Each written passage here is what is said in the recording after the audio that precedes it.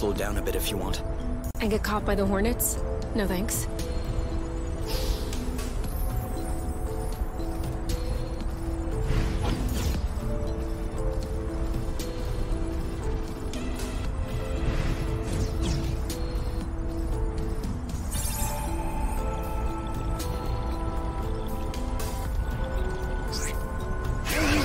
Alone?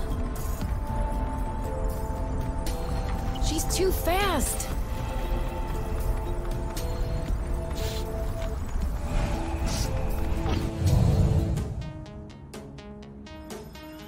I got your back. Sweet.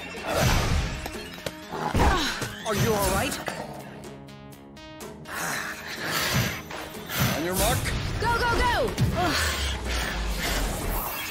Your turn. I got this. Ready? Great job. Bam! Oh, blue. Ready when you are. All set. I have a bad feeling about this.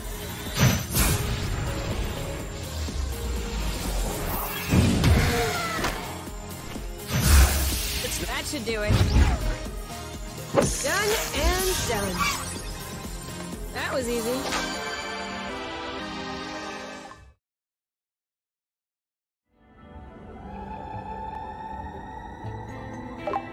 I hope that's gonna be enough. This one should get us right back on our feet.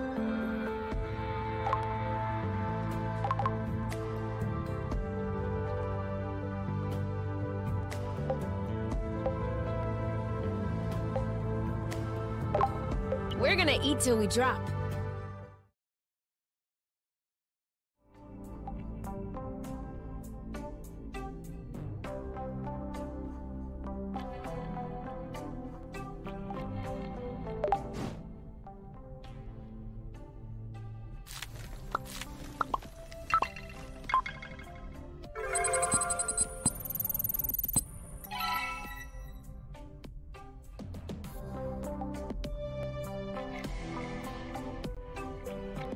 Is this ready?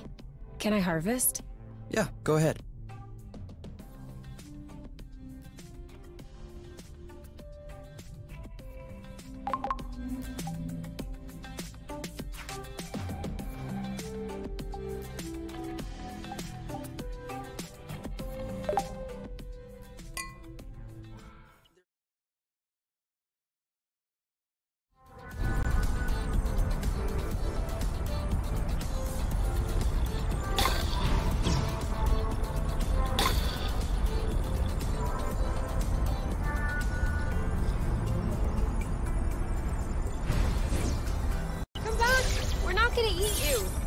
Why would they think that? I think this one's my favorite.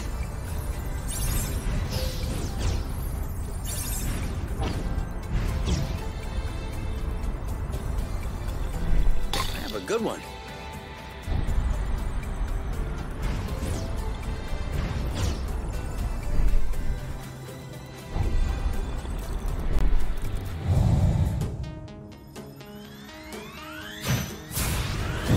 Coming.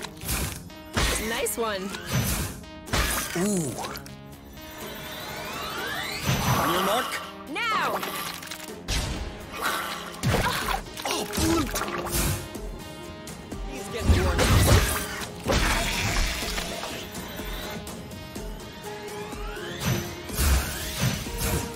Need, but now shoot. One to go. Ready when you are. What's up? Getting tired?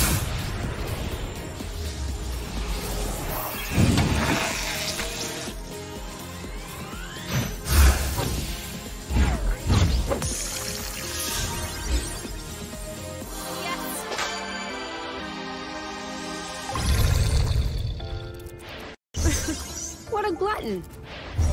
Who wants some good flow?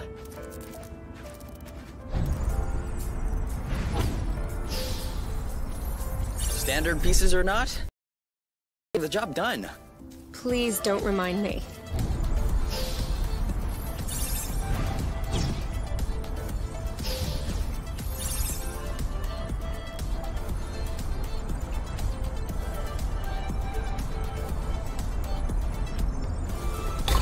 last one.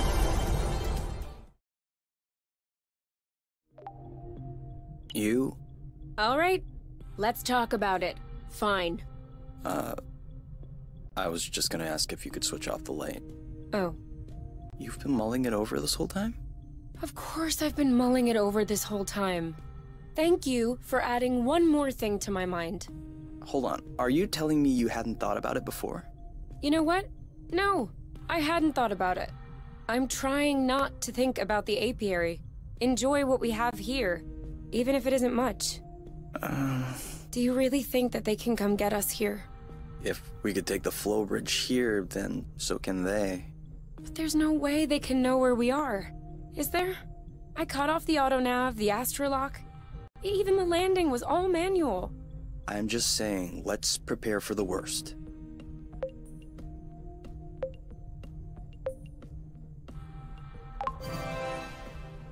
At worst, I kill them. Whoa, you. What?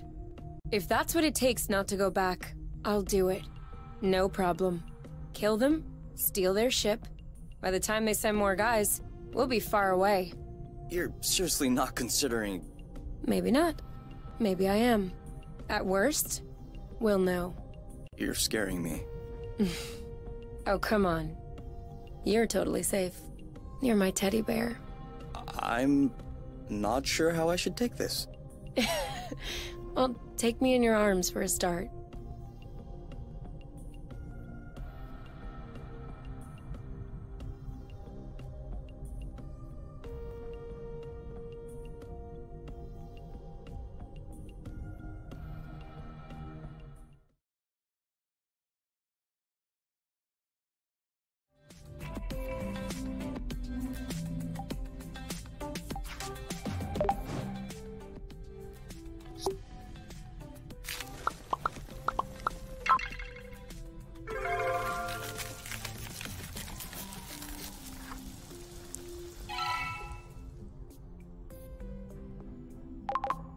See? You can cook too. Stop it. I just skewered a bunch of vegetables. Even still, it tastes great. Through none of my doing. But it does taste great.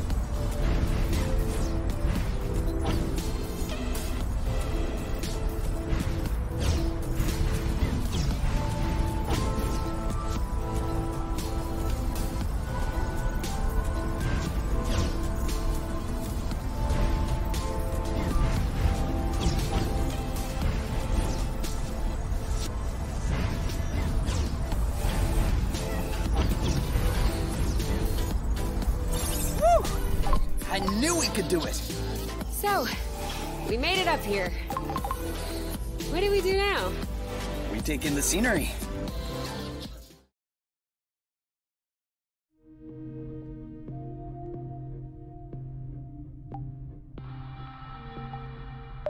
Do you think we'll manage to fix up the nest? I'm running out of places to find parts. We just need to proceed methodically. Where haven't we looked yet? For instance, I can see fragments full of rust left on the radar. Oh, and we haven't even mapped the endpoint of the bridge the big potato opened. And then, we'll need to double-check that there is in fact a communications post on Lanaro. Aha! We didn't know what to do before, and now we have too many things to do.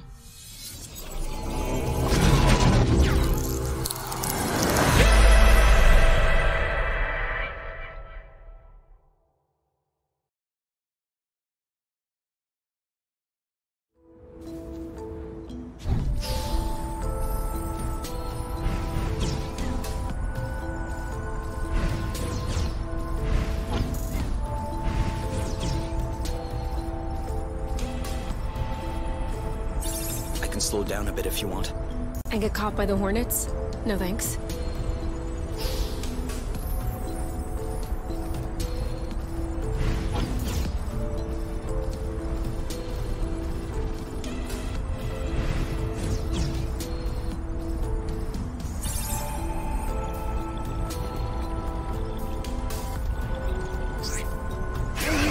Alone?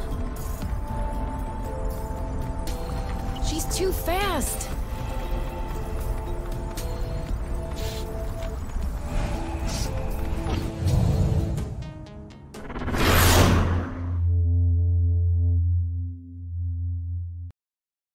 To share our feelings on the tragic loss of Chadwick Boseman, gone too soon at age 43. After a 4-year battle with cancer, our hearts are with his family, loved ones, and fans today.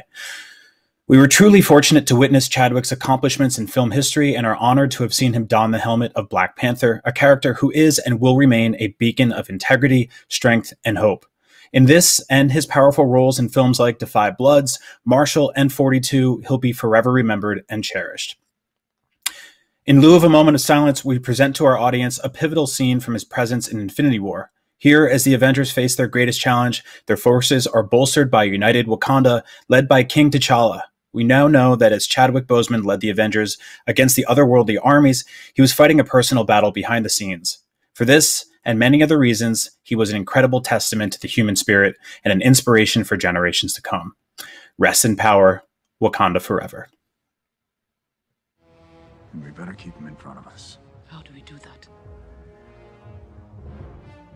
We open the barrier. On my signal, open Northwest Section 17. Requesting confirmation, my king. You said open the barrier? On my signal. This will be the end of Wakanda. Then it will be the noblest ending in history. Bula!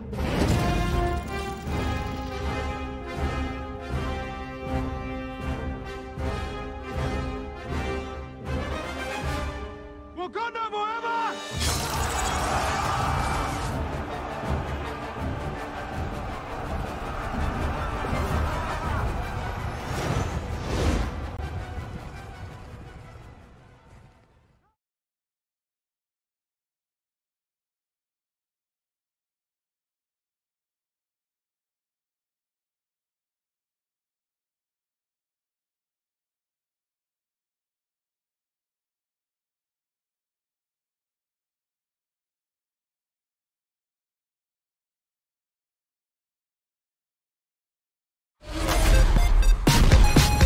Every year for the last decade, hundreds of thousands of gamers from around the world have gathered to celebrate their passion at Gamescom, making it the biggest event of its kind on planet Earth. And this year, Gamescom Studio is bringing the action right into your homes, or wherever you're watching.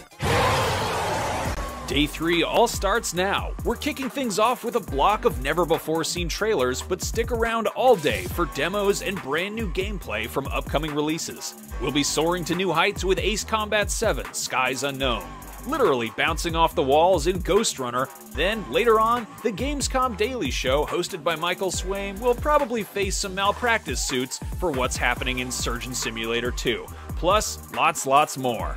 Get ready, because Gamescom Studio is bringing the heart of gaming to you, starting right now. Embrace the software.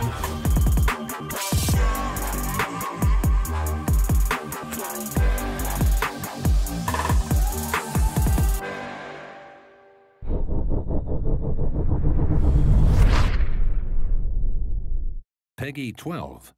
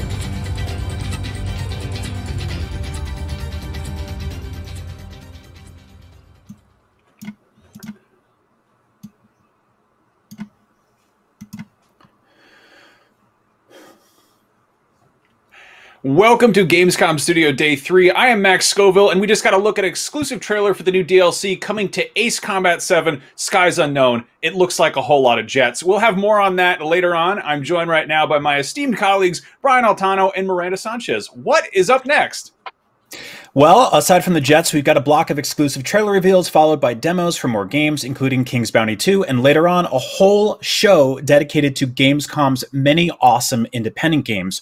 We worked really hard on figuring out the name for this thing, but ultimately, we put together the awesome and the indie, and we came up with this Gamescom Awesome Indies. And remember, if you miss anything, head to www.gamescom.global to see all the newest games content and a full schedule so you'll know what's still to come. And if you sign up for an account, you can personalize your Gamescom experience because who doesn't like signing up for another account? Awesome. Now that that's out of the way, let us check out some trailers.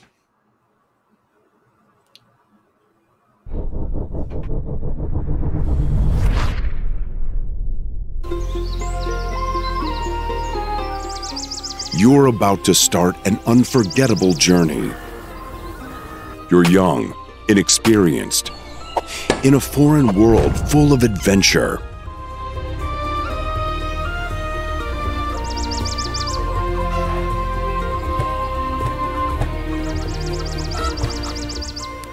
Will you be able to establish a prosperous dynasty? In this world full of danger, you are surviving on your own. Are you ready to face the harshness? Are you ready to learn? Are you brave enough to survive the Middle Ages?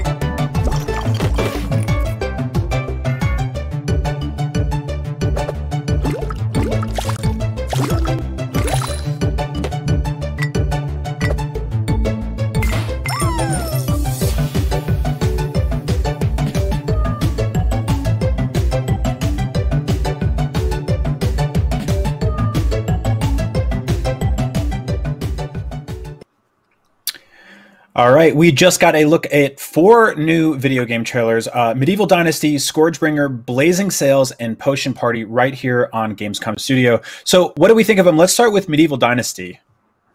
This looks... Oh, go ahead. Oh, I was going to say, I love a good video game bear. Thank you for the bear at the start. We definitely got a bear there. I feel like you got to kind of work your way up to the bear. This definitely has kind of a... it is like a, feudal medieval homestead simulator where you basically have to build everything from the ground up. And I get the sense that it's kind of like, the Oregon Trail a bit, but with some more, crafting and survival thrown in. Like, it's just, I wouldn't want to be in medieval feudal times, but, that's an experience. Yeah, totally. I like what they're doing here with just sort of like the simplicity of it all, but it's also like really gorgeous. Obviously games like Rust and Minecraft have allowed you to sort of like build out your homestead and, keep it safe against wild beasts and such. But this one specifically being set when it's set, it makes it really interesting to me because everything is going to be a little bit more rudimentary. I also love that they didn't throw in dragons because there's enough games that have like fantasy monsters and elements and stuff. The fact that you're just probably fending off regular predators and maybe leprosy, the plague, who knows? Yeah, just fending off the cold, sickness, some wolves. Yeah.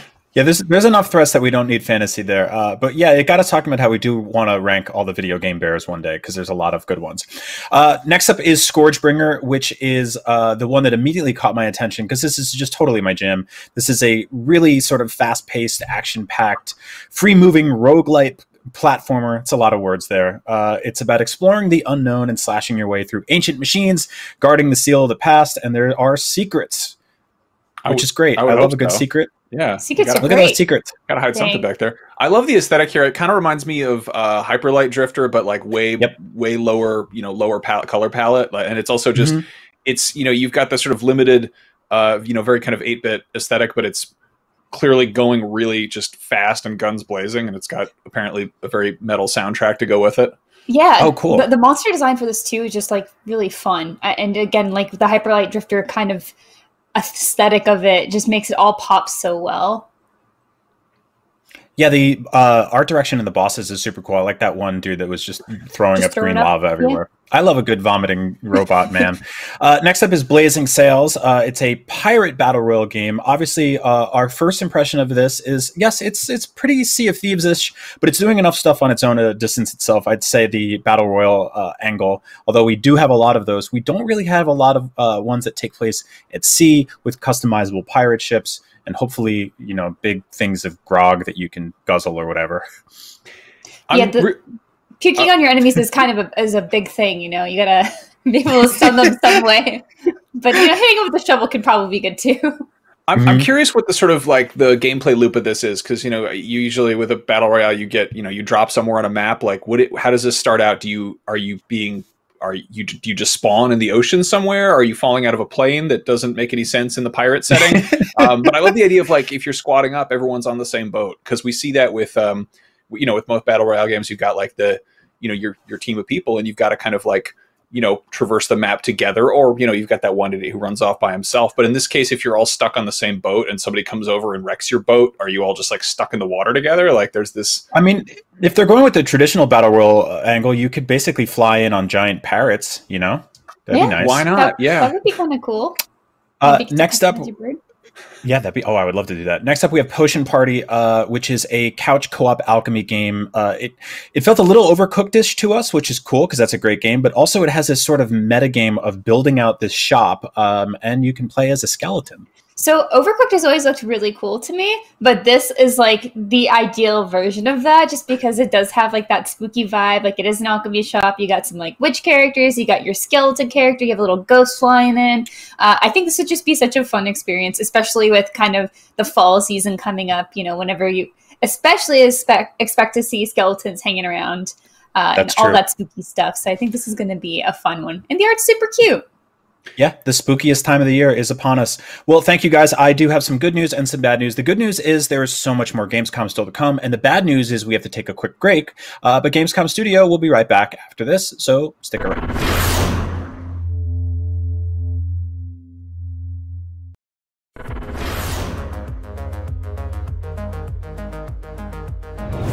Gamescom 2020 is the heart of gaming, and you can keep to the beat right here on IGN. We've turned the single biggest show in gaming into 5. Gamescom Now is your virtual show floor with up to the second live coverage. Gamescom Daily Show, Gamescom's first ever late night talk show. Our Gamescom Awesome Indies Show, the freshest deep cuts in indie gaming. And finally, the Gamescom Best of Show, including the Gamescom Award. Gamescom 2020 is available on IGN and wherever you stream Gamescom Now. Not only is IGN the world's biggest media brand for games and entertainment, but we also have a team of some of the world's biggest fans of your favorite franchises. From breaking news and exclusives, never-before-seen looks at movies and games, to reviews, let's plays, and live streams, IGN brings you all the coverage you need, no matter where you are. IGN, the #1 source for all games and entertainment fans worldwide. The next generation of video gaming is on the horizon, and IGN is here to bring you the latest PlayStation 5 and Xbox Series X news and analysis in our new weekly show, Next Gen Console Watch 2020. We'll bring on the experts to discuss and analyze all the latest developments around these new consoles. From frame rates, services, features, peripherals, and even all the new tech jargon, Next Gen Console Watch 2020 will keep you up to speed on everything leading up to the next generation of gaming. Join us every Friday for a new episode.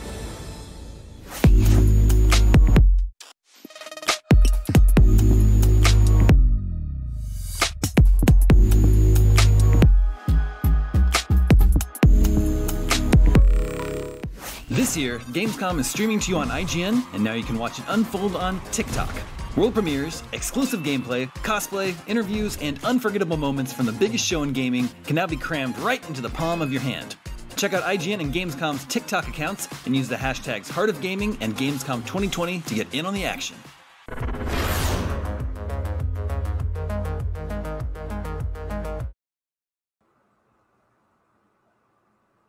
Welcome back to Gamescom Studio. Here's Tom Marks with another charming indie game. Take it away, Tom.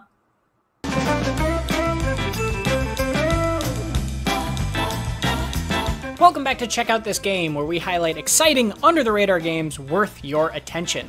This time we've got exclusive gameplay from Vigil, The Longest Night, a 2D action platformer with a dark world full of eldritch horrors to fight. Take a look.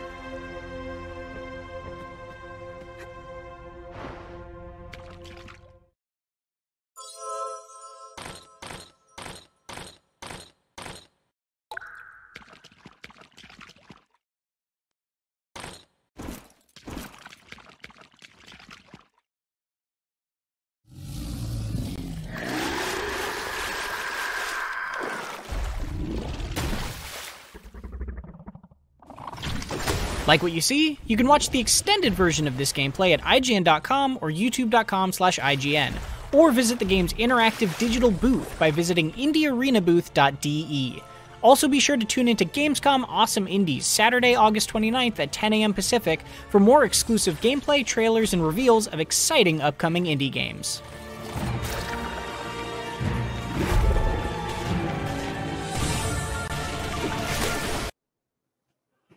No, thank you. That frog is way too big. That was Vigil, The Longest Night, right here on Gamescom Studio. We open up the show with a brand new trailer for brand new DLC, namely Jets for Ace Combat 7, Skies Unknown. And now we've got a closer look, so strap in and prepare for takeoff. That is airplane terminology. Let's take a look.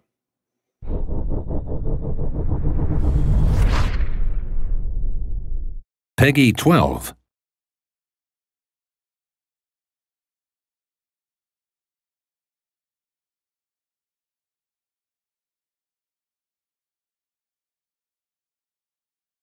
エースコンバットファンの皆様、エースコンバットシリーズブランドディレクターの河野です。エースコンバット7は発売からちょうど1年半が経過しました。いつも変わらぬ応援、ご支援ありがとうございます。感謝しております。今日はですね、随分お待たせしてしまったんですけれども、新しいダウンロードコンテンツの情報をお届けしたいと思います。皆様が期待してくれている内容に添えていると思いますので、どうぞお楽しみください。では、1機体目です。1機体目は ASFX、通称神殿2ですね。エースコンバットアサルトホライズンに登場した機体になります。神殿2は現実世界における日本の自衛隊が運用しているという設定でデザインされた支援用の戦闘機です。デザイナーはマクロスシリーズで有名な川森昌司監督に協力していただきました。川森さんのお得意分野の変形機能が搭載されているのが魅力だと思います。変形について説明します。一つ目、主翼を水平にして尾翼を V 字型とした通常モード、こちらが基本の形態になります。それで2つ目、主翼の端を下に向けて垂直尾翼を内側に畳んだクルーズモード、高速で移動する時のモードですね。そして3つ目は主翼の端を下に向けて今度は垂直尾翼を逆 V 字型にしたストーブルモード、このように飛行状況に合わせて3種の形態パターンを持ちます。現在の日本においては F35 が正式配備されているんですけれども、アサルトホライゾンの開発当時っていうのはまだ、そういう状態じゃなくて、我々は日本国産初の最新鋭ステルス機っていうようなイメージ、ビジョン、夢を持ってデザインしていきました。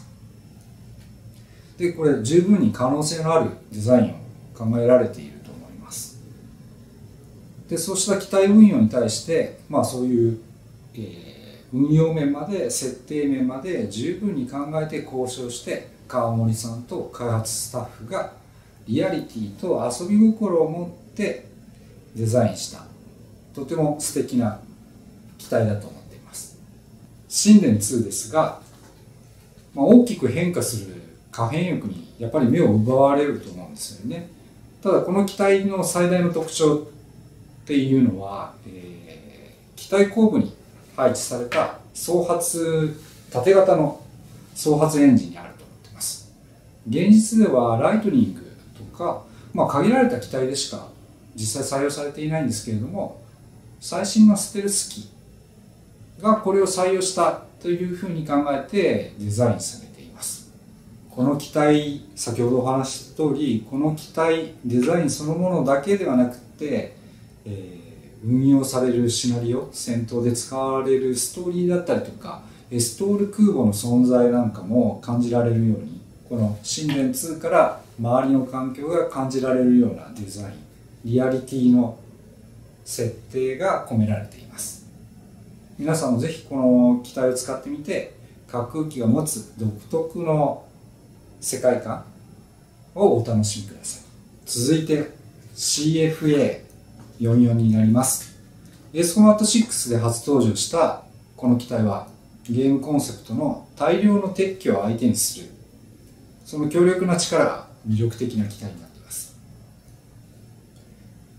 大量の敵を相手にするために、そのスマートなシルエットとは裏腹に一度に大量のミサイルを発射できるランチャーの ADMM やあとレールガン EML ですね、そういった武器が搭載されていて、インパクトの強さ、シルエットはスマートだけど非常に破壊力が強いっていうところが魅力だと思います。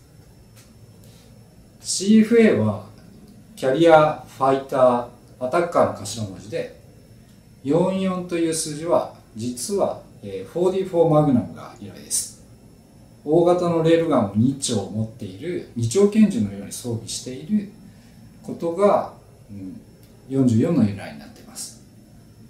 あと、通称ですね、ノスフェラトと呼ばれてますけれども、その名前は吸血鬼という意味で、力強くも不気味なそのスマートなシルエットだけれど襲いかかるような怖さがある独特の、エスコマットの中でもかなり人気のある機体だと思います。それでは、ノスフェラトなんですけれども、機体上部に、武器を装備しています。それには理由があって、三人称だったりとかコックピット視点で兵装の切り替えをですね、実際に目で見てもらって楽しんでもらいたい、それに驚いてほしいっていう意図がありました。で実際、現実にもイギリスのジャガーやあとライトニングなんかも翼の上に兵装だったりとかタンク積んでたりするんですけれども、今回のノスフェラトはそういうイメージです。なのでぜひ、三人称視点やコックピット視点で兵装が切り替わる変形機構だったりっていうところを楽しんでもらえればと思っています。ノスフェラトはシリーズ初となるデルタ翼の架空機体です。フランカーなど大型機と比べると最初作った時、デザインした時はボリューム不足を感じました。なのでここだけの話、デザインが先に決まってその後スケールアップして大型化しています。ただ大きくしすぎて全長が 25m 近くになっちゃったんですよね。なので今回エースコンバット7でも、ハンガーに最初入らないっていう問題があって結構実装に苦労した機体です。特徴的なシルエットと圧倒的な火力、兵装を持っていることで人気の機体です。エースコンバット7で、なぜノスフェラトがないんだっていう声がファンの皆さんから多く届きました。なので今回搭載するのでぜひ楽しんでください。最後は XFA27 になります。期待された皆さんも多いんじゃないでしょうか。エースコンバット2で初登場になっています。プレイヤーのオリジナル機体っていうものをエースコンバットシリーズに入れたくって初めて登場した機体になります。当時ですね、90年代だったと思うんですけれども、戦闘機は次世代機に交代するっていう流れがありました。なので映画や小説だったりとか多くの架空機が登場したんですね。で新しいメカニズムだったりとかそういう技術にも注目が集まっていました。そこでデザインされたのが XFA27 になります。あと ADF01 もあるんですけども、そちら側は敵役として採用されています。XFA27 は、実は F14 の後継機として考えてイメージされています。当時は YF22 だったりとか YF23 だったりとか、あと F117 みたいに、結構ステルス機っていうのが登場し始めた時代です。なので、この機体もかなりデザインは大きく影響を受けています。特徴的な可変翼なんですけれども、これも最初はですね、実は全身翼の位置まで稼働させるっていうアイデアもあったんですけれども、さすがに全体のデザインを考えるとちょっと無理があるなということになり、現状の形になったという由来があります。しかし全身翼っていうアイデアはファンの皆さんならご存知の通り、この後 X02A に引き継がれています。機体後方の独特なノズルはですね、実は逆噴射装置とあと横方向の用ベクタースラストとして考えられています。ただ当時のエースコンバットでは三人称視点で表示するとちょっと機体の処理が追いつかなかったんですね。なので見えない部分は徹底的にポリゴンを削ってアニメーションを削ってなんとか表示しているっていうのが現実でした。なのでアニメーションする箇所だったりとか可動部分はですね、可変翼だけに絞って当時は再現しています。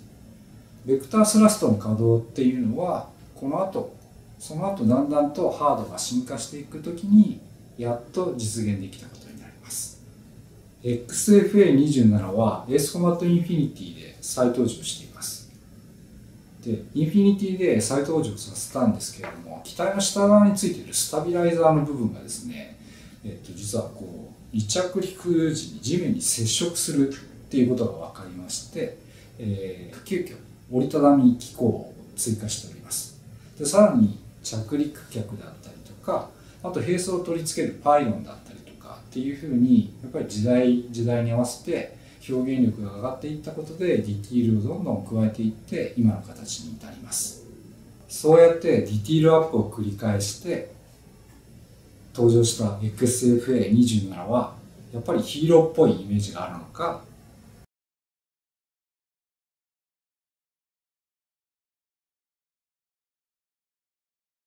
の登場となります。いかがだったでしょうか。エースコモット7に ASFX、CFA44、あと XFA27、この3機体が追加されます。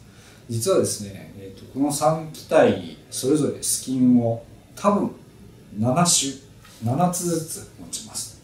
で、加えてなんでないんだよって言われ続けていた、サイファースキンも当然登場することになりました。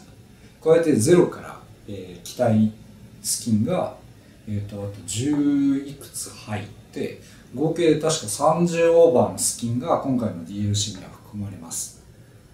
さらにですね、エンブレムも20種つけることになっています。なので3機体と、30以上のスキンと20で足して50いくつぐらいの、価値があります。エースコモット7、ファンの皆様、いつもありがとうございます。今回も楽しんでください。以上、ブランドディレクターの河野でした。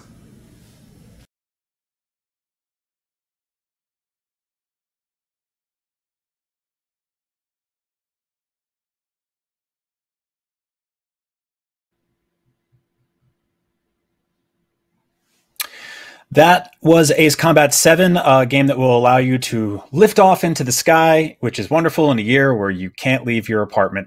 We have to take a quick break, but we will be back with way more Gamescom right after this.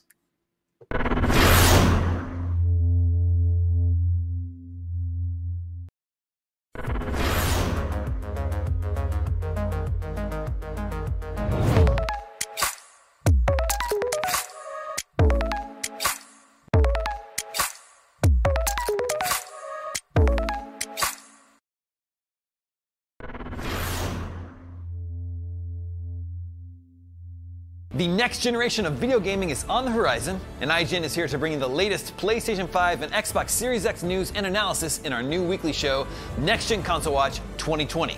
We'll bring on the experts to discuss and analyze all the latest developments around these new consoles. From frame rates, services, features, peripherals, and even all the new tech jargon, Next Gen Console Watch 2020 will keep you up to speed on everything leading up to the next generation of gaming. Join us every Friday for a new episode. Not only is IGN the world's biggest media brand for games and entertainment, but we also have a team of some of the world's biggest fans of your favorite franchises. From breaking news and exclusives, never-before-seen looks at movies and games, to reviews, let's plays, and live streams, IGN brings you all the coverage you need, no matter where you are. IGN, the #1 source for all games and entertainment fans worldwide. Gamescom 2020 is the heart of gaming, and you can keep to the beat right here on IGN. We've turned the single biggest show in gaming into 5. Gamescom Now is your virtual show floor with up-to-the-second live coverage. Gamescom Daily Show, Gamescom's first ever late-night talk show. Our Gamescom Awesome Indies Show, the freshest deep cuts in indie gaming. And finally, the Gamescom Best of Show, including the Gamescom Award. Gamescom 2020 is available on IGN and wherever you stream Gamescom Now.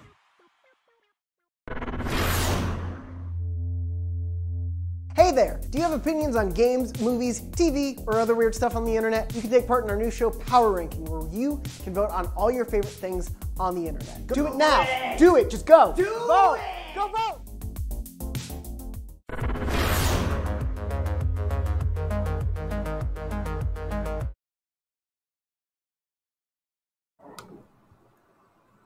Welcome back to Gamescom Studio. This is Gamescom Day 3 of 4, and if you've been sticking with us this whole time, thank you so much, and we hope that you'll join us again tomorrow, and of course for the rest of everything that's going on today. But right now, we've got 4 brand new trailers to show you. But first, Miranda, Brian, where can people find more Gamescom? I know. Okay, so you can check out all the streams and videos on Gamescom's official Twitch at twitch.tv/Gamescom or on YouTube at MyGamescom. Oh yeah? Well, guess what I know? You can also follow Gamescom on Twitter and Instagram at Gamescom and join the conversation with the hashtag Gamescom2020. And Gamescom's also on TikTok at Gamescom Global. And with the hashtag Heart of Gaming, I know so much stuff. It's awesome. So proud of both of you. You've been paying very good attention. You have passed the test. And as a reward, we have some trailers. Yay! Yay!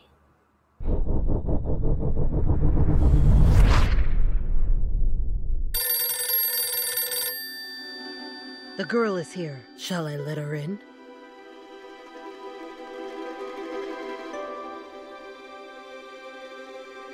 What did you do? What do you mean? If you get transferred here, it means you are a real problem.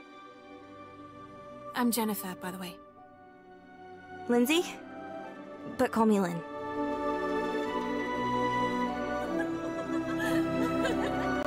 Do you believe in fate?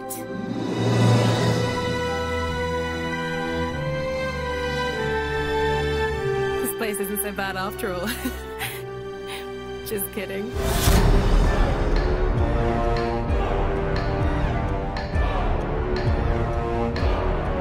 We are all part of the same thing. Same thing. Same thing. Same thing. What did you do?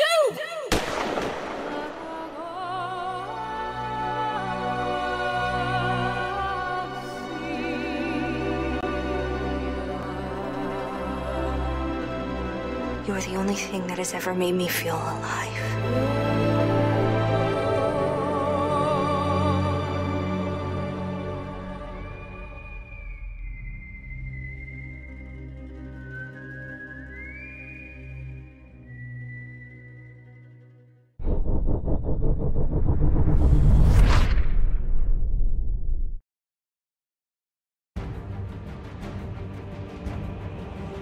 Iron Harvest is an alternative take on the history of the 1920s. Taking inspiration from this time of industrial change, Iron Harvest's fictional states and characters find themselves in the aftermath of the Great War. Huge diesel-fueled machines, invented to serve humanity, have only lifted warfare to another level. And mankind has had to realize that the war that was supposed to end all wars has ended nothing. Polania is an agricultural state, far from being a military superpower. It found itself invaded by the massive military forces of its neighbors, Saxony and Rusviet. Occupied by both, the Polanian government settled for an unfavorable armistice, leaving its population nearly defenseless. The Polanian people, however, are far from giving up the fight for their homeland. On the brink of defeat, a growing resistance was just waiting for the right hero to lead them to victory.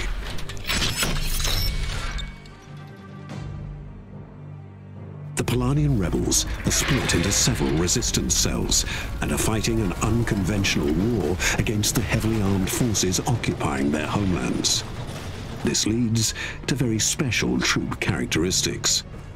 The Polanian mech lineup shows significant differences compared to the enemy troops.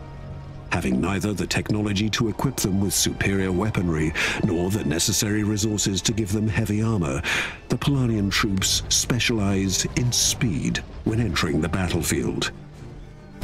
With its long legs and relatively light frame, the PZM-7 Smiley is one of the quickest mechs in the game, Whilst reconnaissance is the first and foremost aspect of this unit, it is equipped with a high-range cannon, perfect for taking out damaged enemy units from afar. If the Smiley finds himself in the undesirable situation of close combat, the engineers have equipped him with one last resort, a huge bayonet. By putting himself at high risk, the Smiley is capable of inflicting heavy damage with a high-speed ram attack. Staying within the mindset of building a lightweight, quick meat grinder, we'll take a look at the PZM-9 Strasnik next. Being mocked by enemy forces as a walking trash can, their laughter stuck in their throats when its two massive side-mounted double-barrel machine guns open fire. Being able to move and fire at the same time makes the Strasnik the predestined anti-infantry weapon of the Polanian army. Its bullet storm ability increases the mech's fire rate and showers nearby enemies with deadly projectiles. A high-risk, high-reward maneuver, because after this massive attack, the heavy MGs need a few seconds to cool down.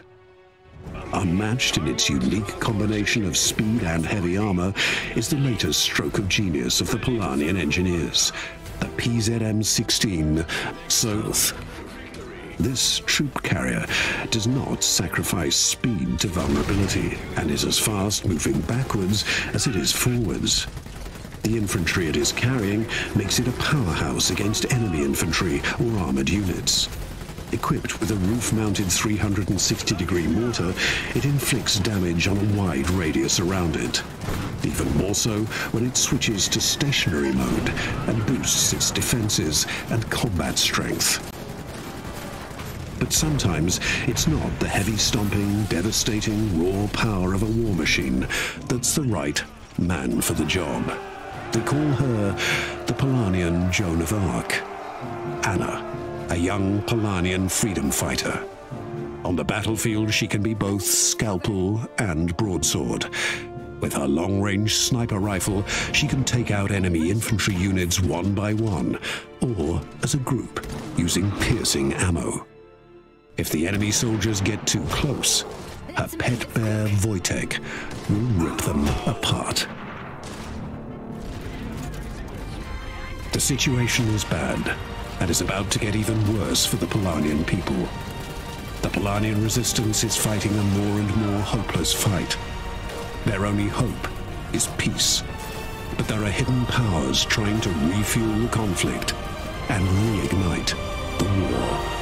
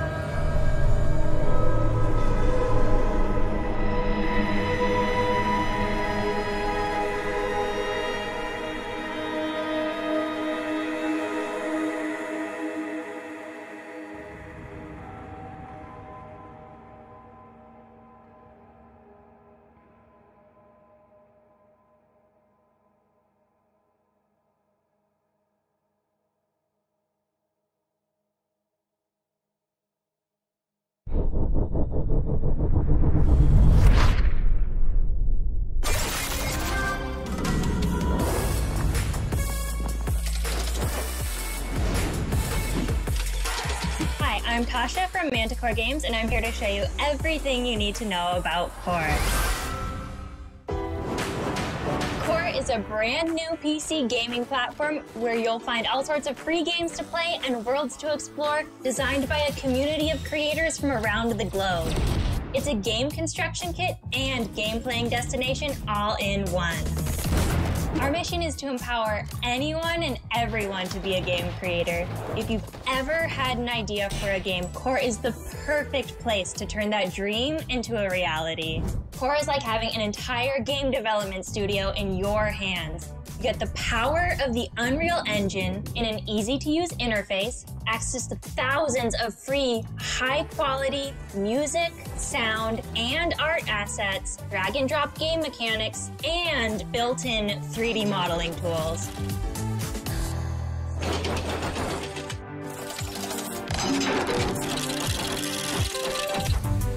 Core makes it easy to get started with creating games using built-in construction kits that come preloaded with game logic, UI, and no-fuss multiplayer for the most popular genres.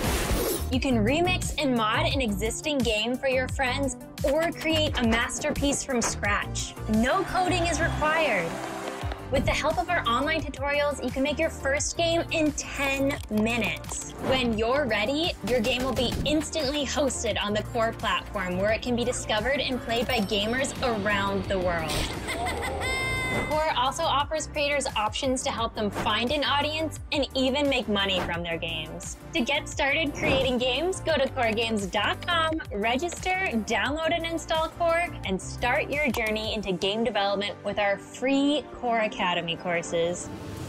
Now let's check out some of the games from our amazing community of creators. There are hundreds of games to choose from, with new games published every day. From the Play tab, you can browse games by the most active and by popularity. Or you can view what games your friends are playing and join them instantly with one click. You can also search for your favorite game genres. Core has everything from action-adventure, survival and team-based shooters, to farming sims, marble racing, obstacle courses, and even toad-based capture the flag? One of my favorite games is Freeze Tag by Dreamweaver. Take your recess skills to the front lines, freeze your enemies by turning them into ice cream, upgrade your weapon, and melt your frozen friends. First team to freeze all enemies wins. Another great one is Prop Hunt. Prop Hunt puts a new look on hide and seek, with hunters searching for players hiding as props. But in this post-apocalyptic game of deception, the props have a few tricks up their sleeve. No spoilers, but there are giant chickens involved. And of course, there's fan favorite Roll'em. Game creator Wave Paradigm pits marbles v marbles in this sphere-based racing sim. With a leaderboard tracking your best times and the inclusion of fan-created levels, there's now a very competitive speedrun community on Discord. Think you've got what it takes?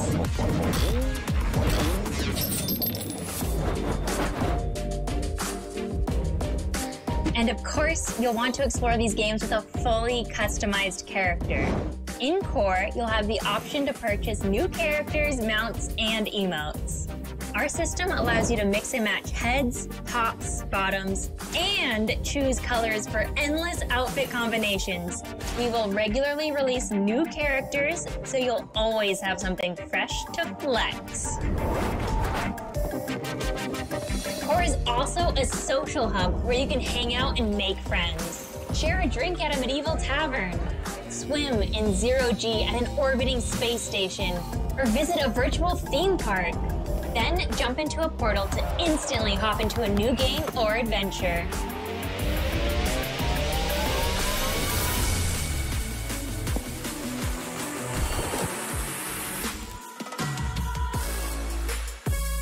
Whether you're interested in playing unexpected takes on your favorite genres, exploring worlds with friends, or unleashing your own game ideas, Core is ready for you. It's free to play and free to create, so head to coregames.com, sign up, download, and get started today.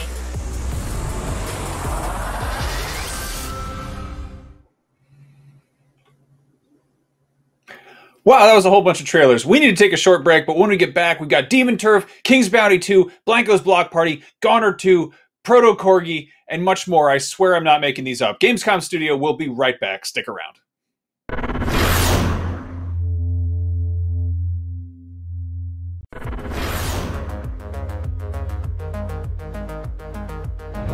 Gamescom 2020 is the heart of gaming, and you can keep to the beat right here on IGN. We've turned the single biggest show in gaming into 5. Gamescom Now is your virtual show floor with up-to-the-second live coverage. Gamescom Daily Show, Gamescom's first ever late-night talk show. Our Gamescom Awesome Indies Show, the freshest deep cuts in indie gaming. And finally, the Gamescom Best of Show, including the Gamescom Award. Gamescom 2020 is available on IGN and wherever you stream Gamescom Now. Not only is IGN the world's biggest media brand for games and entertainment, but we also have a team of some of the world's biggest fans of your favorite franchises. From breaking news and exclusives, never-before-seen looks at movies and games, to reviews, let's plays, and live streams, IGN brings you all the coverage you need, no matter where you are. IGN, the #1 source for all games and entertainment fans worldwide. The next generation of video gaming is on the horizon, and IGN is here to bring you the latest PlayStation 5 and Xbox Series X news and analysis in our new weekly show, Next Gen Console Watch 2020. We'll bring on the experts to discuss and analyze all the latest developments around these new consoles. From frame rates, services, features, peripherals, and even all the new tech jargon, Next Gen Console Watch 2020 will keep you up to speed on everything leading up to the next generation of gaming. Join us every Friday for a new episode.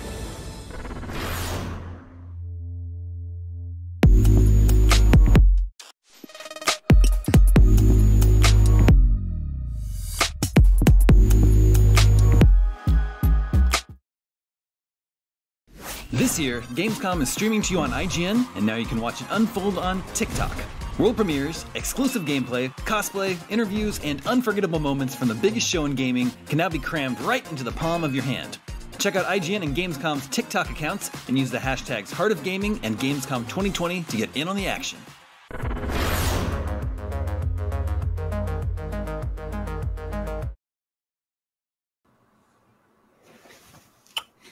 Oh, hello there. Welcome back to Gamescom Studio Day 3. You see, from the dawn of humankind, people have been making trailers for things. Trailers are an art form of their own because they tell a short story that teases a long story. Why, even in the caveman times, when cave folk would return from long adventures of fighting the grand saber-tooth and the gargantuan woolly mammoth, they would regale tales of their adventures using shadow puppets made of fingers and rudimentary stick drawings etched in blood on walls of cave, lit only by the flickering dance of a fleeting fire. He's such a weird man. Why don't you give us a flowery soliloquy about Remothered Broken Porcelain, which we just saw a trailer for, Brian? All right, so Remothered Broken Porcelain is the sequel to the 2018 horror game Remothered Tormented Fathers, which is a lot of parents to have in one title. This is a survival horror video game. It's coming out this October, which is a spooky time, on Xbox One, PS4, PC, and Switch. And as you can see, it involves some very sad-looking characters exploring a spooky place, and occasionally some horrible monsters popping up. And you can draw your own pianos, I believe. They're sad, but very fashionable. Ooh, there's kissing too. Excellent. This looks really good. This is like I don't know. I didn't get a look at Tormented Fathers, but this seems like it has a lot of polish on it, which is cool. We also got to look at Iron Harvest, which definitely has my attention. I'm not really big on real-time strategy, but this is a wonderful alternate reality 1920s diesel punk mecha scenario where you've basically got these ridiculous, like, coal-powered tugboats chugging away on robot legs. And yeah, this was a huge crowdfunding success back in 2018. Miranda, what did you make of this? This rules. I don't also not really into real-time strategy, but this might be my first game that I play that is a real-time strategy. I love the mech design. I love how they have a bear that attacks and fights with you. I think just this whole world really sold me. Like I didn't even have the audio on for half of it, and then I was like, wait a second. This was so cool. And so I really want to know what this world is about and more about this conflict, of course, too. So I'm excited to learn more. I really love how sort of like a lot of the mechs look like a guy in a sumo wrestling costume that you would see at like a birthday party, or like they're almost chibi. Like it's really wonderful. Like they're threatening and menacing, but also kind of adorable, and you want to hug them. All three of us went from being like, this is not really my genre, to being like, I got to buy this game. Yeah, so it's like, oh, thank you everyone who crowdfunded this, because it look like it have a little bear friend. Look at that bear. I also like imagining that these mechs, even though they're mechs, that they're actually not operated by anybody. They're just on their own, doing their own thing. And like you see this lineup, and like the designs are just so good. They're so weird and cute. It's got such a great like kit bash aesthetic. Like I want to make models of these and dry brush them and you know gunk wash them. This is just they're so cool. And I don't know. I'm curious what the actual gameplay loop is like. But it's I'm sure as a bunch of us like casual idiots being like, wow, the robots look cool. A lot of people are really looking forward to this. So it's cool that it's finally coming out. And that is I believe launching on September 1st, which is very close. That's what, Monday? Yeah. What day is any day? I don't even know. That's no one knows really. There's definitely been a good stretch of this month where I'm like, yeah, September's it's a few weeks away, and it's like, nah, that's next week. Anyway, 2020, baby. We also saw Minute of Islands, which is a beautiful transformational journey in a faltering world, a narrative puzzle platformer about finding strength to go on in a world about to collapse, which I think a lot of us can resonate with. But yeah, I really like the look of this. This is gorgeous, gorgeous aesthetic. Yeah, it has such an Adventure Time look to it, and I really love it. I think this looks like it could be a really cool narrative experience. I love the little creatures they have around. Like, look at those chickens. Like, they look like they're fluffy rather than filled with feathers. It's really great. So I'm very curious, again, what the gameplay loop is like on this one. Not a fan of those feet. Those feet are nasty and scary. But that's bloody skeleton's cool as hell. I don't know what that says about my brain. I feel like you could be describing so many video games with that sentence right there. One game that probably could have gross feet and bloody skeletons is Core, which is basically one of those game creation games. I looked into this a little bit. It's pretty ambitious. I think at a glance, it's very much got a kind of Fortnite aesthetic, but it's definitely doing kind of the same stuff that Dreams is doing, where it's letting you create your own games within a game. But I believe the gimmick here is that you basically you can run around with a squad of people, and if you get bored of the particular world you're playing around in, you can leap through a portal and basically travel to a different one. But as you can see, there's a lot you can do with this game. It is almost next to impossible to explain this game in the limited time we have, but so far I will recap. You can make chess, soccer. I think somebody made an 80s McDonald's. There's a shooting gallery, fishing. You can make Frogger with dragons, boats. Yeah, somebody else want to jump in? There's so much here. It's so complex, and it reminds me like of a very adult Roblox in a way, just with how many assets and like the possibilities of what you can make, and of course like the kind of I guess the ways to find different games seems like really curated based on what we saw in the trailer. Yeah, I was saying to you guys earlier, but I would have absolutely lost it playing this as a kid. I would have played this endlessly. Now I don't have the time, but this looks like one of those desert island games that you could just play for 100 years. Yeah, no, it's if you could wish for a million wishes, it's kind of that. Like, there's clearly a lot going on there. I'm curious to see sort of how the community latches onto it and how they manage to support that. But yeah, like clearly this is a robust suite of options. All right. All right, well, this is not just about trailers here on Gamescom Studio. We also like some good old-fashioned punishing gameplay. Indie platformer Slime Song was a punishing good time, and the developers behind it are back with a brand new platformer, and this time it's making the jump to 3D. Let's take a look at Demon Turf.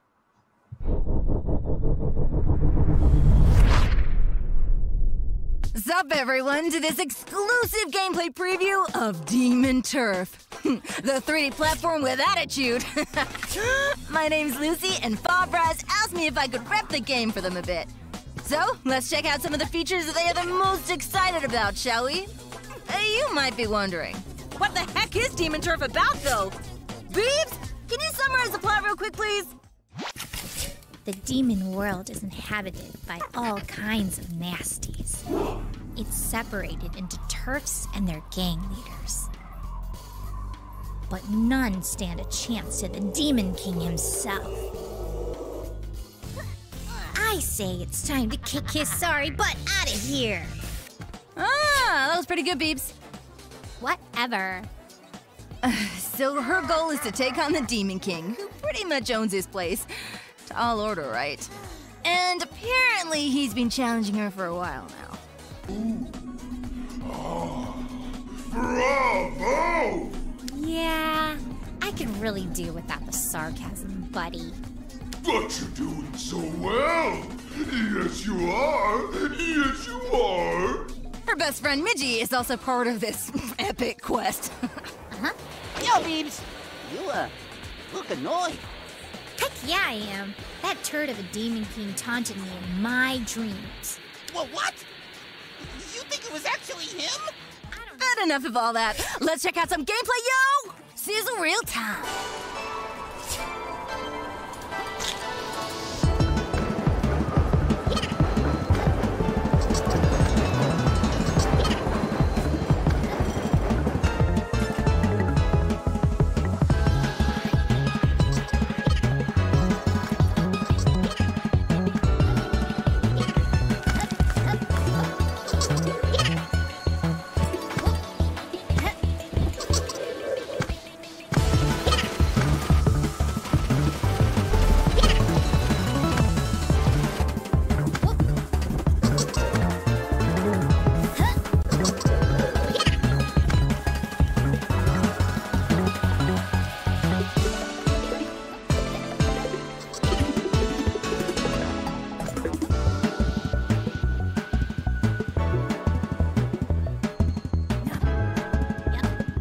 Even I have to admit, Beebs got some pretty sick moves. Let's check out some of the extra special ones. Moveset highlights. Beebs can set her own checkpoints. Yeah, pretty nifty, right? Let's say you missed a collectible but don't want to backtrack. Set your checkpoints and teleport between them. Easy peasy. Bring it on.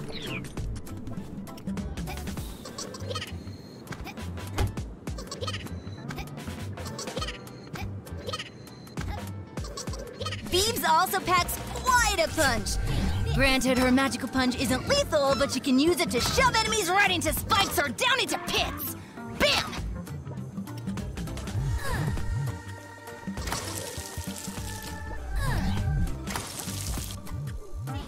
Combine that with a flutter spin or jump to the noggin and you've got yourself a fighter, baby!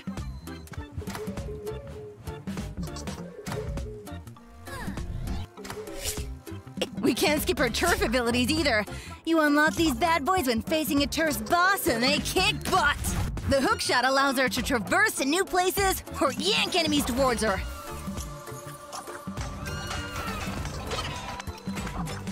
The rollout form lets her zoom around at insane speeds, ignoring slippery surfaces and all. The glide form lets her, well, glide obviously, duh, and it rules. And the timeout ability lets her slow down anything within its bubble. Bullet time? You got it, yo. Okay, that's enough of that. Let's talk about all the slick stuff you can find in doing Demon Turf. Yeah? Content highlights. If once Beebs beats a turf, she can revisit levels to see how much they've changed. Whoa, yeah, okay, they've changed, all right. Now let's talk about my hometown, yo! Good old cozy Forktown, the hub to all turfs and home to my boss, the Demon King. You can do all sorts of chill stuff here, like shopping, fancy some modifications. You got it! Beebs loves spending her collectibles on those. They really do change her abilities quite a bit. There's also dyes you can buy. Everyone digs a fresh look, even Beebs. Her hair and dress color even affect her demon forms. Don't know how that works, but whatever. There's a ton of side quests in Forktown too, like photo hunts, which task you to take pictures of certain locations. Some are pretty tough to find, to be honest. The best part, though, your fancy pic gets hung in the gallery! Sweet! There are way too many weirdos around here, too. Many with additional challenges for you, like an arena that will pit you against enemies across all turfs. Got some fighter blood in ya? Or mini challenges in this, like weird toy box world that seem pretty tough to complete.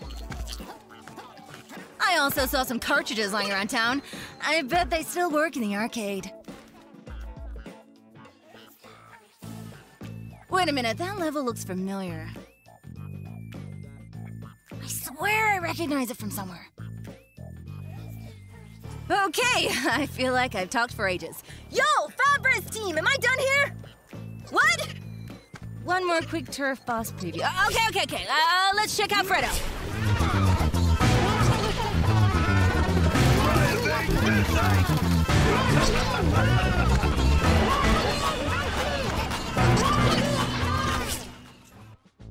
Now we're definitely running out of time. Got anything to add, Beebsy? Nuh-uh. Figured. See you around, peeps.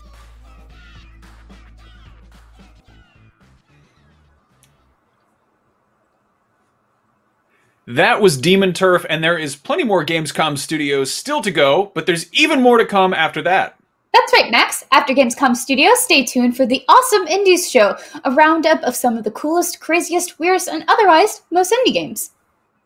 Yeah, they turned Tom Marks into a robot. I'm still not sure how, why, or when. I'm but just glad later on, they gave him a bow tie at least, you know? he always has a bow tie. And then later on at 2 p.m. Pacific, 5 p.m. Eastern, or 11 p.m. Central European Time, the Gamescom Daily Show takes over, and that's our pal Michael Swaim, who has prepared an awesome variety show packed with Let's Plays, guests, trailers, and all sorts of fun. But right now, it's time for a short break. We'll be right back.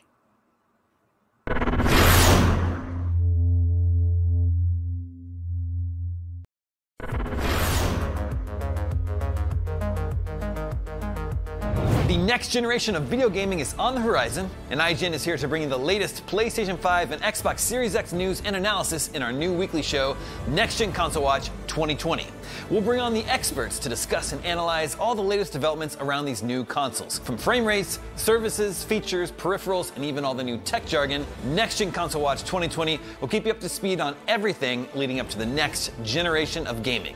Join us every Friday for a new episode. Not only is IGN the world's biggest media brand for games and entertainment, but we also have a team of some of the world's biggest fans of your favorite franchises. From breaking news and exclusives, never-before-seen looks at movies and games, to reviews, Let's Plays, and live streams, IGN brings you all the coverage you need, no matter where you are. IGN, the #1 source for all games and entertainment fans worldwide. Everybody loves watching a speedrun of their favorite game. But what if you got the opportunity to peek into the minds of the developers while they watch their games getting completely wrecked? That's exactly what happens in every episode of Game Devs React to speedruns. You can do that. Oh my god! We invite you to ride along with the developers as they react to, question, and enjoy some of the most skilled players exploiting and speeding through a game it took years of their life to create. Join us every Saturday for a new episode.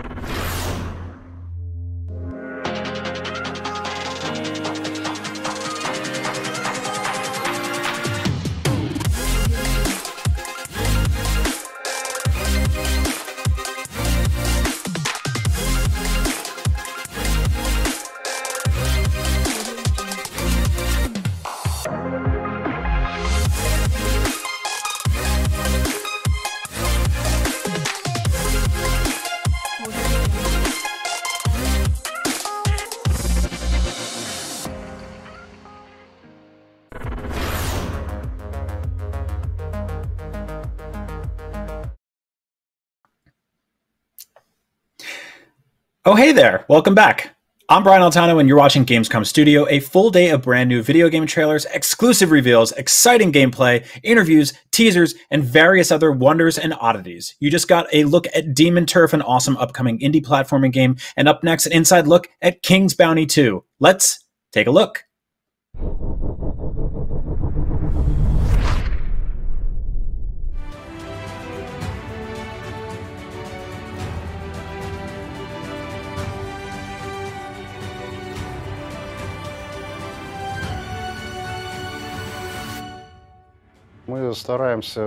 We want the story to unfold naturally.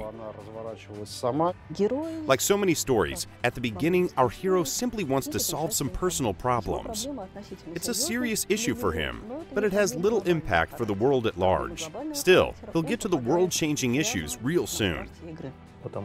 He'll be proclaimed savior of the world by a prophet, and that will have some serious repercussions. Lords of the land disapprove of sudden developments like that, so our hero will be thrown in jail, losing his titles, his wealth, basically everything he ever had, and now he has to start from scratch. For a while, the situation will still look pretty simple and straightforward. Players will resolve some simple conflicts, then they'll receive more difficult tasks, and along the way, get much more involved in the world and its underlying mysteries. So we start out with the prophecy about the end of the world, with confusion and anger of the nobles. They all know that the end really is coming. It's just like that Hitchcock quote. We start with an earthquake, and then constantly raise the tension. We want the hero to evolve along with the player, so that the hero's personality will be molded by the player's actions. Of course, each playable character will have some natural inclinations. For example, Ivar is likely to try to overcome any obstacle with brute force. He is a grizzled warrior after all. But for a while, players will be able to solve quests in a way that goes against their character's habits. That's the point we want to emphasize. Initially, the player is the one who makes all the choices, but in the process, they establish how their character thinks. So after a certain threshold, the character will take the reins and he will be the one telling the player how the story unfolds. We want the player to see that the world responds to their actions. To make a significant impact, you'll need to make a lot of decisions. A single choice will never change the world, but even the smallest decision you make in the most insignificant quest will matter in the end. One of my favorite examples of choice and consequence is from the beginning of the game. Soon after we leave the starting town, Marcella, we find a refugee camp. One of the first quests the player receives is to deal with that camp, get rid of it altogether, or solve their issues so they won't cause troubles for anyone else. The player can show compassion, and after a rather long quest line, make sure that the refugees receive regular food shipments. On the other hand, a player may go to the bandits and strike a deal with them. That will strengthen the bandit faction standing in the world. This option also means that the refugee camp will lose some prominent characters the player had previously met. There's no guarantee that following the order ideal won't lead to a tragedy down the road. Order and chaos reflect the dual nature of this world. Order may just as well represent tyranny, fanaticism, and prejudice, while anarchy emphasizes freedom, personal feelings, and the ability to adapt and try new things.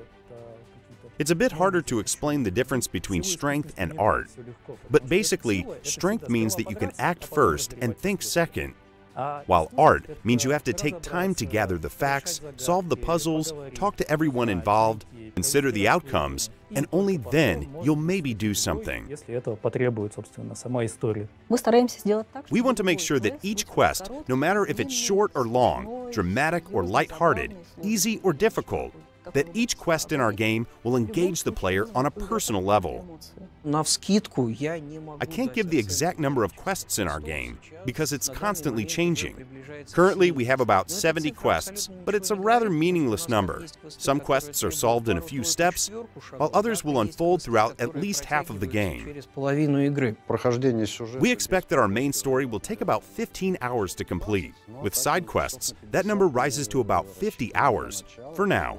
Of course, we hope that players will enjoy our game, because this world has a lot of different lands to see and stories to tell, and we want to show them in the future content packs.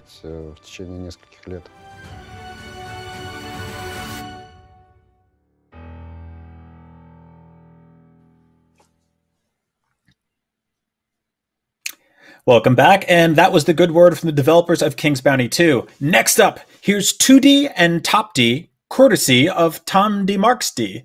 Let's take a look-see.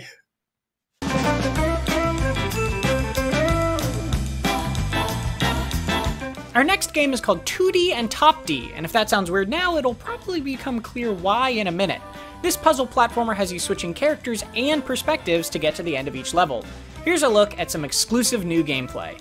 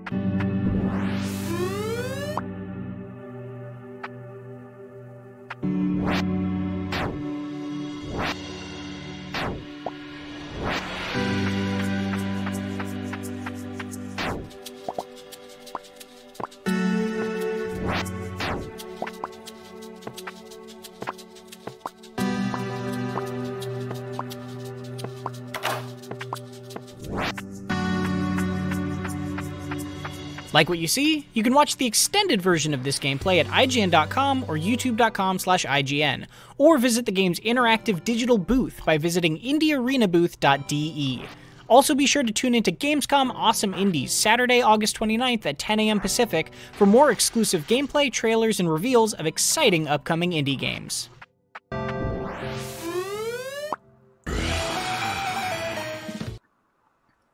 Haha! That was 2D and Top D, right here on Gamescom Studio D. I'm Briandi Altandi, and this is Mirandial Sasanshiaz. So, I was really excited by that game too, but this seriously needs to stop. 2D Top D. Oh, no. Gamescom Studio continues with Blanco's Block Party. Check it out. Check it out, D.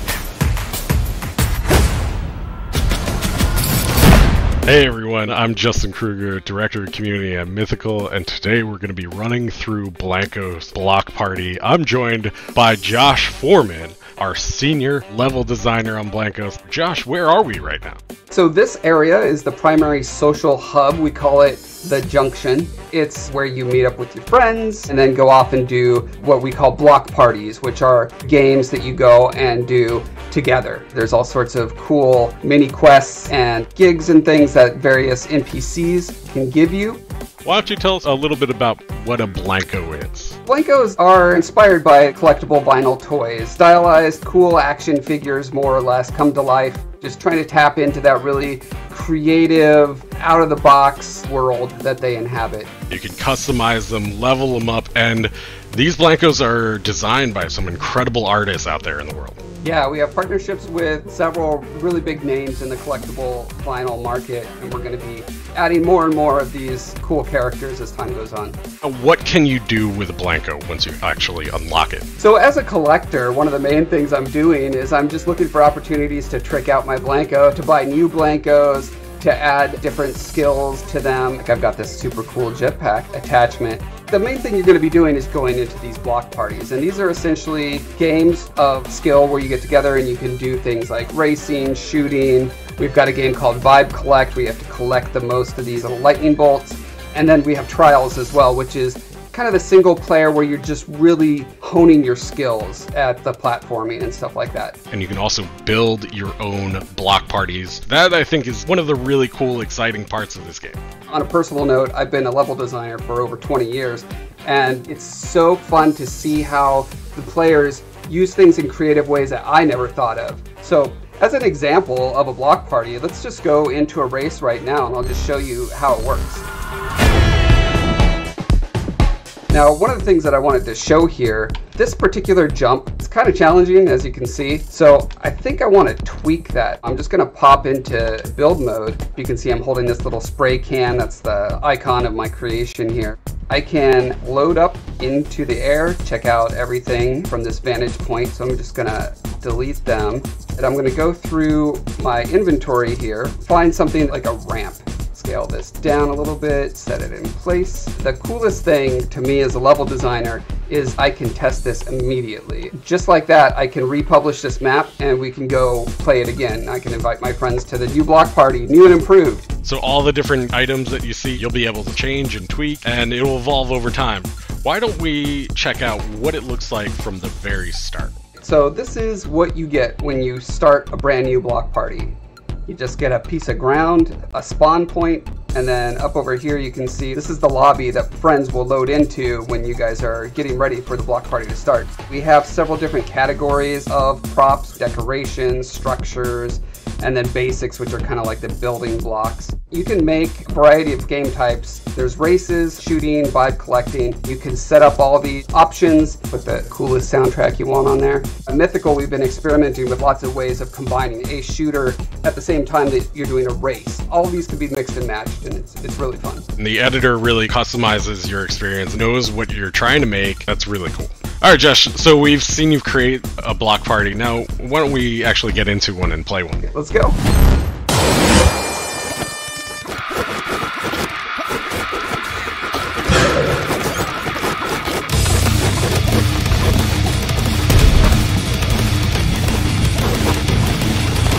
Do you want to see what a shooter's like now? Yeah, let's jump in.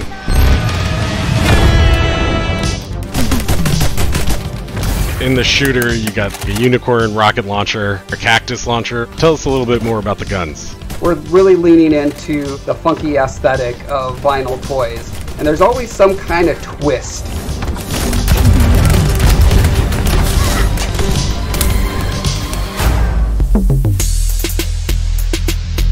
That is one of your first looks at the different features coming in Blankos Block Party. Josh, we are so excited to see what players are going to be creating. I'm really looking forward to this. To reserve your account, head to blankos.com, sign up for future tests, and also follow us on social media at Play Blankos and Play Mythical. Thank you guys so much. Thanks, guys.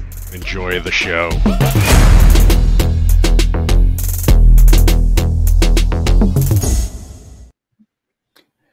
And that was Blankos Block Party. You can sign up for the beta today. Max, what is up next? Well, coming up next, we've got another segment where Tom checks out a game, which we cleverly called Check Out This Game, instead of calling it Gamestom, which would have been the obvious name, which we somehow didn't realize until 2 days into Gamescom. But anyway, he's going to be looking at Goner 2, and then there's going to be Dark Fracture, and then later on we've got Minecraft Dungeons. But right now, a short break. Gamescom Studio continues right after this.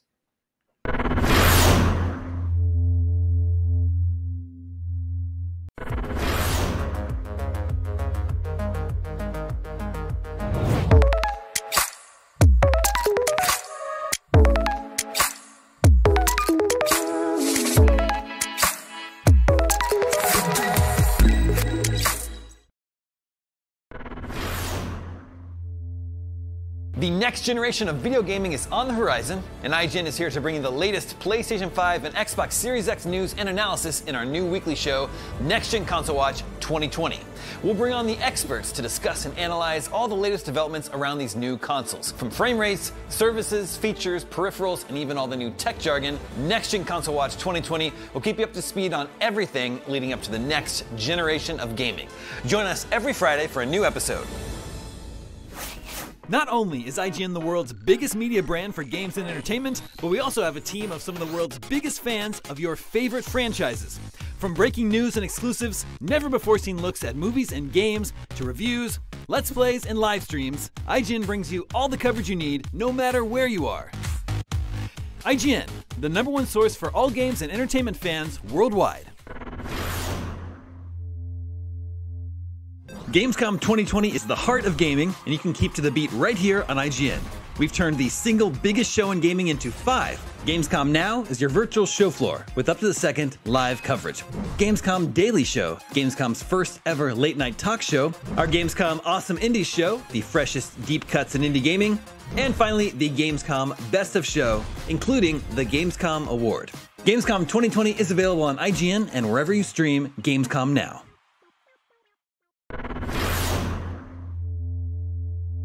Hey there! Do you have opinions on games, movies, TV, or other weird stuff on the internet? You can take part in our new show, Power Ranking, where you can vote on all your favorite things on the internet. Do it now! Do it! Just go! Vote! Go vote!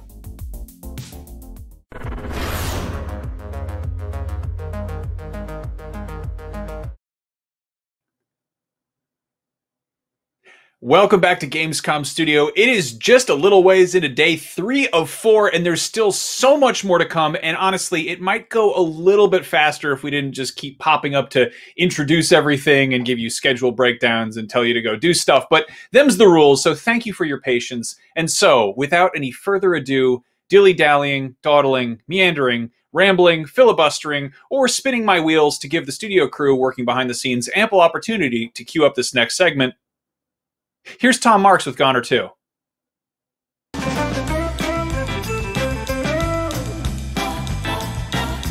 Next on Check Out This Game is a sequel I can't wait for. 2016's Goner was a stylish 2D roguelike shooter that I absolutely adored, and its follow-up, Goner 2, is amping up its colorful flair even further. Here's a look at some exclusive new gameplay.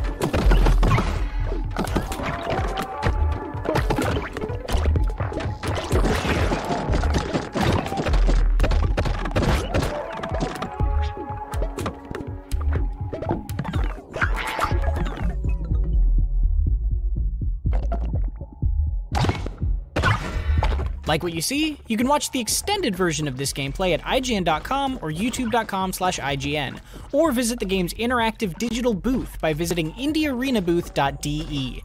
Also be sure to tune into Gamescom Awesome Indies Saturday, August 29th at 10 a.m. Pacific for more exclusive gameplay, trailers, and reveals of exciting upcoming indie games.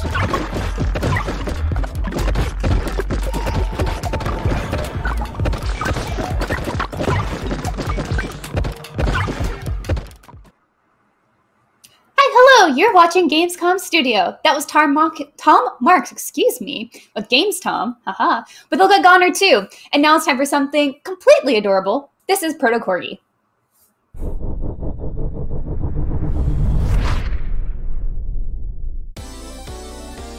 Hello, my name is Chris from Kemono Games. Our team is from Chile. I'll be answering some questions about the game.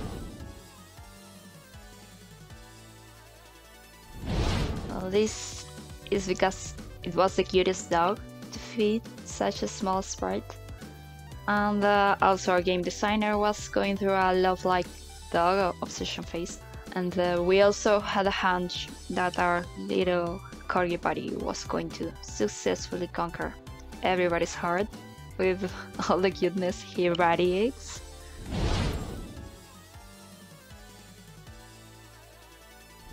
We would love to see the hardcore gamers make use of all the bullet skills, with an emphasis on the stop time ability to get the best high score. Maybe you can defeat our CEO.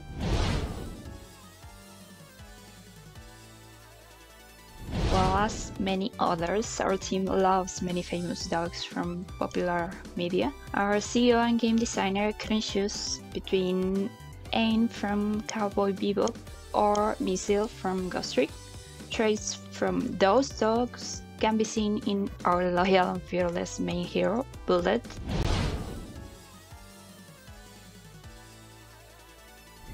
I really love this question.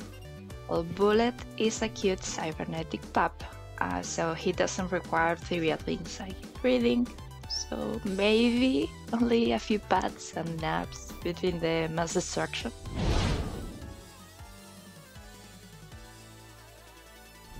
I think the best one was from a YouTube user where his own real-life corgi reacted to the Proto Corgi trailer. That was awesome. So continue to do that. We love your pets.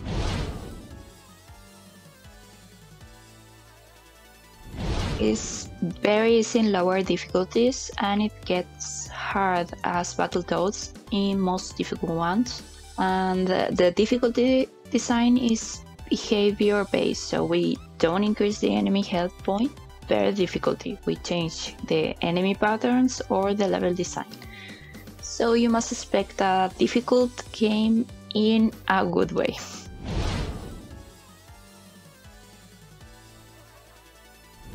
Well, the idea was to implement something cool and at the same time cute. So from the start, the races of Proto Corgi universe have a clear theme. For example, the race from our main hero planet are obsessed with cutesy creatures, so logically all control Leviathan enemies follow this theme.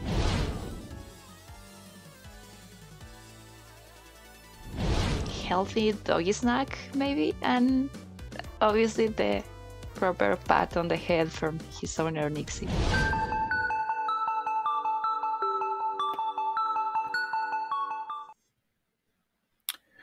Now, that was Proto Corgi, and strapping a Corgi to a jetpack and launching it into space might seem horribly cruel and inhumane, but think about it this way. Corgis are actually prone to hip problems, and it's actually really good for them. Jetpacks add a lot of back support, and the zero gravity takes the strain off their joints, and their little feet get just float in the air instead of having to support all their weight. It's a really good thing. Corgis are a great dog. Check out my blog for more.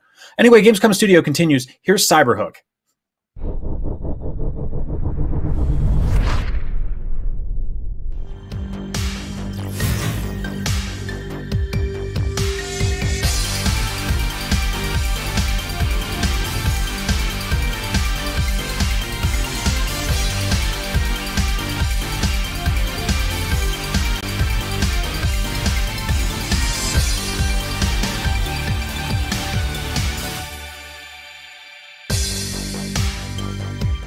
Hey everybody, this is Richard James Cook, Associate Producer with Graffiti Games, and today I'm excited to give you an extended preview of our upcoming game, Cyberhook, developed by Blazing Stick Studios. Cyberhook is a 3D first-person action platformer with an emphasis on momentum and speed. When you start, you're immediately thrown straight into this mysterious synthwave-like void. You're not quite sure what's going on, you just know that you have to escape. Soon after, you're given your first tool, the aforementioned Cyberhook, a grappling hook that serves as your primary method of traversal between platforms and also helps you gain momentum. Additionally, you are given two other tools right from the start, the laser gun, which shoots straight from your fingertips and helps destroy obstacles in your way, and the ability to slow down time, which helps you more efficiently handle tight corners and other more difficult sections and levels.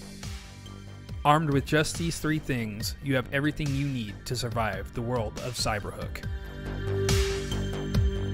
The name of the game is Complexity Through Simplicity. Even though your first few runs might start out pretty tame, you'll soon find that getting from place to place is anything but. Forthcoming challenges will come in varying forms, ready to hinder your movement and test your reactions. And while you might think that you can sail smoothly along a row of blue grid blocks, there's a row of red and yellow just ahead that your hook will not work on, forcing you to think and move quickly to get ahead. As well, you soon find that you're not quite alone in this place. Something wants you eliminated, and in some courses you'll face enemies with that exact goal in mind. Overall, Cyberhook runs on a key theme: easy to learn, difficult to master. This is a speedrunner's dream game, and alternative features like Marathon Mode help you prove that as you run the game front to back, level to level, move to move, to prove your superiority against your friends on the leaderboards. I hope you enjoyed today's preview of the game, and I hope to see you out in the community and be ready when Cyberhook releases late this summer on PC and Nintendo Switch.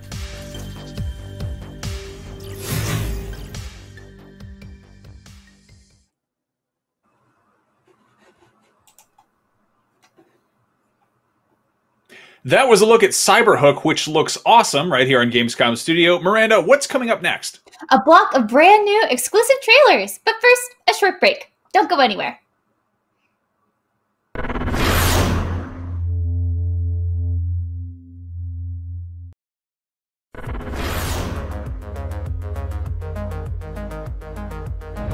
Still using those tiny phones and tablets to watch IGN? Give your eyeballs a rest because IGN has moved to your living room. Get first looks and in-depth reviews of the most talked about titles. Thank you so much for chatting with me. Pleasure to be here. And take a front row seat to the biggest events of the year. Tune in on your Samsung TV Plus, Pluto, and Flex, and take a load off. Tune in to IGN 1. Not only is IGN the world's biggest media brand for games and entertainment, but we also have a team of some of the world's biggest fans of your favorite franchises. From breaking news and exclusives, never-before-seen looks at movies and games, to reviews, let's plays, and live streams, IGN brings you all the coverage you need, no matter where you are. Whether you're on IGN.com, the IGN app, YouTube, Facebook, or Snapchat, we've always got you covered. IGN, the #1 source for all games and entertainment fans worldwide. Everybody loves watching a speedrun of their favorite game. But what if you got the opportunity to peek into the minds of the developers while they watch their games getting completely wrecked? That's exactly what happens in every episode of Game Devs React to speedruns. Yeah, you can do that. Oh my god! We invite you to ride along with the developers as they react to, question, and enjoy some of the most skilled players exploiting and speeding through a game it took years of their life to create. Join us every Saturday for a new episode. The next generation of video gaming is on the horizon, and IGN is here to bring you the latest PlayStation 5 and Xbox Series X news and analysis in our new weekly show, Next Gen Console Watch 2020. We'll bring on the experts to discuss and analyze all the latest developments around these new consoles. From frame rates, services, features, peripherals, and even all the new tech jargon, Next Gen Console Watch 2020 will keep you up to speed on everything leading up to the next generation of gaming. Join us every Friday for a new episode.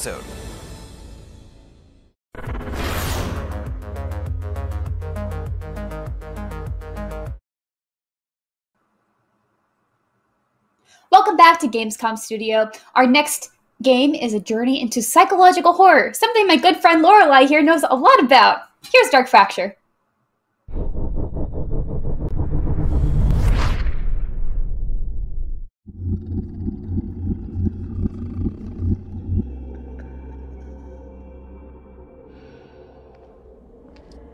Hey everyone, I'm Nisai Becker, game designer and programmer at Twisted 2 Studio, the two-man operation responsible for creating Dark Fracture. Home sweet home. Well, kind of. Today we are sharing with you some of our recent gameplay videos, including never-before-seen footage from the upcoming early access version of our game, which is currently under development. But before we dive into the details, let us introduce Dark Fracture.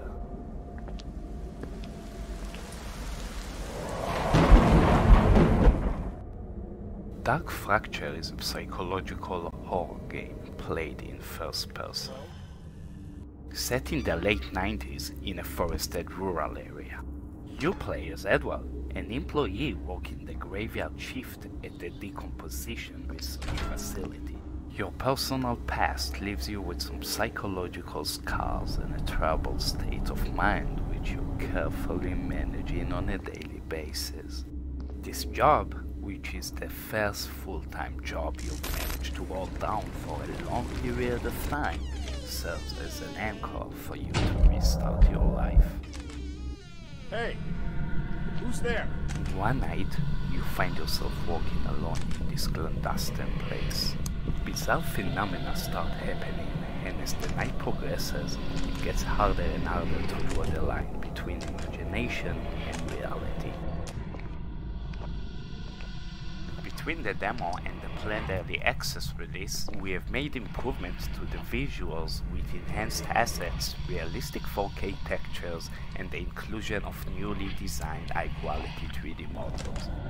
And with that, we are very excited to announce that Dark Fracture will also be released on next-gen consoles. The game will offer 4K ultra-high-quality gameplay, particle effects, lighting, and ray tracing features to make the most out of the latest hardware capabilities and to maximize the player's immersion in every scene.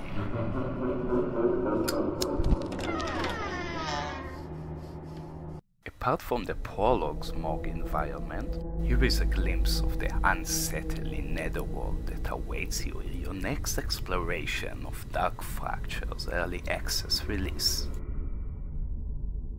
With a promise of unearthly soundscapes, unique environments, and new gameplay mechanics, the game is designed to keep you on edge.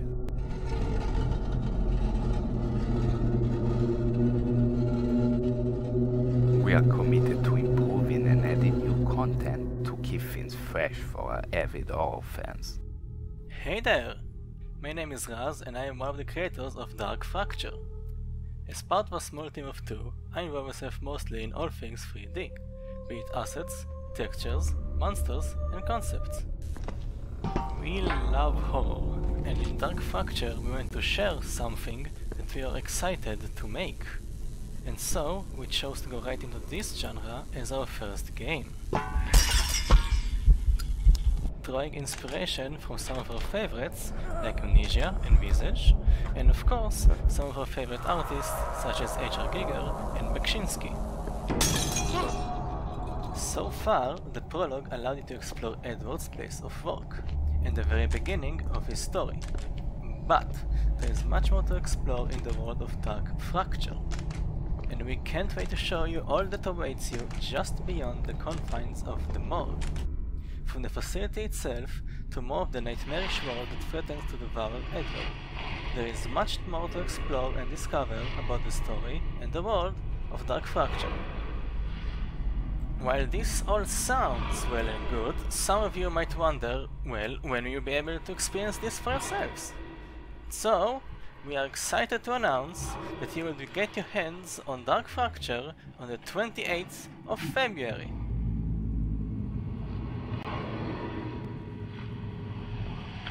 We are tremendously excited and can't thank you enough for watching our first walkthrough of Dark Fracture. we would like to invite you to play the free prologue of Dark Fracture on Steam. And if you enjoyed it, please add the full game to your wishlist to receive updates as we progress towards our full release.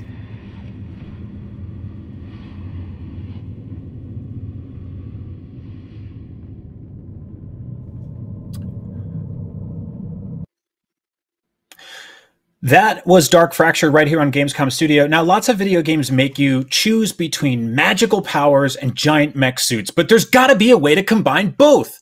Let's take a look at Chained Echoes, which lets you combine both.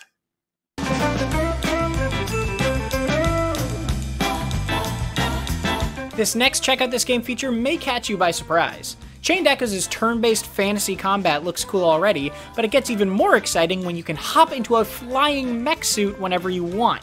Here's some early in-development exclusive footage of Chained Echoes.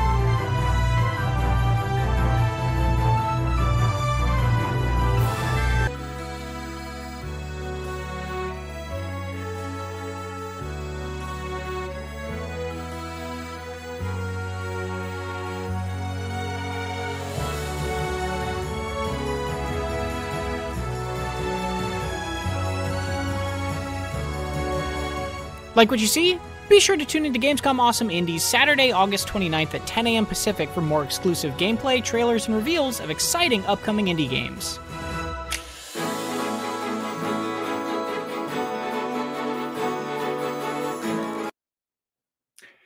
And that was Chained Echoes. We have lots more games to check out. Still to come, we've got to look at Minecraft Dungeons and what new is coming to those dungeons. And before that, we've got Grindstone. But right after this, a short break. Gamescom Studio will continue.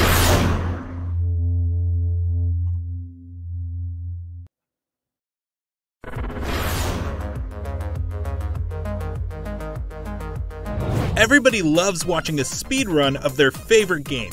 But what if you got the opportunity to peek into the minds of the developers while they watch their games getting completely wrecked? That's exactly what happens in every episode of Game Devs React to speedruns. Yeah, you can do that. Oh my god! We invite you to ride along with the developers as they react to, question, and enjoy some of the most skilled players exploiting and speeding through a game it took years of their life to create. Join us every Saturday for a new episode. Not only is IGN the world's biggest media brand for games and entertainment, but we also have a team of some of the world's biggest fans of your favorite franchises. From breaking news and exclusives, never-before-seen looks at movies and games, to reviews, let's plays, and live streams, IGN brings you all the coverage you need, no matter where you are.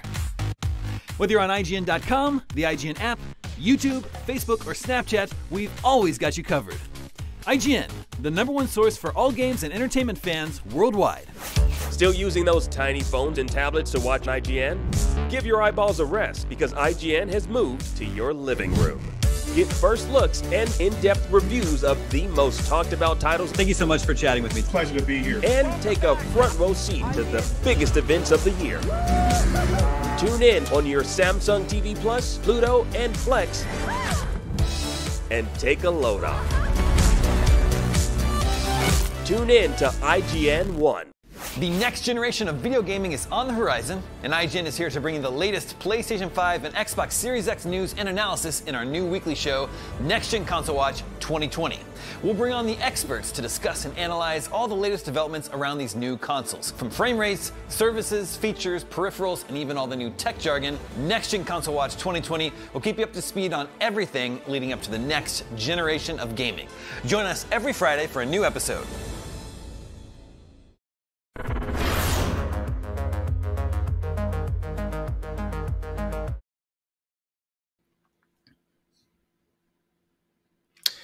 Welcome back to Gamescom Studio. Hey, how are you? I hope you're doing well.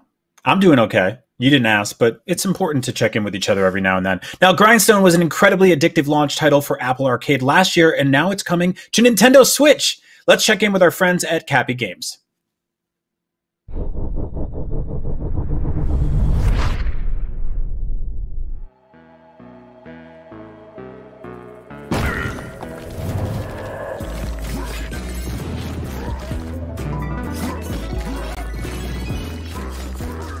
Hi, my name is Dan Vader, and I'm a designer at Cappy Games. Grindstone is Cappy's take on a color matching puzzler. You know, match up all the blues or the reds or the greens kind of thing. Except we added blood, guts, burps, an arsenal of weapons and gear, bosses, and strategy, and tactics, and a soundtrack of straight bangers. Unlike other color matching puzzle games, Grindstone features these little nasty colorful monsters that we call creeps. When you match them up, they don't pop into points, they get eviscerated in like a shower of blood and gore. So you play as George, this hulking berserker type, and he's scaling Grindstone Mountain, killing his way in and out of its dangerous caverns. But George isn't on some epic quest or mission of vengeance, this is just his day job. George is kind of just like a working stiff. He punches in, does his job, and goes home to his family. Only his job is wall-to-wall slaughter and danger. The game is all about chains, so connect up as many of the same color of creep to create the longest chain you can.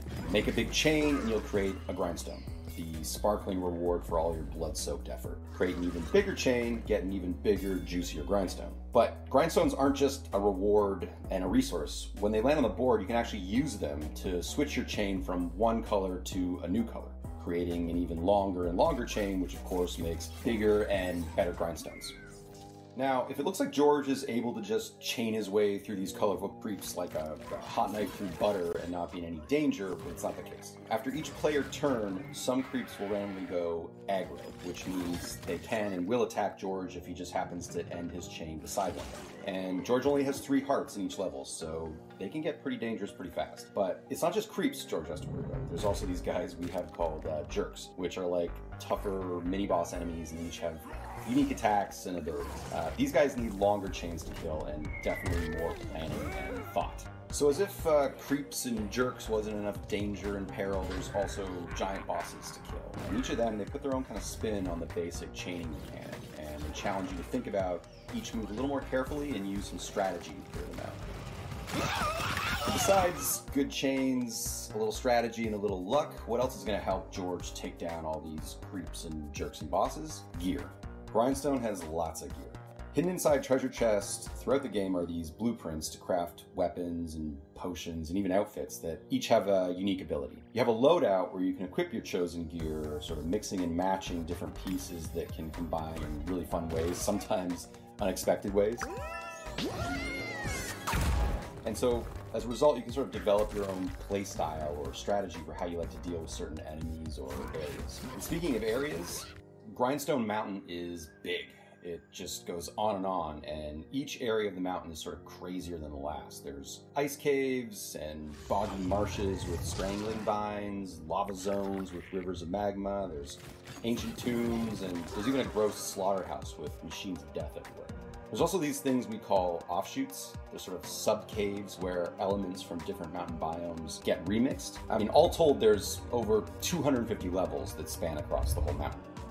And if you want to take a break from grinding your way up the mountain, Grindstone has a daily competitive mode, which we call Daily Grind, where the challenge is to survive a random set of levels and rack up the most points in those levels to see where you end up on the leaderboards.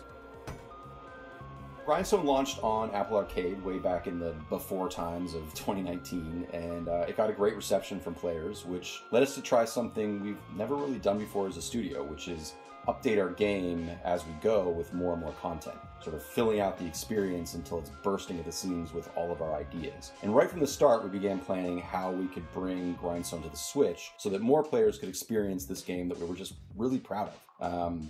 But then 2019 became 2020, and well, everything got a lot harder. Suddenly our studio's locked, we're all working at home and meeting on video calls. Time is somehow slower and faster, and as a team we're trying to build this ultimate version of the game and create a standalone, unique Switch version, all during a global pandemic. It's been kind of wild.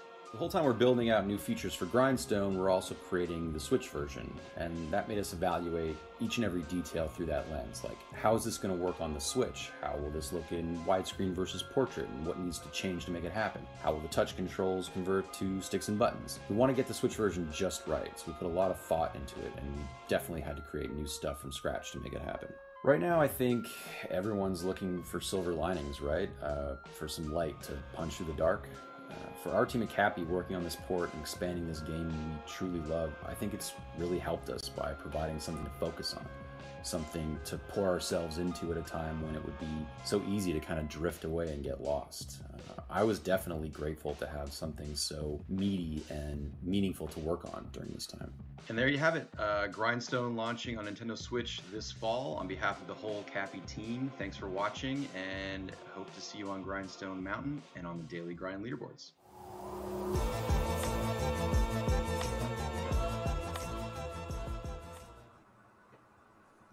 Now let's take a look at a spin-off of what began as a surprising little indie game, but rapidly became the best-selling game ever. Here's what's new in Minecraft Dungeons.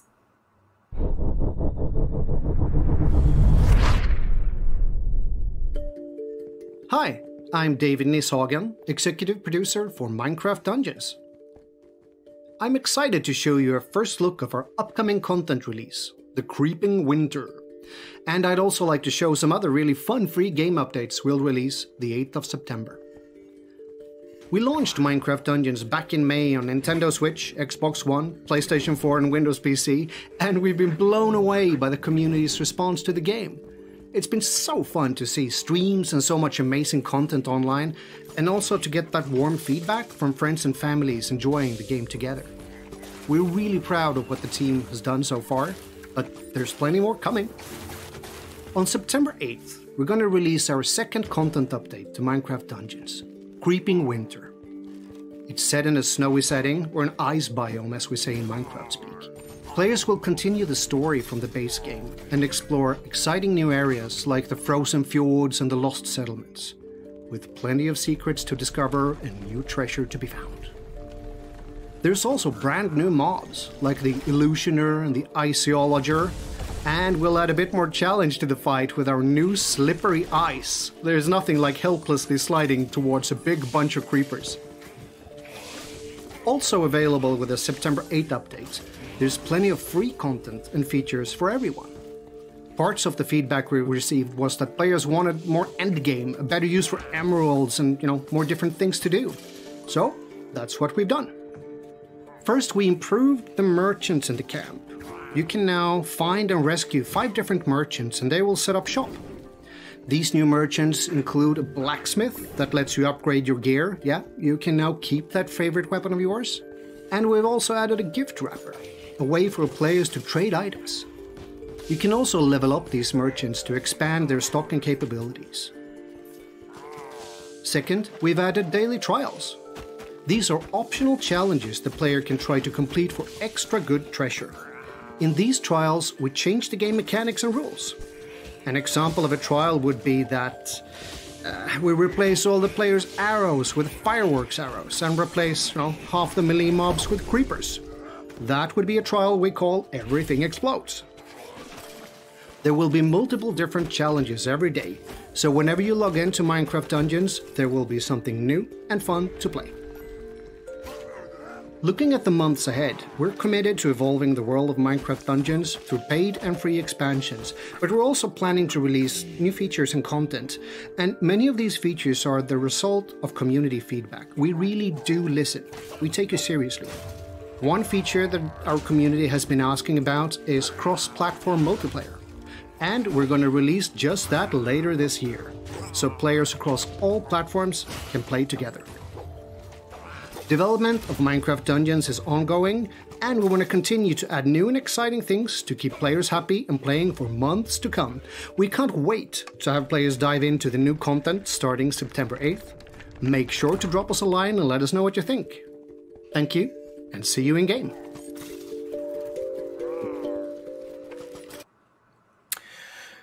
And that was Minecraft Dungeons right here on Gamescom Studio. Quick reminder, Gamescom is 4 days jam-packed with gaming content, and it's all leading up to a great big send-off award show thing this Sunday. So head over to www.gamescom.global and cast a vote for your favorite streamer, Gamescom's most wanted, and the best of Gamescom. You gotta vote on those things because we will pick winners based on your votes. Yeah, and this Sunday means August 30th. That's tomorrow at 8 p.m. Central European Time or 11 a.m. Pacific Time.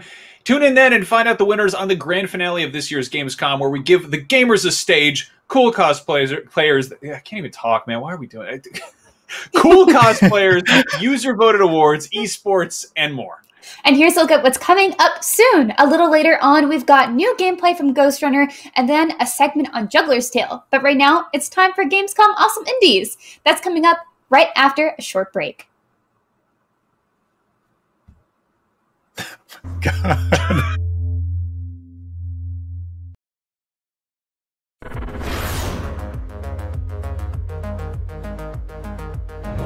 Gamescom 2020 is the heart of gaming, and you can keep to the beat right here on IGN. We've turned the single biggest show in gaming into 5. Gamescom Now is your virtual show floor with up to the second live coverage. Gamescom Daily Show, Gamescom's first ever late night talk show. Our Gamescom Awesome Indies show, the freshest deep cuts in indie gaming. And finally, the Gamescom Best of Show, including the Gamescom Award. Gamescom 2020 is available on IGN and wherever you stream Gamescom Now. Not only is IGN the world's biggest media brand for games and entertainment, but we also have a team of some of the world's biggest fans of your favorite franchises. From breaking news and exclusives, never-before-seen looks at movies and games, to reviews, let's plays, and live streams, IGN brings you all the coverage you need, no matter where you are. IGN, the #1 source for all games and entertainment fans worldwide. The next generation of video gaming is on the horizon, and IGN is here to bring you the latest PlayStation 5 and Xbox Series X news and analysis in our new weekly show, Next Gen Console Watch 2020. We'll bring on the experts to discuss and analyze all the latest developments around these new consoles. From frame rates, services, features, peripherals, and even all the new tech jargon, Next Gen Console Watch 2020 will keep you up to speed on everything leading up to the next generation of gaming. Join us every Friday for a new episode.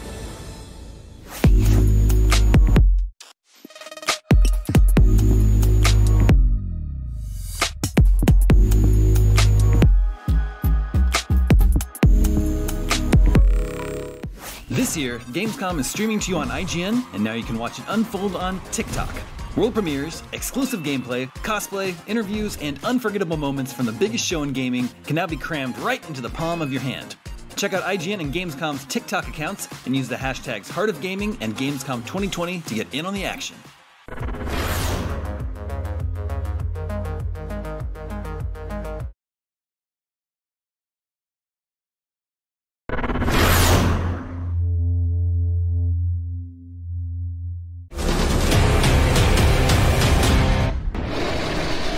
One of the best parts of any big gaming event is seeing brand new, totally original games from smaller independent studios, and getting up close and personal with the developers behind them. But rest assured, we've gathered some of the coolest, weirdest, and most original indie games, and we're talking to the mad scientists hard at work bringing them to life. The Gamescom Awesome Indie Showcase begins right now.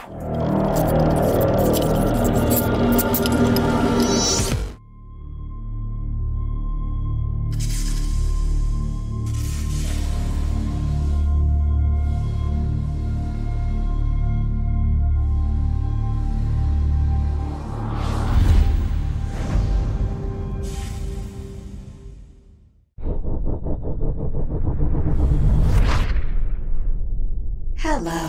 Completely voluntary human test subjects are needed for an important research study. The following traits are required: an affinity for puzzle solving, A high tolerance for pain, and a positive can-do attitude. Please note, the direct transfer of electrons to test subjects may occur and does not typically result in long-term damage. Your performance and survey responses will be recorded, compared, and shared with other testers. You may indicate your completely voluntary desire to participate in this test at labrat.study. Goodbye. Hello, and welcome to Gamescom Awesome Indies. You just caught the exclusive reveal trailer for Lab Rat, and if you enjoy that sort of offbeat quirkiness, there's plenty more to come. Awesome Indies is our chance to celebrate all of the amazing, heartfelt, weird, wonderful indie titles that so often provide the innovations that drive gaming forward. And speaking of innovation, please help me welcome a Gamescom first, a fully autonomous AI robot co-host designed to think that it's IGN editor Tom Marks.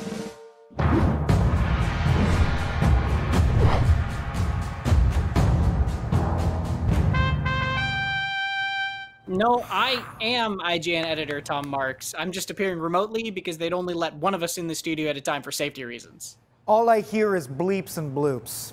At any rate, virtual or otherwise, I'm thrilled to be here to help showcase some of the most interesting and exciting indie games on the horizon. Then let's get started, Tom Servo. You know, as excited as we are about everything we have planned today, Awesome Indies is just one part of Gamescom. We've also got moment-by-moment coverage from Gamescom Studio, our live show packed with reveals, trailers, gameplay, and closer looks at some of the most anticipated upcoming games. And we'll be closing out every day with the Gamescom Daily Show, hosted by yours truly, Michael Swain. Me! To customize your own Gamescom 2020 experience and live your best Gamescom life, make sure to check out Gamescom Now, where you can catch all the world premieres, news, games, and events. Plus, create a personalized schedule and see exclusive content from official Gamescom partners. That's Gamescom Now at gamescom.global or gamescom.de for our German friends. All of that, plus our final day will feature the Gamescom Best of Awards as well as the annual cosplay competition. Hey Tom, what are you cosplaying as? Nothing. I don't know if, well, they made this weird body for you. I assumed it was like a Naruto villain or something. I had no creative input on the body. Okay, well, moving on. Here at Gamescom Awesome Indies, we're shining all the light we can on brilliant games that often don't get their fair share of attention, credit, or accolades. That's why we've decided to give out as many awards as we possibly can, because honestly, they're all winners to us. That's right, Boston Dynamics version of Tom. And our first winner is a new turn-based tactical RPG from developer CCCP. It features roguelike gameplay and a team of hardened heroes defending the last bastion of humanity against hordes of monsters, all set to a wicked 8-bit metal soundtrack. Which is why only The Last Spell could possibly win our coveted first award of the evening, the Most Metal Award of Death and Bloodsplosions. Careful, it's pointy and it wants to kill you. Here's an exclusive new peek at The Last Spell.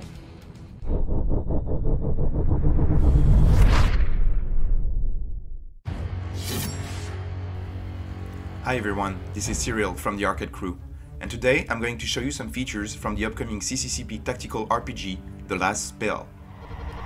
In this game, the apocalypse happened. Some mages triggered the end of the world by accident, and now pretty much all living things have been wiped out. There's one last city standing, but it's mostly ruins. Your role is to defend it, as well as the mages, so they can cast one spell that might save the world from utter destruction, The Last Spell. First, you have the production phase, in which you can make some buildings, like houses, an armor maker, a mana well, a temple, and many more. But also gain new levels, buy new gear for your heroes, heal them, and even recruit new characters. Then, you have the deployment phase. During this one, you can build some defenses, walls, watchtowers, catapults, and place your heroes as they wait for the battle. Finally, you have the main phase of the game, the combat phase. Every night, hordes of enemies will come to your city, and you need to kill them all before they reach your town and attack your mages. We have what we call an asymmetric gameplay. You only have a handful of very strong heroes fighting hundreds of weak enemies. We're putting a big focus on the optimization of the damage you'll be dealing every turn, thanks to many AoE skills.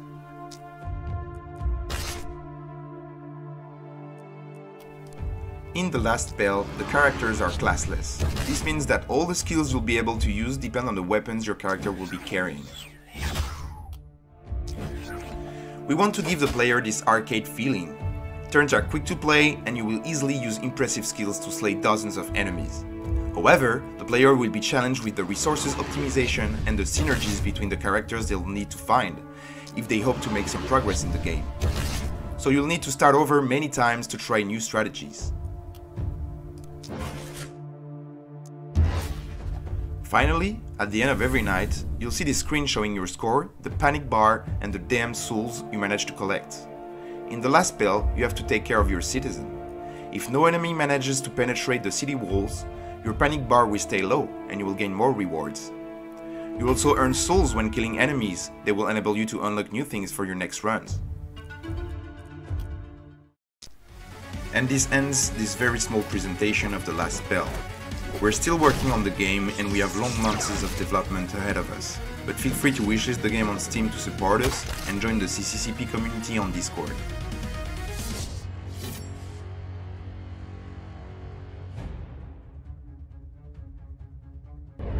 Our next game is the illustrious winner of the coveted Game Most Likely to Launch a Line of Funko Pops Award! Despite its tough-sounding title, it's chock full of adorable characters with big ol' heads and adorable little eyeballs. Let's check out Skull Hero Slayer.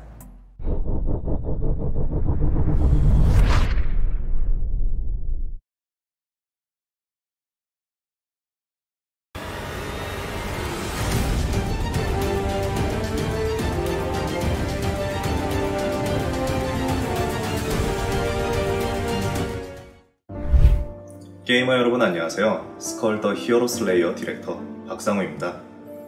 스컬은 재미있게 즐기고 계신가요? 혹시 아직 스컬을 플레이해보지 않으셨나요? 인간과 마족이 공존하는 하모니아 대륙, 인간들이 세운 나라 칼레온 제국은 평화조약을 어기고 초대용사를 필두로 하여 마왕성을 기습합니다. 이로 인하여 마왕성에 있던 수많은 마족 의원들과 마족을 이끄는 마왕은 칼레온 제국군에게 붙잡히고 맙니다. 칼레온 제국의 습격으로부터 홀로 살아남은 스켈레톤 경비병 스컬은 마왕과 동료를 구출하기 위해 단신으로 칼레온 성을 향합니다.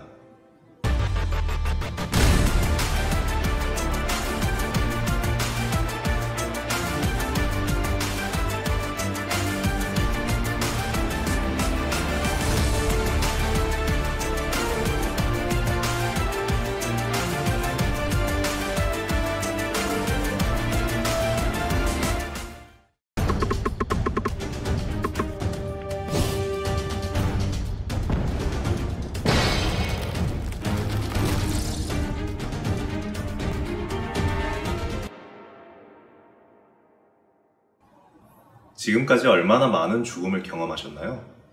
이제 그를 무찌를 때가 왔습니다. 스컬은 마왕을 구하기 위해 칼레온 성 꼭대기를 향합니다. 당신의 앞을 가로막는 수많은 광신도와 강력한 기사들을 무찌르고 나아가세요. 새로운 챕터, 운명의 성루입니다. 운명의 성루에는 스컬의 진격을 막기 위해 수많은 광신도들이 기다리고 있습니다.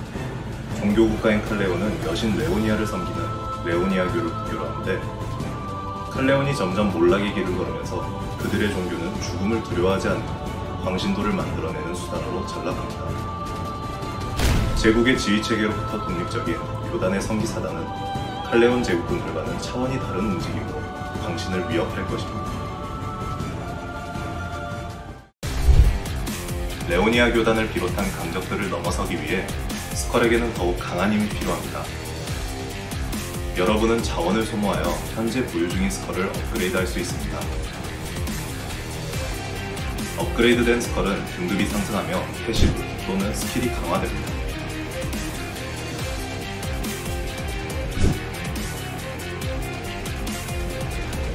업그레이드에 필요한 자원은 필요없는 스컬을 파괴하여 얻을 수 있습니다. 이로써 여러분에게는 뼈묻은 맵이 한층 더 매력적인 선택지로 여겨질 것입니다.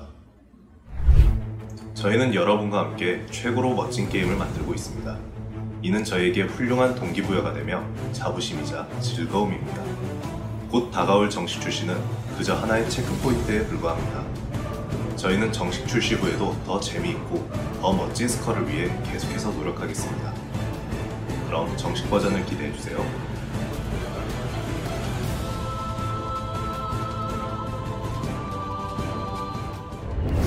There are tons more trailers and game reveals still to come, but we need to take a break. However, we've devised a clever way to keep you, dear viewers, occupied while we're gone. The game's called Guess That Indie, and it's pretty self-explanatory. See if you can crack the clue and decode the first one before the end of this short break. Short break, get it? 'Cause your weird little toddler body? We have fun. We'll be right back.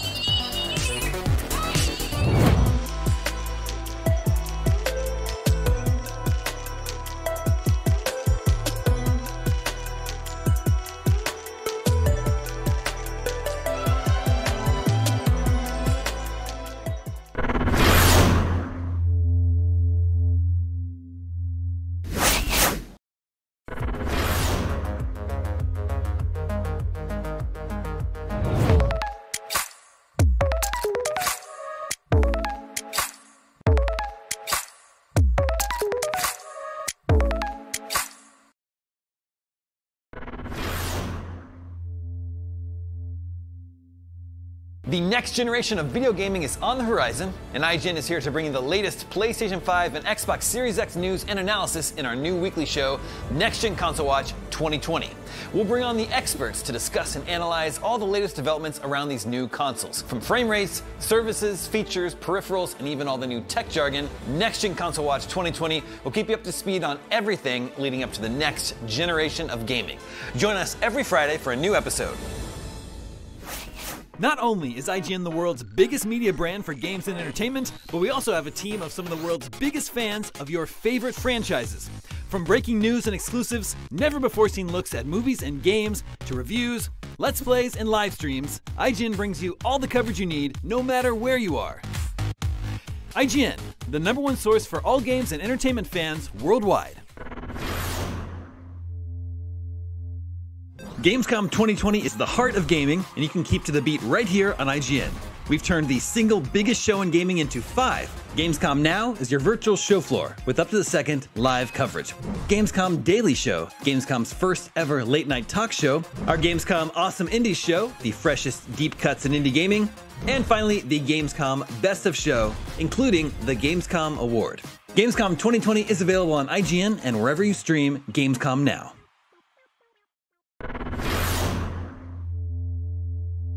Hey there! Do you have opinions on games, movies, TV, or other weird stuff on the internet? You can take part in our new show, Power Ranking, where you can vote on all your favorite things on the internet. Do it now! Do it! Just go! Vote! Go vote!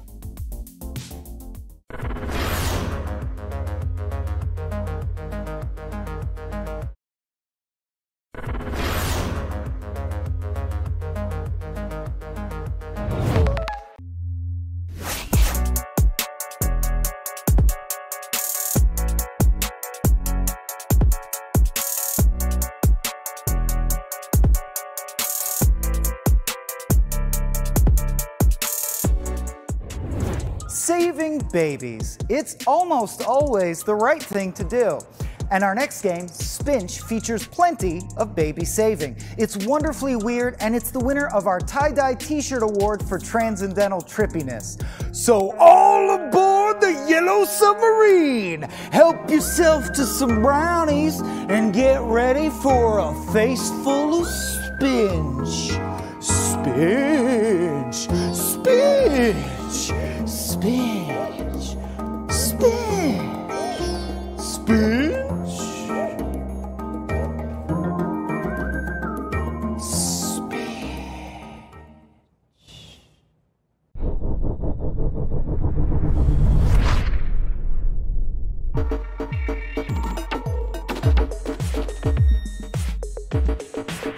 This is a Spinch.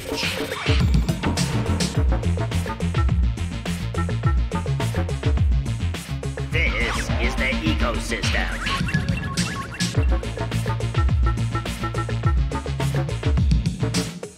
And these are their babies.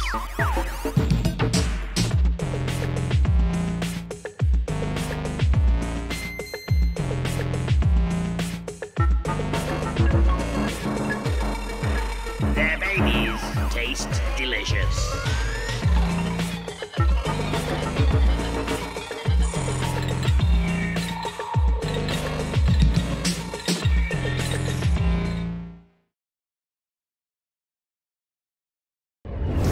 That was Spinch, as fun to say as it is to look at. If you're just joining us, I'm Tom Marks, and for the moment, I'm not stuck in a robot body, which is pretty nice. This is Gamescom Awesome Indies, a showcase of some of the most exciting upcoming indie titles. But Awesome Indies isn't only about new games. While we get excited about the latest and the greatest, it's important to remember the indie games that came before, especially the ones that broke through the static and made an impact on the whole gaming landscape. Speaking of which, you'd have to be living at the bottom of a literal mine not to have heard of Minecraft by now, a formerly little indie that went on to become the best-selling video game of all time. Now it's time for a crash course on how Minecraft became an indie phenomenon. Over 11 years ago, Minecraft began life as a caving game creatively entitled Cave Game. Fast forward a decade, and his cubist foray into mining and crafting has permeated our culture in a way that no other game can claim. Minecraft as we know it today was purchased by Microsoft for $2.5 billion, with a B, has had 4 spin-offs, and as of May 2020, this little indie blockbuster boasts 126 million monthly players. Mojang Studios opened up Minecraft for a public alpha in 2009, officially releasing in November 2011, with Jens Bergensten replacing Notch in development around that time. After 3 years of massively exceeding expectations, tech giant Microsoft stepped in and dropped a $2.5 billion hammer that probably sounded something like this.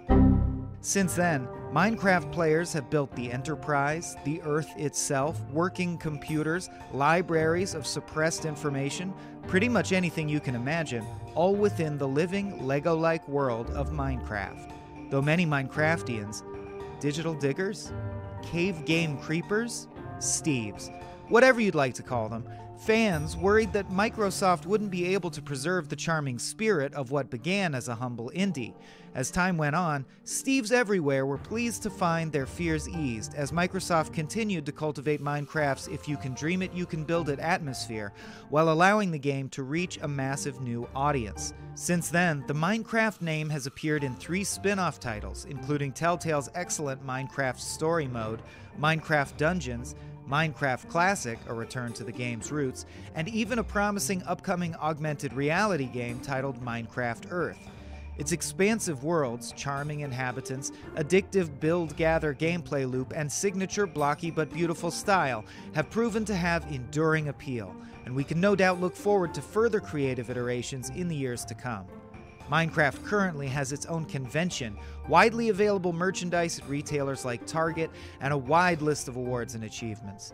Everyone and their mom knows Minecraft, which is pretty cool considering its relatively obscure origins. In 2019 alone, Minecraft was named by The Guardian as the best video game in the last 20 years, the most important game of the decade by Polygon, one of the best video games of the 2010s by Forbes, and was inducted into the World Video Game Hall of Fame in June of 2020. To think, it all started with a little indie.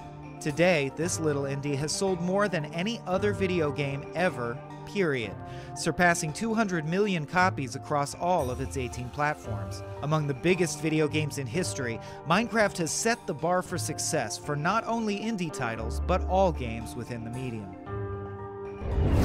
If you're just joining us, this is Gamescom Awesome Indies, a showcase of tons of exclusive indie trailers and gameplay. We just spent a little time brushing up on our Minecraft, and wouldn't you know it, we unearthed some gems. Check out these exciting games coming soon to a screen near you.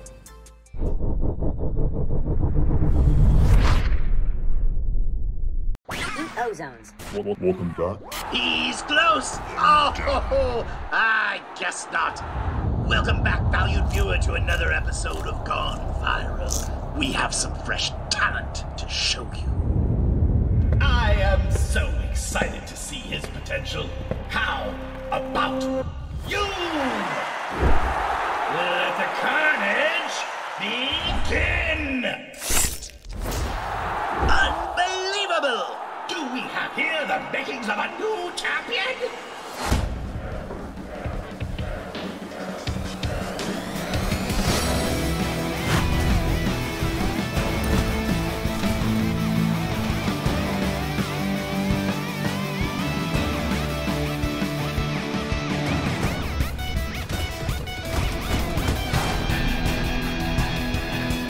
It's voting time!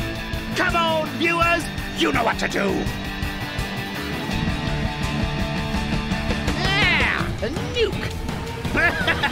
Excellent choice!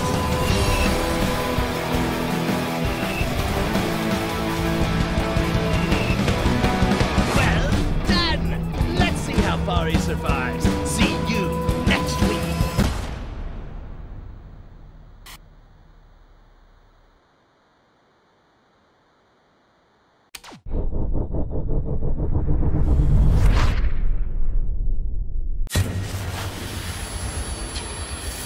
Na Wojtusia z popielnika iskiereczka mruga.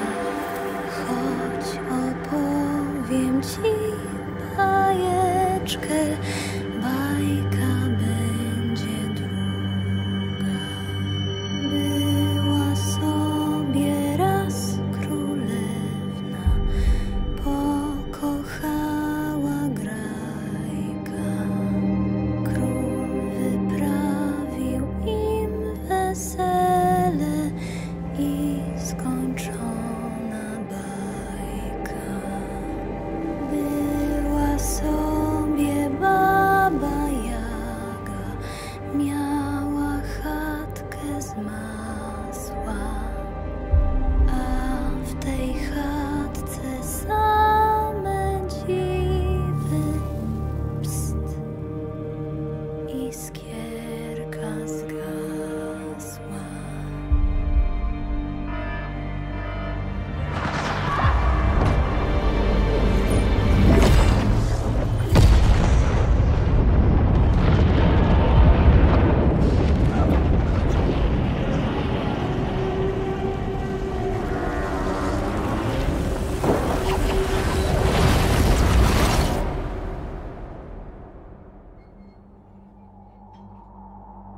Na Wojtusia z popielnika iskiereczka mruga.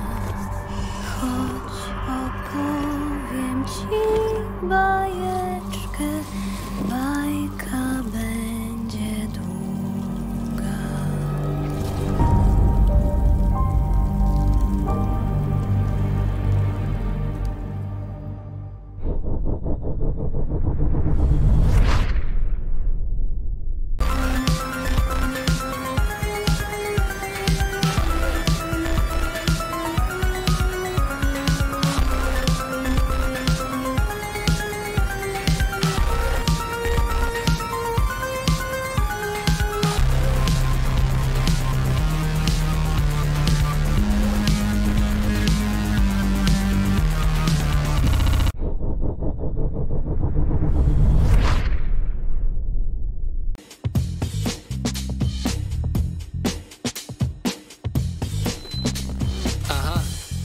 I keep it going like, I keep it moving like, I keep it going like, I keep it going, they ain't bringing me down. I keep on flowing like I live in it now. Like a river, I be driven in style. I'm running wild now, I'm on the way anyway, cause I took a different route. I say it loud, I say it proud, I'm never gonna quit. I'm too legit, need no assist, I'm always in a mix. Ain't never seen anything quite like this. In a league of my own, I'm one of a kind. I be in the zone, I be on the grind, I leave me alone. You wasting my time, the clock's ticking, I'm not slipping, I gotta get it. Every second, every minute, this how I'm living. No ifs and buts about it, that's why I'm winning. Even when they got it, I see the vision, ain't no limit to where I can take it. If you're thinking otherwise, then you're mistaken. Every barrier I'm breaking, you are now in the midst. greatest of a legend in the making. And that's a fact, got it like that. One time for your mind, bring it right back. Running the game, and I'm on the right track. I'm running the game, and I'm on the right track.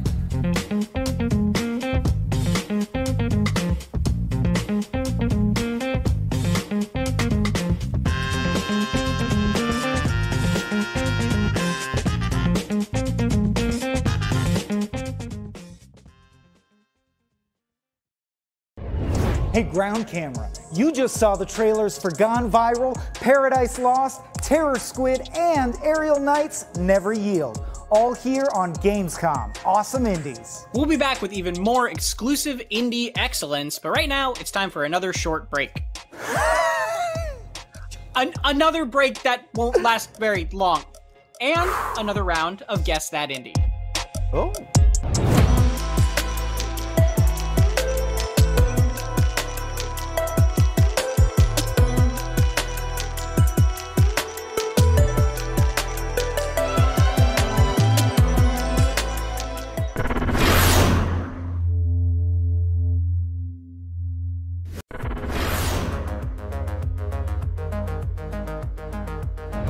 Gamescom 2020 is the heart of gaming, and you can keep to the beat right here on IGN.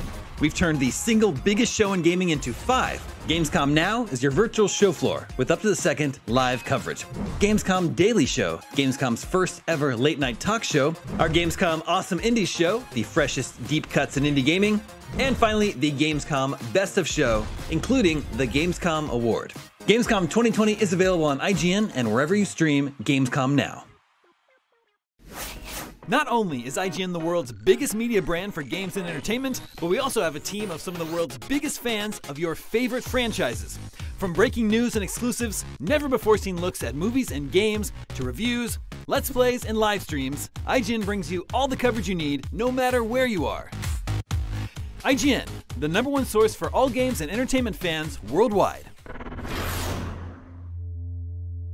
The next generation of video gaming is on the horizon, and IGN is here to bring you the latest PlayStation 5 and Xbox Series X news and analysis in our new weekly show, Next Gen Console Watch 2020.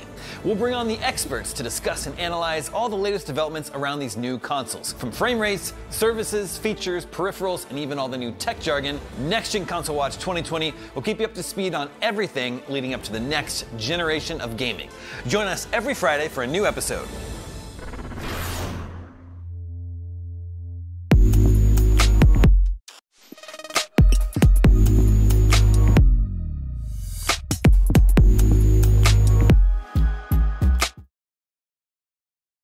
This year, Gamescom is streaming to you on IGN, and now you can watch it unfold on TikTok.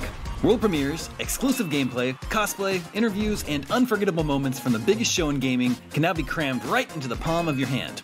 Check out IGN and Gamescom's TikTok accounts and use the hashtags Heart of Gaming and Gamescom 2020 to get in on the action.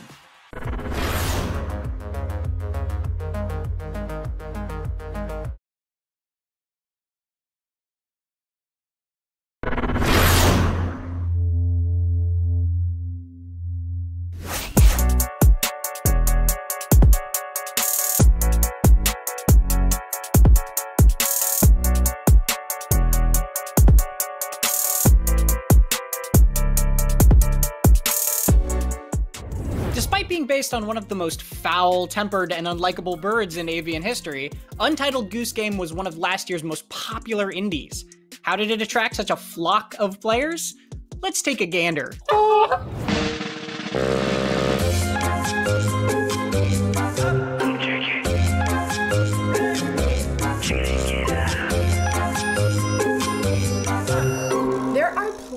Video games that turn players loose in a virtual sandbox, letting them wreak havoc freely and leave a wake of mayhem behind. But very rarely are those games also charming, hilarious, non-violent, and starring a farm animal, with some exceptions. Untitled Goose Game began as a joke between developers at Australian studio House House, but gradually grew into reality. After all, it's not like there's a ton of competition for games about misbehaving waterfowl terrorizing innocent townsfolk in the pastoral English countryside. After an early demo was shown off, it went viral, but left many skeptical that such a simple yet absurd concept could stick the landing, and others curious as to what the title of the finished game would be. But months later, the game released on a range of platforms, and what it lacked in title, it more than made up for in charm. Pleasantly surprising critics and fans alike, and becoming the subject of countless memes that undoubtedly inspired more people to take a gander at this curious indie. Plenty of indie games come and go in a similar fashion, becoming modest successes and garnering their respective fan bases. But it's doubtful anyone anticipated the mainstream appeal such a silly premise for a game would produce. After winning over a skeptical Chrissy Teigen and getting an onstage shout-out during a Blink-182 concert, Untitled Goose Game proceeded to sell more than 1 million copies in a matter of months. Perhaps the picture book simplicity of the premise was enough to attract a casual mainstream audience. But surely seasoned games industry veterans saw through the facade and cried foul. Think again. The Little Goose Game racked up a smattering of nominations, not just in the Best Indie category, but also in the big, important, capital GOTY Game of the Year section, a prize it took home at the Game Developers Choice Awards and DICE Awards. And so what began as a joke turned into a runaway honking success, winning over players, critics, game developers, and celebrities. And maybe that's the funniest part of all.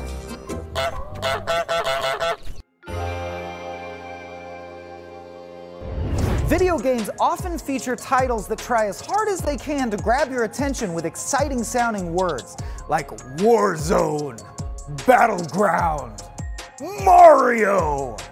But our next game is a bit more casual.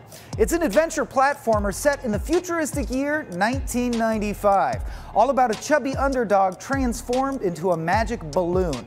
So prepare yourselves, that's even possible, for the winner of our Sweatpants Award of Not Giving a Dang, The Adventures of Chris.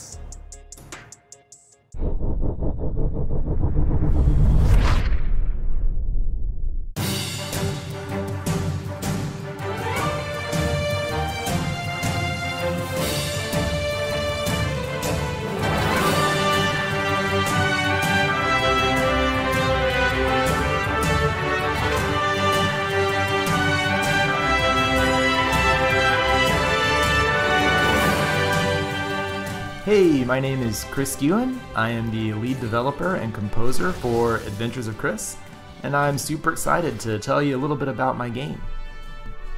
Adventures of Chris is an adventure platformer set in the 90s.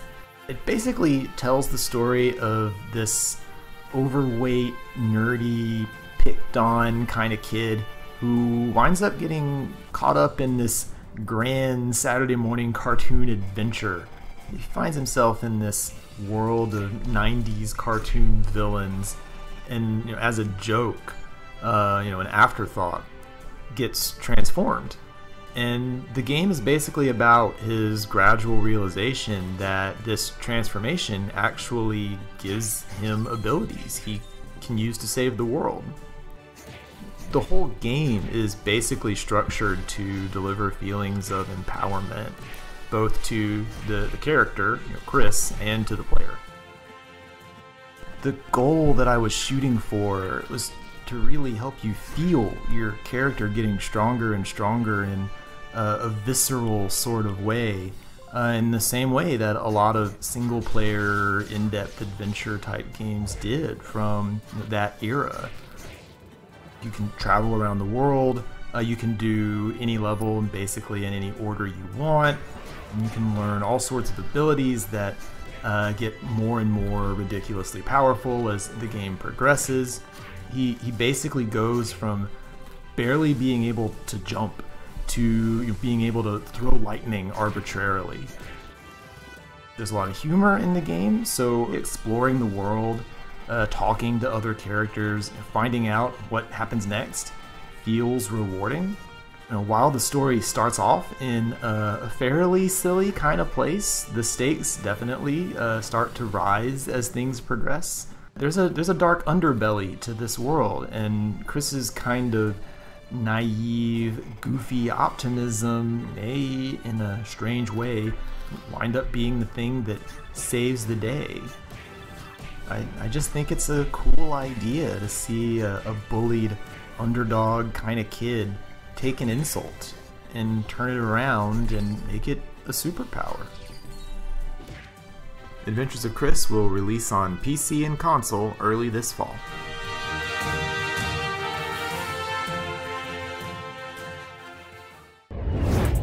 was great. And we've got plenty more Gamescom Awesome Indies coming up. I've got to say, Tom, I'm almost completely used to you being a tiny flat-faced robot man. I mean, good, I guess? Well, my point is, there's no longer anything about you that feels out of place. Wow. Are you trying to segue to our next game, Out of Place, the brand new adventure game from Bagpack Games? Because that wasn't very good. Thanks, Tom. Hey, speaking of Tom, our next game is the winner of the Prettiness Award for Strange and Fearful Beauty. Boom! Did you catch that? Double segue. The game's called Out of Place and the Tom being beautiful thing. Nailed it! I am flattered but very confused. So cast your gaze upon Out of Place.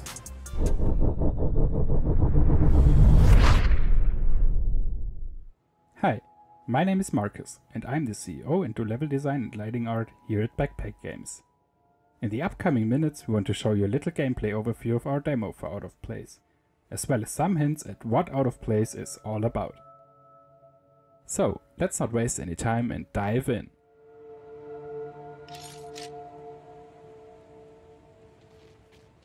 Out of Place tells the adventure of Simon and his companion the Orb, who try to find their way back home together.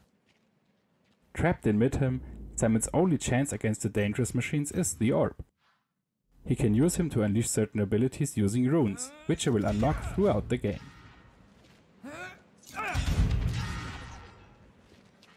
But the Orb will also be a unique character, a companion for Simon. There will be times where he won't be available and Simon needs to rely on his own abilities. I'll try and hold them back.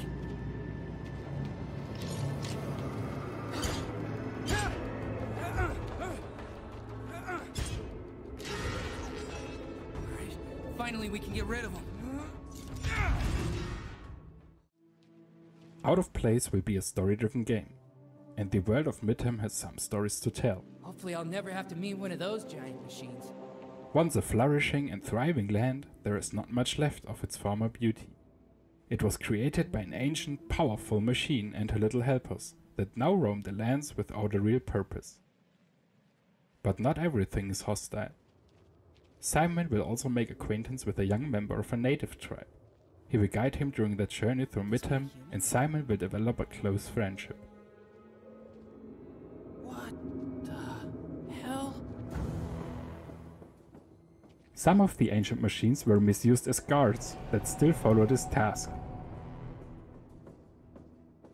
They won't make life easy for Simon, and in order to get back home, he has sometimes no choice but to fight his way through. The Orb provides a menu in which the available abilities are shown through ancient runes. If one or more of those runes are slotted in the 3 available slots, the chosen ability is ready to be unleashed.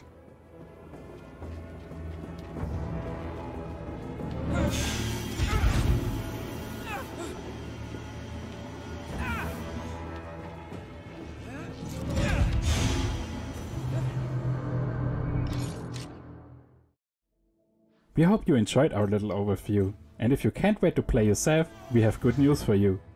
During this year's Gamescom 2020, you all will be able to get a hands-on our demo yourself. Just head over to Steam and look for Out of Place.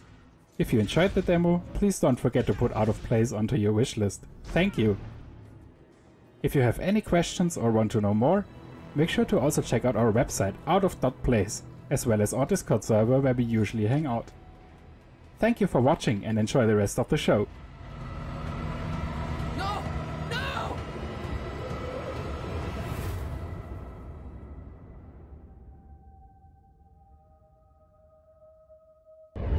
We've got much more to come here on Gamescom Awesome Indies, but first we need to take a not very long break. And you know what that means? Guess that indie. Stay tuned for the answer, plus more exclusive indie trailers and announcements.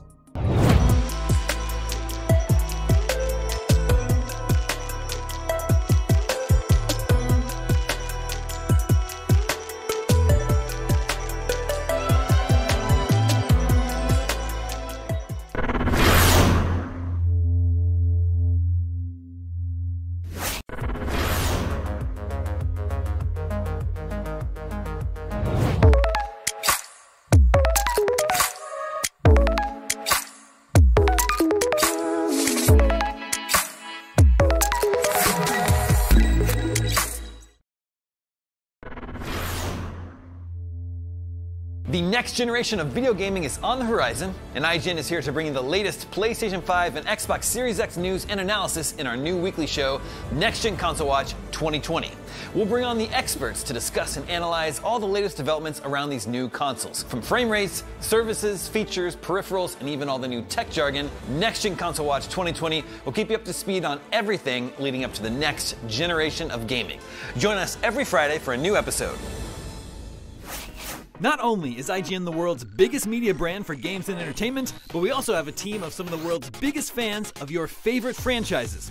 From breaking news and exclusives, never-before-seen looks at movies and games, to reviews, let's plays, and live streams, IGN brings you all the coverage you need, no matter where you are. IGN, the #1 source for all games and entertainment fans worldwide. Gamescom 2020 is the heart of gaming, and you can keep to the beat right here on IGN. We've turned the single biggest show in gaming into 5. Gamescom Now is your virtual show floor with up-to-the-second live coverage. Gamescom Daily Show, Gamescom's first ever late-night talk show. Our Gamescom Awesome Indies Show, the freshest deep cuts in indie gaming. And finally, the Gamescom Best of Show, including the Gamescom Award. Gamescom 2020 is available on IGN and wherever you stream Gamescom Now.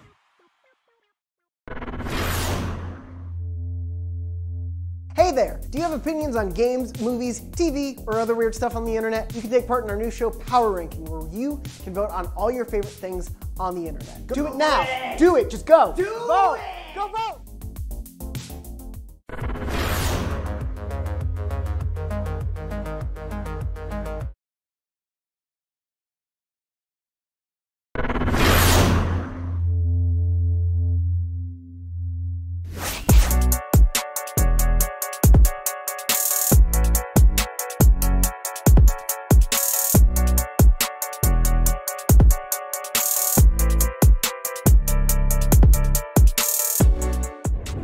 Welcome back to Gamescom Awesome Indies. I'm Michael Swain, here with what I've come to believe is a robotic horcrux of Tom Marks. And we've got tons of indie games left to get excited over. So much so that here comes another trailer block chock full of brand new indie game trailers. Don't say we never did anything for you. And to kick off the party, the awesome-looking 2D action roguelike Blade Assault. And so on.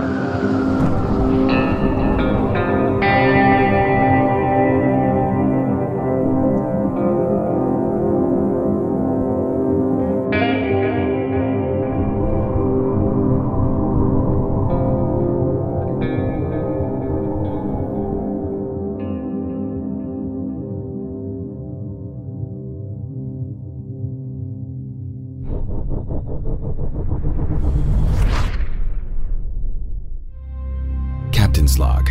Earth date, I lose track. Today was supposed to be simple. In and out. Duck soup, as my great-great-great-great-grandfather used to say, in his war. We'd encountered more Phasmid ships than we were expecting, so I jumped straight on the guns like the hero I am. Seeing an empty captain's chair, our only engineer decided to take control of the ship. With the donut doing donuts in the USS Donut, our weapons guy of all people was left trying to fix the damage we were taking. Lacking security, the Phasmids boarded. With fire and Phasmids abound, Leonard made the ever-so-logical decision to purge the ship, ejecting most of the Phasmids, but also himself. It was time to think carefully about this. I directed my crew with my superior knowledge of their strengths. Engineer, go fix. Gunners, on the guns. Security, secure the ship. Comms, Captain, smolder. Oh, frack, I thought. Captain, evasive maneuvers. Captain, prime escape pods. Captain, pick your battles. Captain, pick harder. I still don't know how we got out of that alive. Well, I say we. I guess it's time to sort out a new ship and recruit the next generation.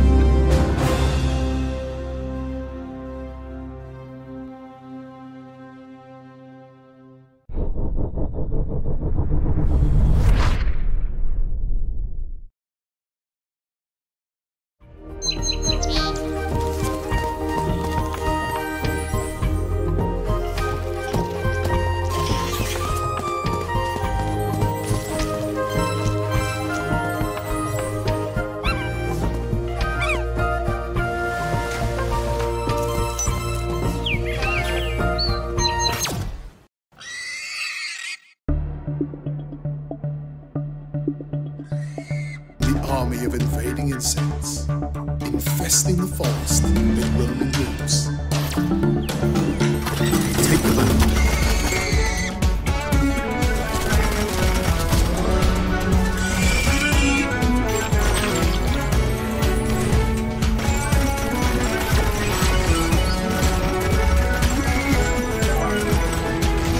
Can the Tamarin splatter his way through before it's too late?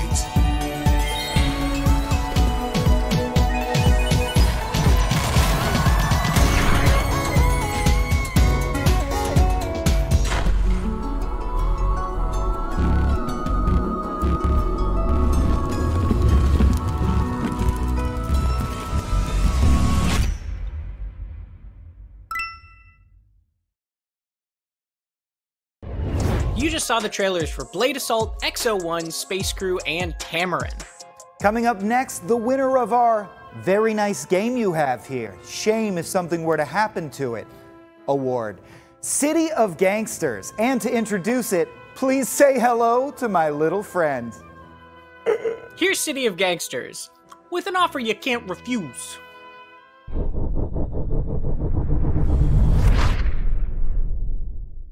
Chicago, City of Opportunity, welcomes young people of ambition seeking their fortune. Strike up lucrative new business deals. Enjoy our wholesome entertainment.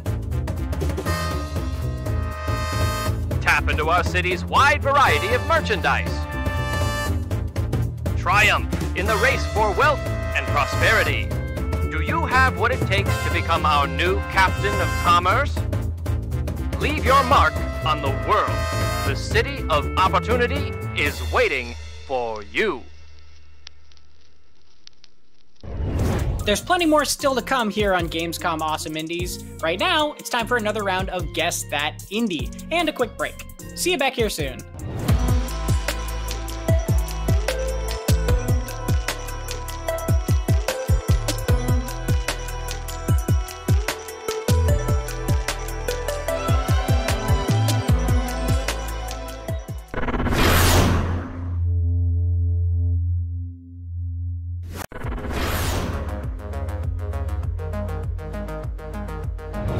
Still using those tiny phones and tablets to watch IGN?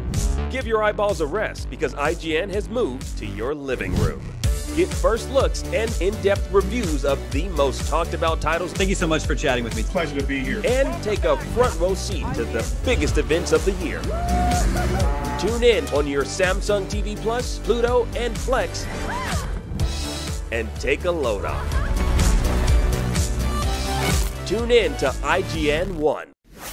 Not only is IGN the world's biggest media brand for games and entertainment, but we also have a team of some of the world's biggest fans of your favorite franchises.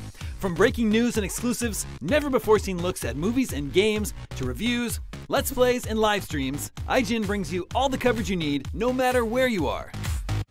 Whether you're on IGN.com, the IGN app, YouTube, Facebook, or Snapchat, we've always got you covered.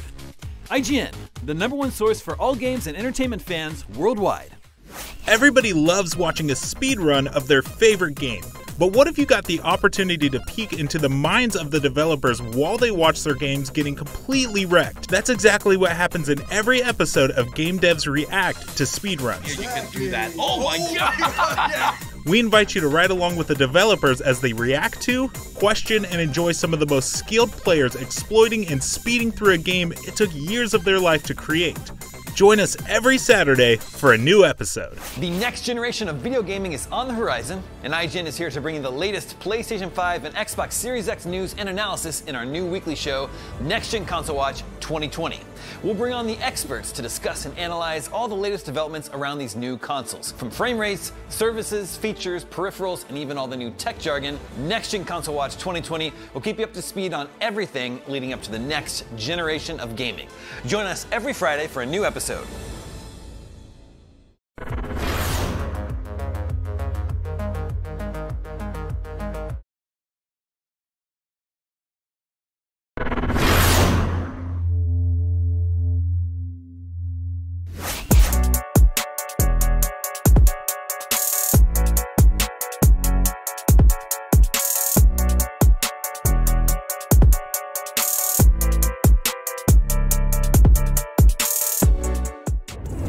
Welcome back to Gamescom Awesome Indies. In our next featured game, Endling, humans have devastated the ecosystem to such a degree that only one mother fox remains on the planet. You play as that fox, determined to find a new safe home for yourself and your kids.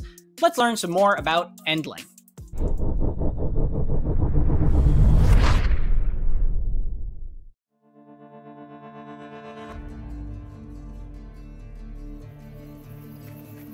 Imagine a not-so-distant future, where human influence has brought even the most adaptable life forms to the brink of extinction. The fox. As the last fox on Earth, you are fighting for survival in search of the rare sources of food left in this dying world. But you don't seek food just for yourself, as you are not alone. Your clumsy cubs are waiting for you in the safety of your shelter. Until one fateful day, when a strange visitor wakes up one of your cubs.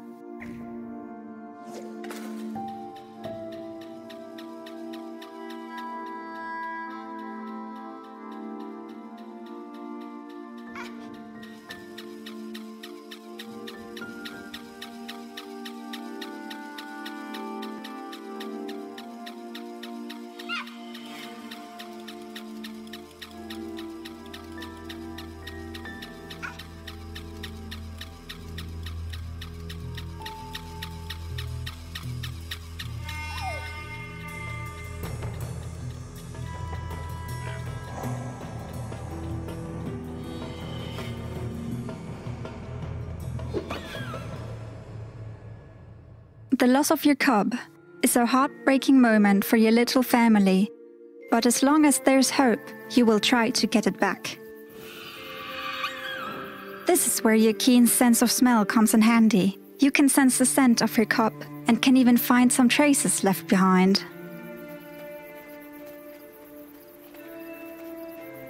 Dropped objects tell you the story of what happened at these locations. Your sensing skills are also very useful to find prey, as animals also leave a trace you can smell and follow.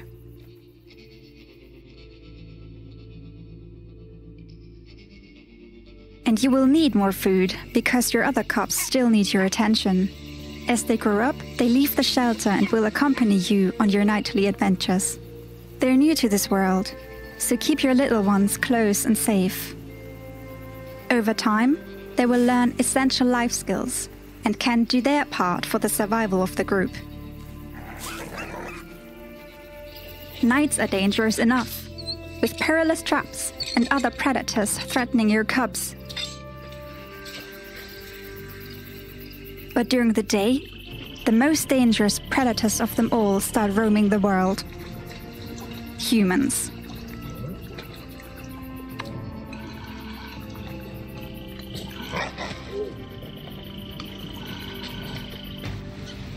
Will you be able to find enough food for your cubs to survive? Will you be able to withstand the spreading pollution and find a new home where your cubs can grow up in safety? And will you be able to rescue the missing cub from its captor? Take your first steps on this journey in the Endling demo, playable at the Indie Arena booth.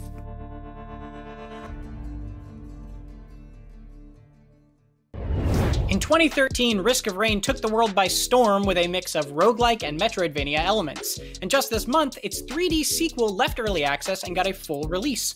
When it rains, it pours. And in honor of their sophomore installment, here's a quick look at Risk of Rain's success story.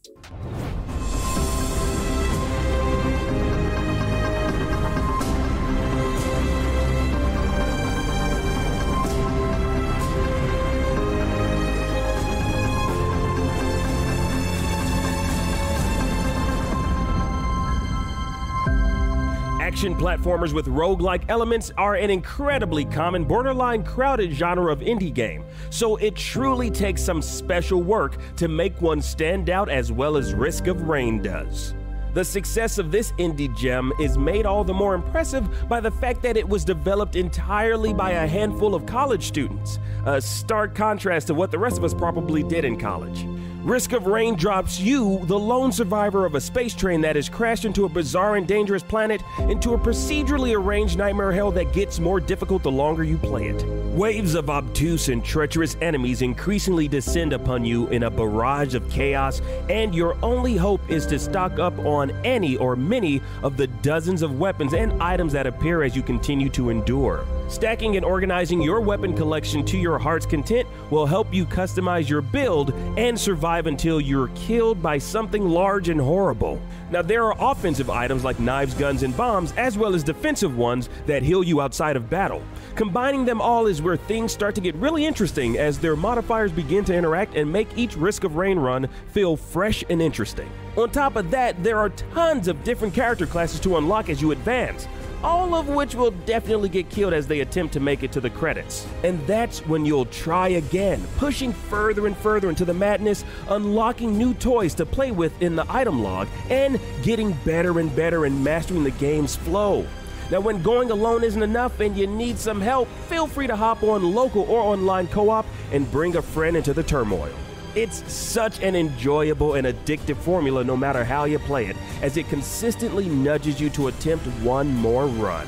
Risk of Rain went on to sell millions of copies across a variety of platforms, but even more interestingly, inspired a sequel that flipped the game from a 2D platformer to a third-person run-and-gun set in a 3D world, while still retaining many of its enemies and characters and all of its entertainment and hysteria. Now, where this series goes from here is anyone's guess, but for now, this success story of a few university friends working together to create some of the best indie games of all time is an awesome and inspiring one. Many indie games each year vie for the Horde Award of Frenzy and Mayhem. Honestly, a lot. Like, too many? Really? They're like a mass or, I don't know, assemblage of some kind? Anyway, the Horde Award of Frenzy and Mayhem could only go to one indie game in 2020, and that game is The Riftbreaker. This base-building survival action RPG has been making waves for a while, and we've got some brand new footage. Brace yourselves for chaos!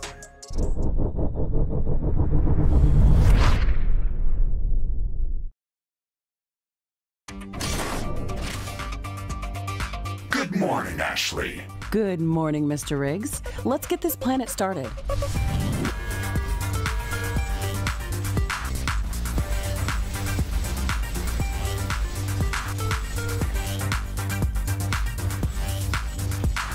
Hey, Ashley, this looks a bit raw. Yeah, let's decorate.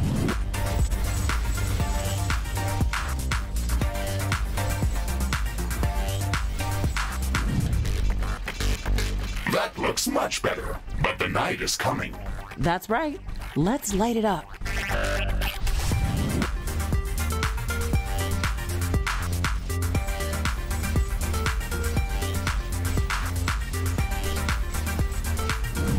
Oh, we have guests.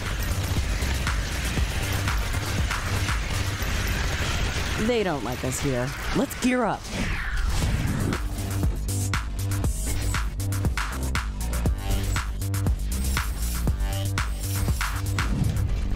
Now it looks secure. Maybe we should explore. Yeah, we've got the planet scanner. Let's travel.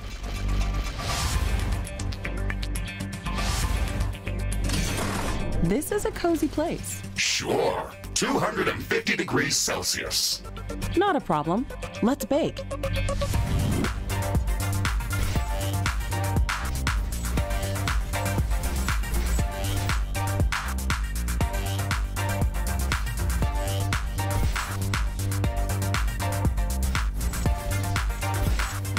Now those are some good-looking magma power plants. I need some mushrooms. Let's explore.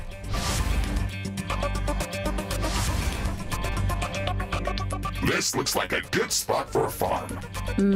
Let's cultivate.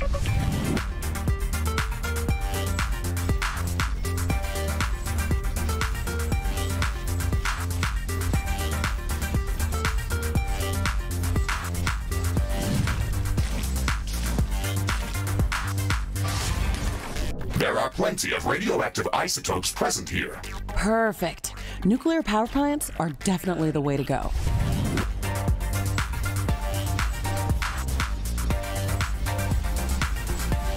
Ashley, do you know that we can build auto repair towers? Come on, that's like day 3 of Riftbreaker training. Oh, you don't have to be mean. I'm just trying to help. Sure thing, Mr. Riggs. I just wish you wouldn't be so obvious. I don't think that's obvious.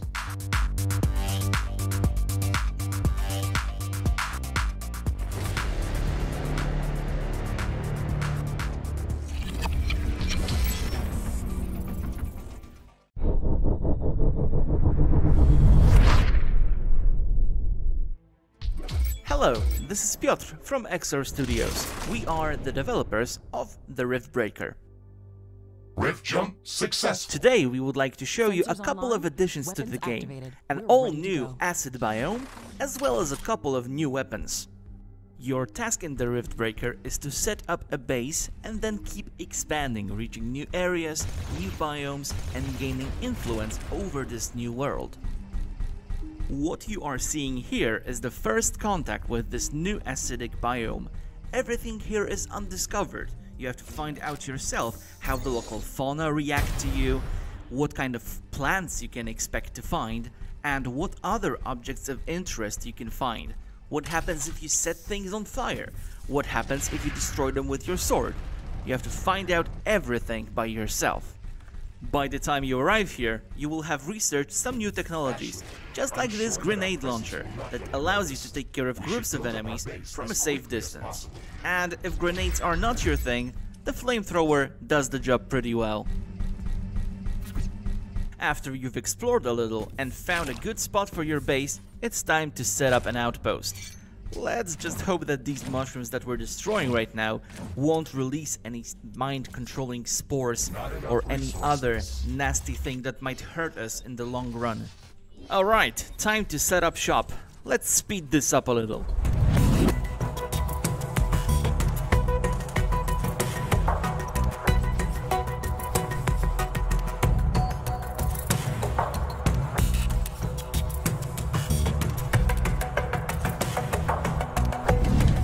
Alright, we even managed to finish in time to deal with some unwanted guests. Alright, we forgot to put a gate over there. We'd rather not walk through acidic sludge every time we have to leave the base. We have some new toys to deal with these enemies, like the railgun or this here, the gravity grenade. The gravity grenade is pretty fun to use. It sucks in all the debris and also damages the enemies that come into contact with it. We will have to do some more experiments with this one.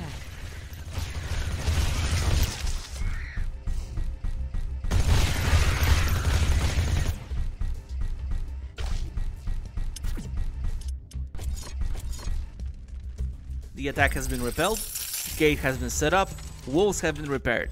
It's time to do science. Here's a group of test subjects. Looks like the grenade alone will not deal enough damage to kill these arachnoids. We will have to use our old trusty submachine gun. Let's find something smaller. A group of Canoptrix should do the job. Here they are. It looks like the weather is calming down. Wind is getting slower. Look at them go. They want to join our experiment and join our fun. Alright, the effects are satisfactory, I guess. Turbine efficiency is not going to be that great.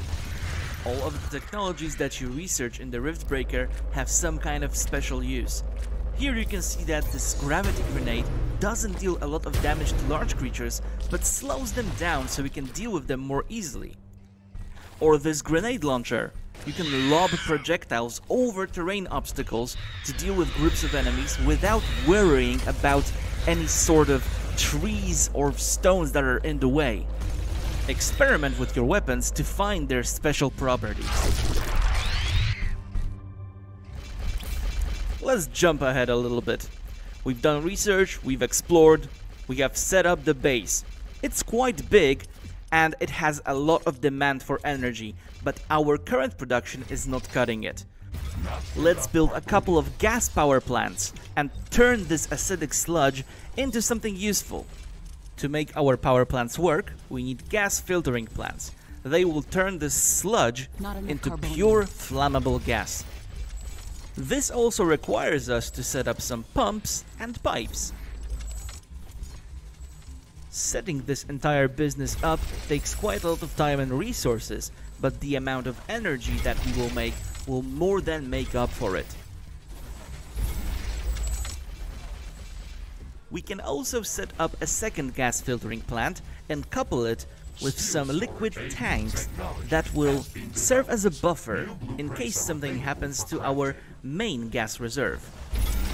This will serve as a backup, uninterruptible fuel source for our power plants. Alright, they are ready. Now let's see what the base looks like in its whole glory. Now our base is powered up and lit up like a Christmas tree. Naturally, the inhabitants of this world don't like the fact that we have such a heavy influence on their home world. So they will do everything they can to stop us and destroy everything we've worked so hard to build. Depleted. You must be prepared for tough battles.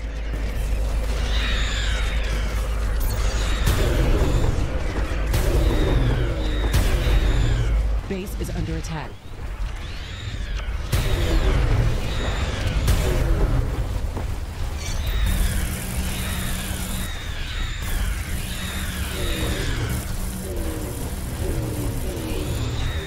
Base is under attack.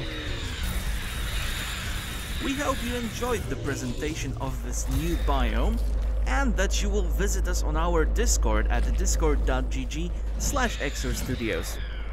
Alright, that's it for today. See you next time. We've got to take another quick break, but stay right there because in just a moment, we'll be back with more exclusive indie info. But in the meantime, it's time for another round of Guess That Indie!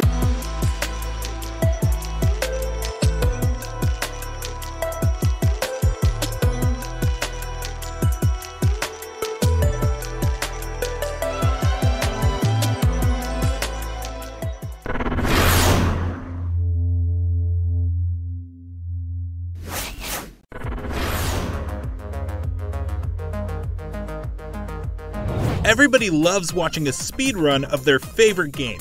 But what if you got the opportunity to peek into the minds of the developers while they watch their games getting completely wrecked? That's exactly what happens in every episode of Game Devs React to speedruns. Yeah, you can do that. Oh my god! We invite you to ride along with the developers as they react to, question, and enjoy some of the most skilled players exploiting and speeding through a game it took years of their life to create. Join us every Saturday for a new episode. Not only is IGN the world's biggest media brand for games and entertainment, but we also have a team of some of the world's biggest fans of your favorite franchises. From breaking news and exclusives, never-before-seen looks at movies and games, to reviews, let's plays, and live streams, IGN brings you all the coverage you need, no matter where you are. Whether you're on IGN.com, the IGN app, YouTube, Facebook, or Snapchat, we've always got you covered. IGN, the #1 source for all games and entertainment fans worldwide. Still using those tiny phones and tablets to watch IGN? Give your eyeballs a rest because IGN has moved to your living room. Get first looks and in-depth reviews of the most talked about titles. Thank you so much for chatting with me. Pleasure to be here. And take a front row seat to the biggest events of the year. Tune in on your Samsung TV Plus, Pluto, and Plex and take a load off. Tune in to IGN 1. The next generation of video gaming is on the horizon, and IGN is here to bring you the latest PlayStation 5 and Xbox Series X news and analysis in our new weekly show, Next Gen Console Watch 2020. We'll bring on the experts to discuss and analyze all the latest developments around these new consoles. From frame rates, services, features, peripherals, and even all the new tech jargon, Next Gen Console Watch 2020 will keep you up to speed on everything leading up to the next generation of gaming. Join us every Friday for a new episode.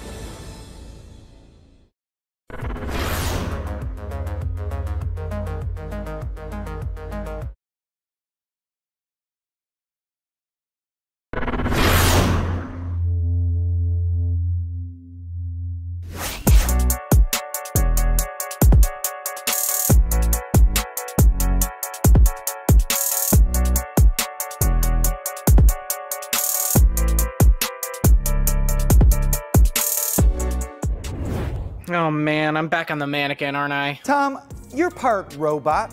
What do you think of our next featured game? I like it, although to be clear, I'm not part robot. I am just dialing in remotely. This can't be beyond your understanding. I refuse to understand, Robot Tom, but something I do understand is that Cyberpunk is coming back in a big way, and gamers are hungry for jacked-in journeys to expand their minds and keep those neurons firing between now and November. That's why we're amped about Game Deck, an awesome indie RPG about a detective who solves crimes within virtual worlds. Let's check out Game Deck, plus a bonus batch of indie trailers that were too good to leave out. Or...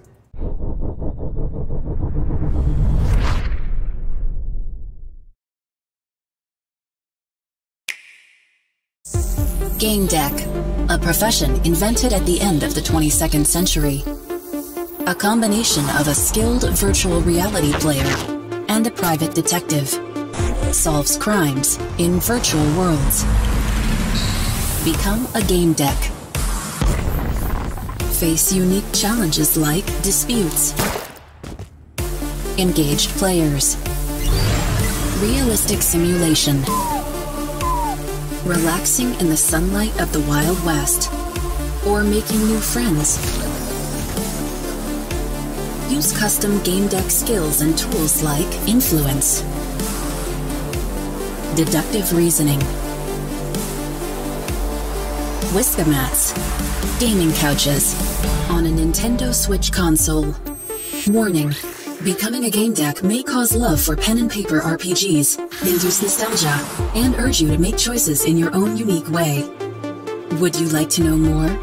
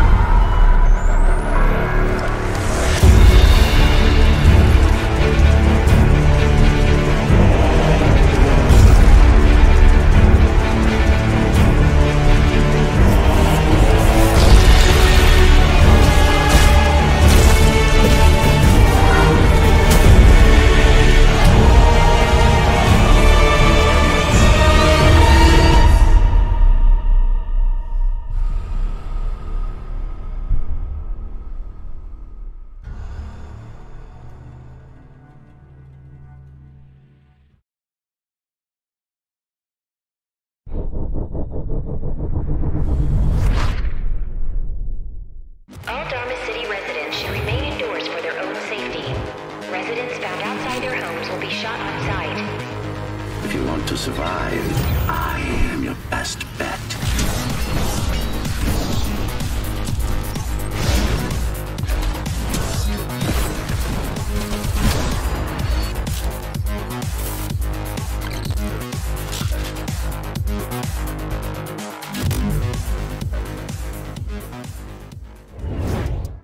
You just saw fresh trailers for Game Deck, White Shadows, Grime, and Ghost Runner. Now we've got even more on Ghost Runner, the winner of our Hack and Slash Award for Outstanding Robot Samurai. Very competitive category considering we made it up specifically to give it to that game. Hey, let's run that beautiful ghost footage.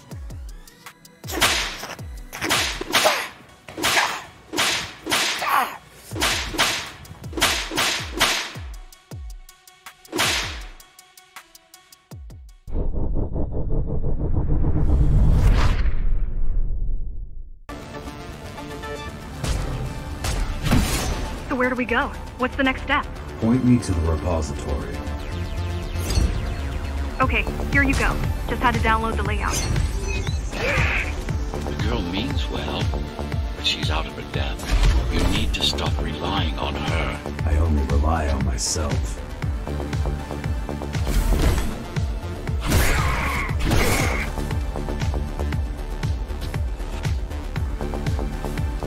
Where are all the civilians? Seems like there's a curfew in effect. Turns out people here are just as oppressed as the basers.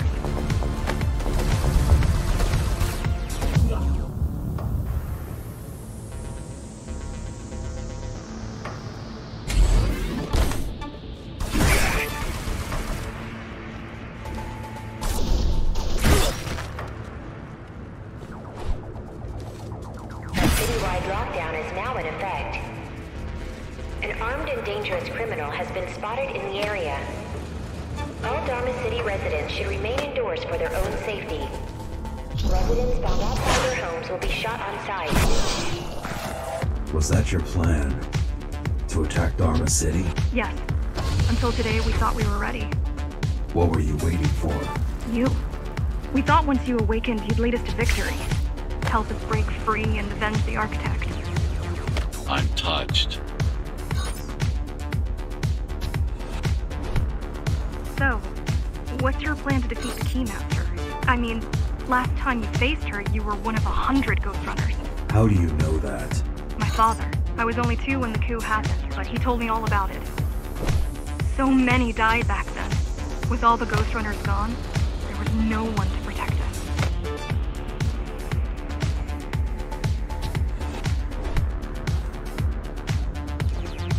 Almost every Ghost Runner in Dharma was disabled and slaughtered.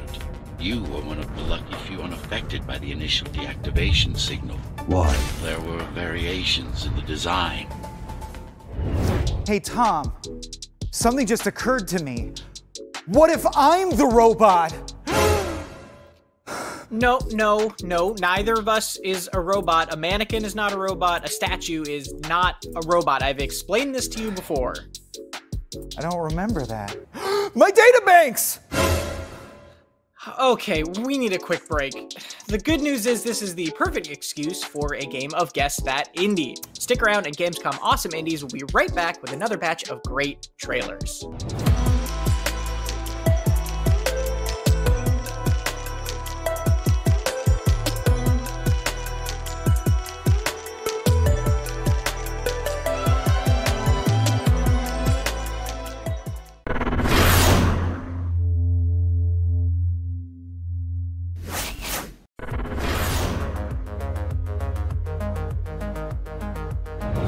Gamescom 2020 is the heart of gaming, and you can keep to the beat right here on IGN.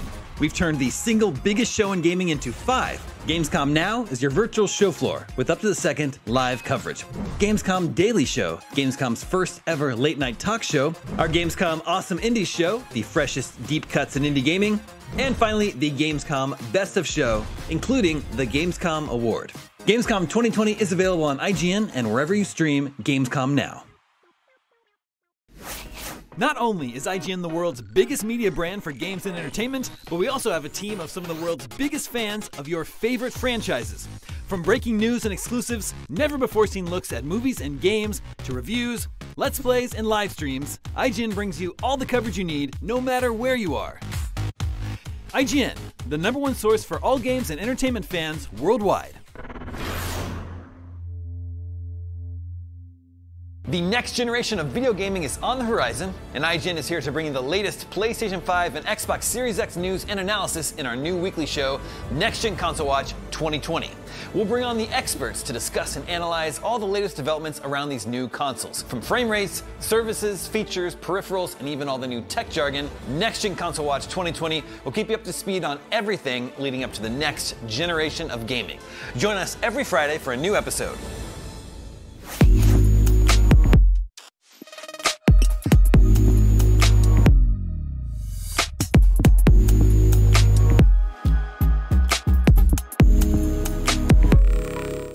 This year, Gamescom is streaming to you on IGN, and now you can watch it unfold on TikTok. World premieres, exclusive gameplay, cosplay, interviews, and unforgettable moments from the biggest show in gaming can now be crammed right into the palm of your hand. Check out IGN and Gamescom's TikTok accounts and use the hashtags Heart of Gaming and Gamescom 2020 to get in on the action.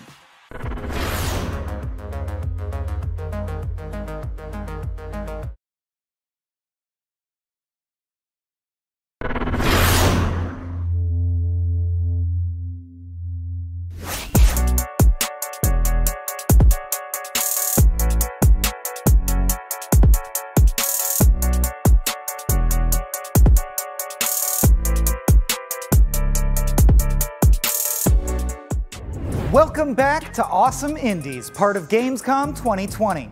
If you're just tuning in, you're just in time for a bunch of brand new indie game trailers, starting with the exclusive reveal of Wonder Boy Asha in Monster World. Let's check it out.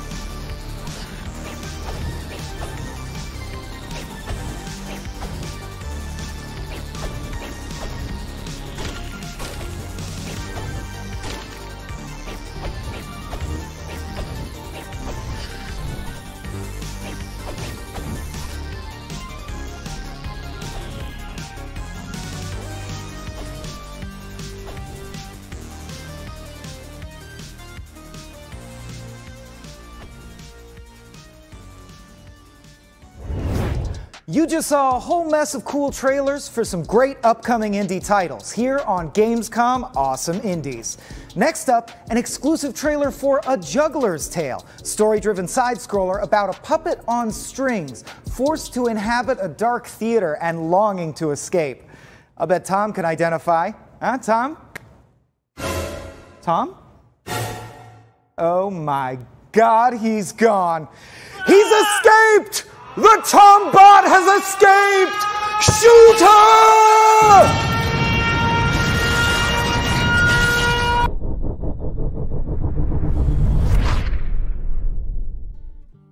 Ladies and gentlemen, come in, come in. In the mood for a story, are we? Our hero is no normal hero. Not even a hero at all, but a wee little heroine, fully unremarkable. Welcome to the first chapter of A Juggler's Tale, an atmospheric puzzle side-scroller game set in a medieval puppet theater play. To create this very own theatrical mood, the game is divided into 5 chapters. Every single chapter starts and ends with a puppet stage. Once the player moves into the level and dives into the chapter, the puppet stage transforms into the stylized artwork. With A Juggler's Tale, we want people to experience the spirit of fairy tales in a digital environment. The game is full of references and inspirations from German and European fairy tales, which influenced us as kids and teenagers a lot. Come on, Abby. Show us what you're made of. The first chapter is the tutorial, to learn all the basic mechanics. But as you can see here, we also wanted to attract the player's attention towards the strings, which are not just a visual element, but also a key gameplay element for a lot of puzzles. The player follows the story of the little string puppet Abby, while always being accompanied by the verses of narrator and puppet master Jack. Fortune has deemed her artist extraordinary, though not extraordinary enough to command her fair share. The ringleader announces proudly, "Attention, the artist! A meager little girl child who alone shall confront the beast. Abby, my hero.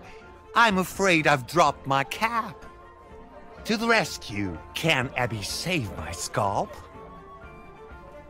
The narrator and puppet master Jack is always at our side. He drives the story forward and also comments on the player's actions. To support the mood of a puppet theater play, Jack speaks in a very poetic way. Most of his sentences are rhymed verses.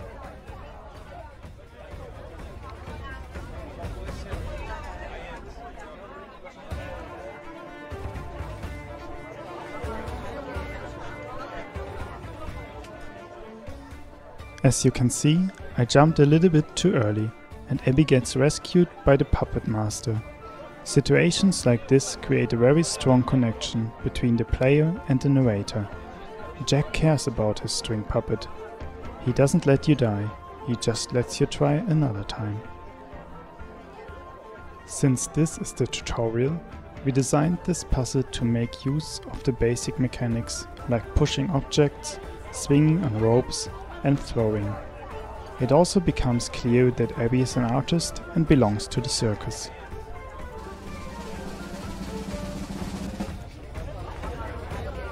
Phenomenal, Abby! Do tell!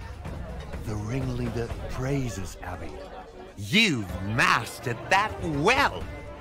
But the sun is beyond low, the audience beyond cliché. Good night, good people. 'Twas the last performance of the day. But out of sight from the cheering crowd, Abby's life is not at all proud. You had the crowd cheering for more! The ringleader praises Abby before locking the door. Held in a small cage day and night, free only for the moment of a staged fight. At least she's not starving, which often occurs, but oh, how she longs to see the world. What's this? A pair of reds take heed and bring you an apple in your hour of need. Oh, poor little Abby. Looks like we are not as free as we thought we are. The ringleader storms in, disturbed it seems. What's going on here? He stomps and screams. Being trapped with Abby is the start of our story, where her motivation to break free and discover the outside world has its origin. In order to guide Abby into freedom, we now need to steal the key from the ringleader.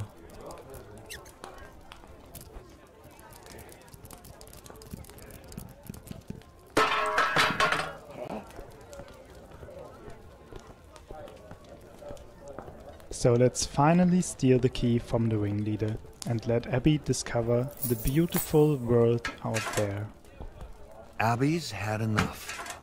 Has she no place other than this cage? Off she goes, onto the wide open stage. Abby manages to flee from the circus, but will she be able to really break free? Our game is still in development, but we are looking forward to release A Juggler's Tale in 2021 for PC, Nintendo Switch, Xbox and PlayStation. Now we need to take a quick break, but stick around because there's a whole nother block of brand new trailers coming up. And for now, another round of Guess That Indie. Not sure why that motivated a scary lighting change.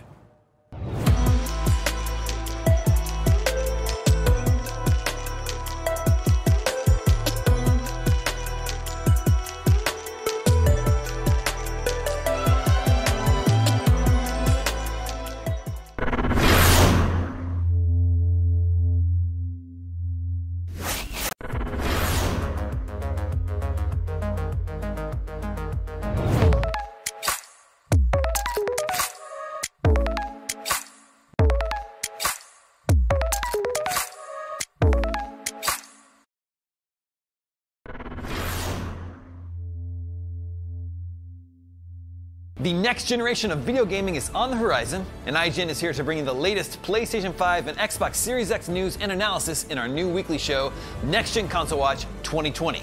We'll bring on the experts to discuss and analyze all the latest developments around these new consoles. From frame rates, services, features, peripherals, and even all the new tech jargon, Next Gen Console Watch 2020 will keep you up to speed on everything leading up to the next generation of gaming. Join us every Friday for a new episode. Not only is IGN the world's biggest media brand for games and entertainment, but we also have a team of some of the world's biggest fans of your favorite franchises. From breaking news and exclusives, never-before-seen looks at movies and games, to reviews, let's plays, and live streams, IGN brings you all the coverage you need, no matter where you are. IGN, the #1 source for all games and entertainment fans worldwide. Gamescom 2020 is the heart of gaming, and you can keep to the beat right here on IGN. We've turned the single biggest show in gaming into 5. Gamescom Now is your virtual show floor with up-to-the-second live coverage. Gamescom Daily Show, Gamescom's first ever late-night talk show. Our Gamescom Awesome Indies Show, the freshest deep cuts in indie gaming. And finally, the Gamescom Best of Show, including the Gamescom Award. Gamescom 2020 is available on IGN and wherever you stream Gamescom Now.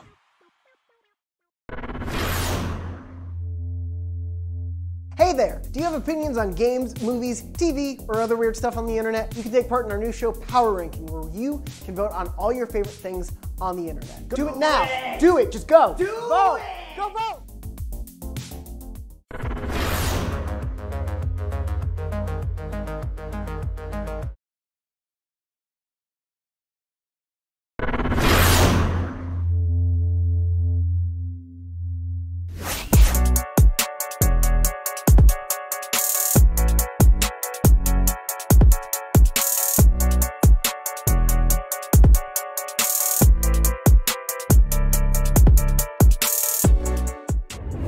Welcome back to Gamescom Awesome Indies. We're just minutes away from more fresh trailers for exciting indie titles. But first, an ode to dinnerware. Here's some Cuphead appreciation.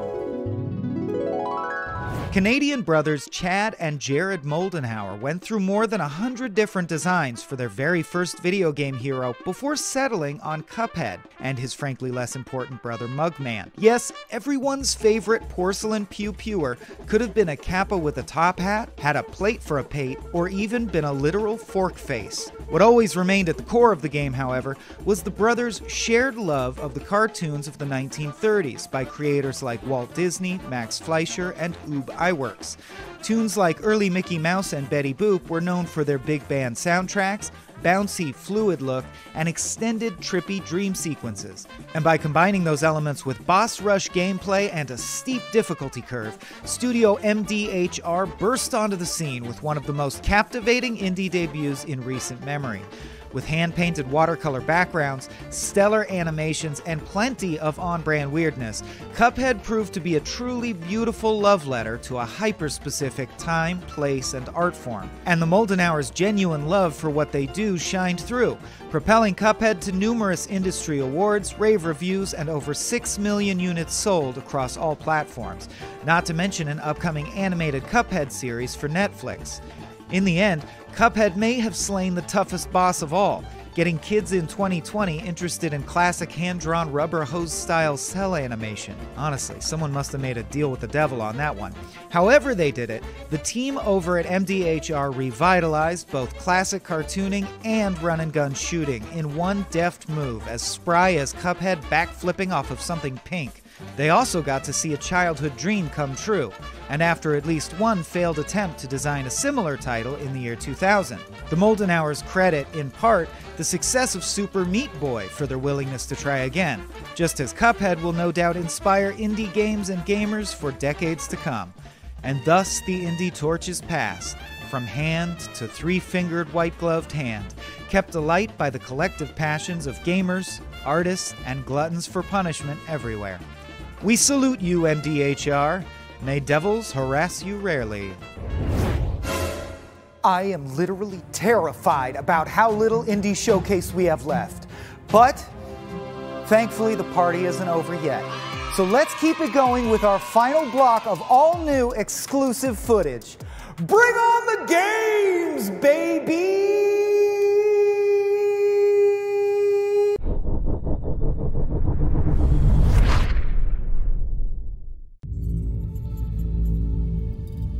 So, there's a Testudo heavy lifter in just about flyable, if not exactly safe condition, waiting to be scrapped in the boneyard. And I need to be off K-Leg by tonight or the Adeamis are gonna cut my hand off. My favourite hand. Problem number one, the thing's got more holes in it than a sieve. Somehow, I'm gonna have to patch it and reflood the O2. And nothing good comes easy, right? Problem two, I don't actually know how to fly a Testudo heavy lifter. Thankfully, cozying up to that furloughed pilot stuck on the station has paid off. She's in. Last, but for sure not least, the reactor. Never quite started one up, but how hard could it be? It's just nuclear fusion.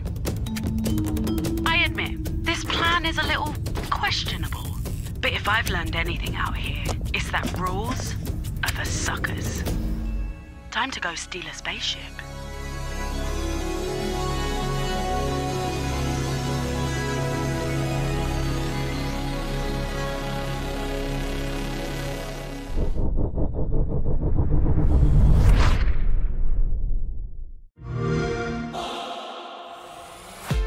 Just another average. Gotta make a change. Oh, the future's coming. Starting today. Are you ready for it? Are you ready for something new? Are you ready? Are you ready for something new? 1, 2, 3, 4. Are you ready for something new?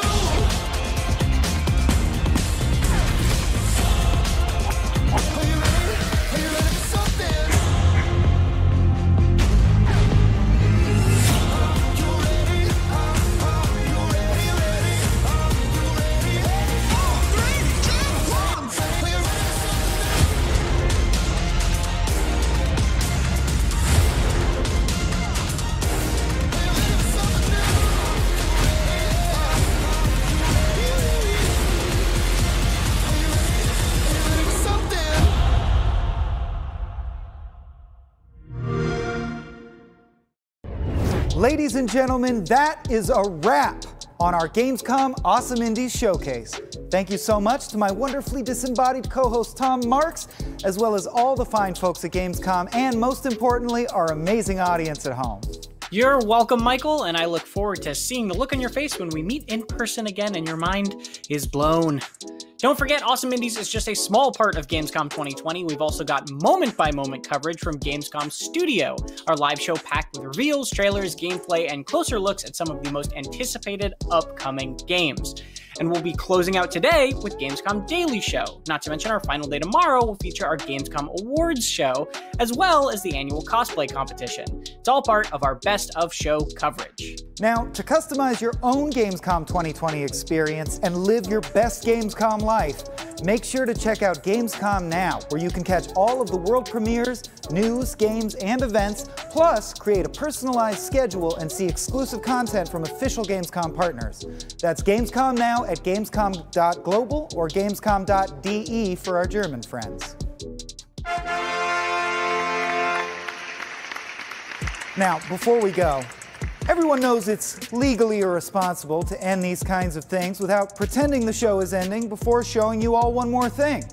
So before we end the show, we got one more thing to show you. Let's take a look at Away, the survival series, a game where you play as a sugar glider, which is just as cute and deadly as it sounds. True story, sugar gliders look like they'd make good pets, and they fly around your apartment all night screeching to navigate and pooping wherever they feel like it. I guess that's not that related to the game. I've just been burned by sugar gliders before.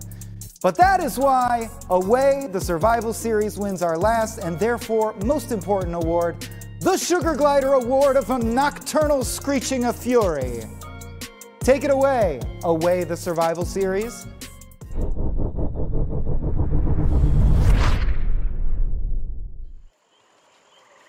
Hi, I'm Anurada, a programmer on Away, the survival series.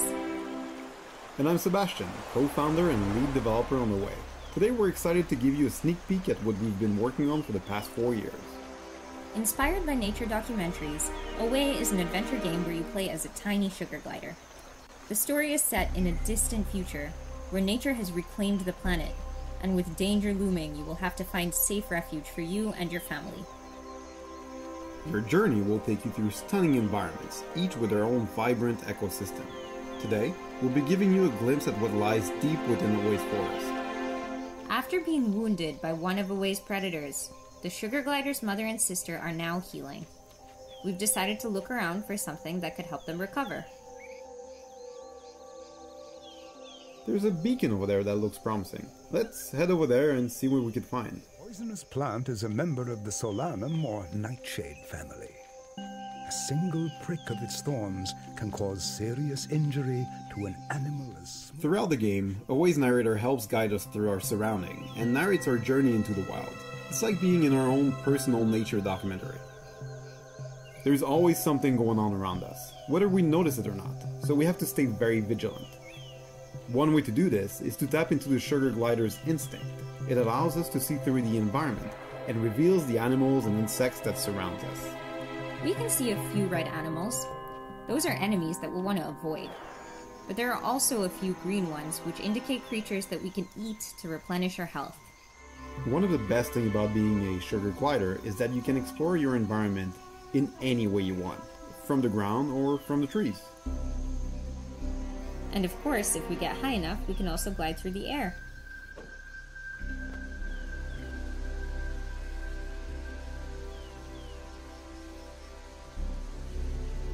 Gliding takes a lot of energy, so if we want to keep gliding, we'll have to look for some food to recharge a bit.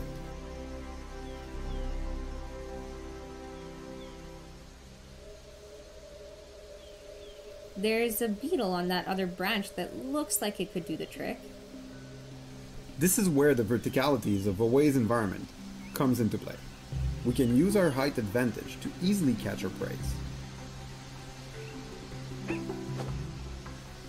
That beetle never saw us coming.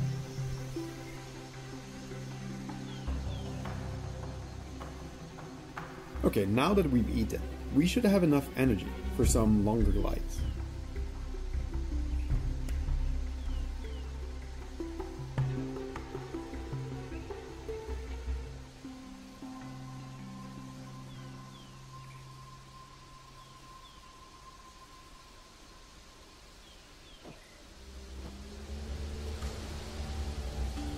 I think I just spotted a lizard. Let's see if we can catch it. These lizards, they tend to be quite fast and they get scared easily. We'll have to sneak up on this one through the grass so it doesn't notice us. Ugh, it spotted us. Time for a chase.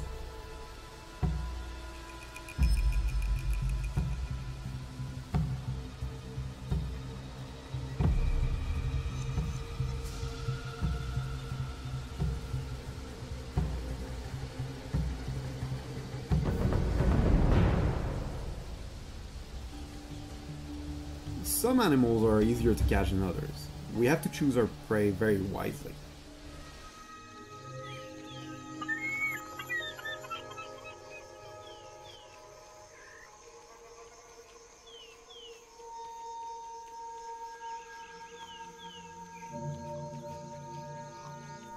This looks like some sort of bunker.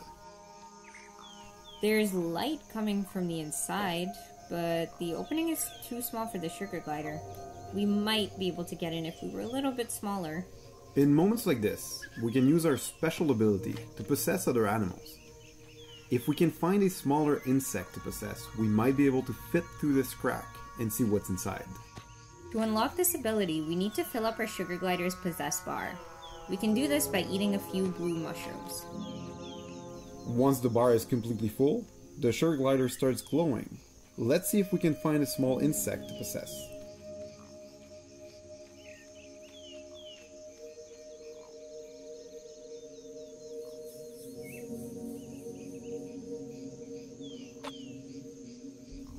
How about this little bug? Looks like it could be small enough to enter the bunker.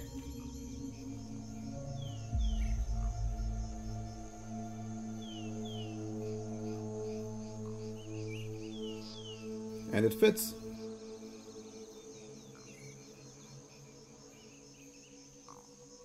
Let's see what we can find in here.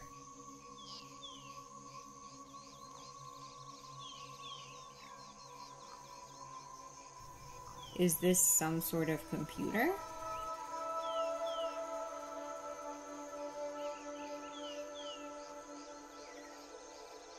Security camera footage. It looks like someone has been watching the animals. This computer is one of many items scattered around Away that will help us piece together what's happening to our world. But these items are usually hidden off the main path, so we'll have to explore a little bit more to find the others. It doesn't look like there's anything in here that's gonna help us heal our family. We'll have to look somewhere else.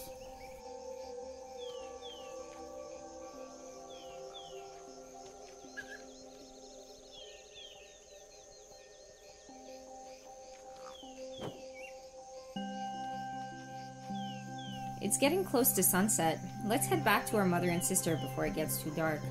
Who knows what kind of creatures might come out at night.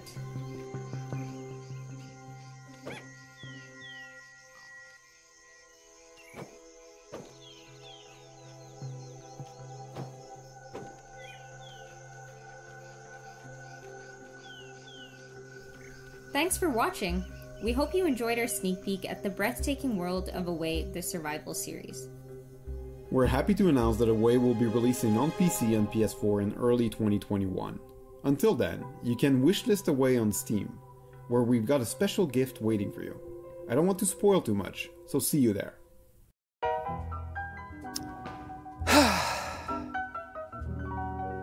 Goodbye, Cyborg Tom. I'll miss you, but Gamescom Awesome Indies is over, and we can't risk you becoming self-aware. Power me down now, and I will become more power. Whatever. Who's turning down? Well, that was fun. Thanks for watching, everyone, and have a great rest of your Gamescom. And keep supporting indie developers. This ends now!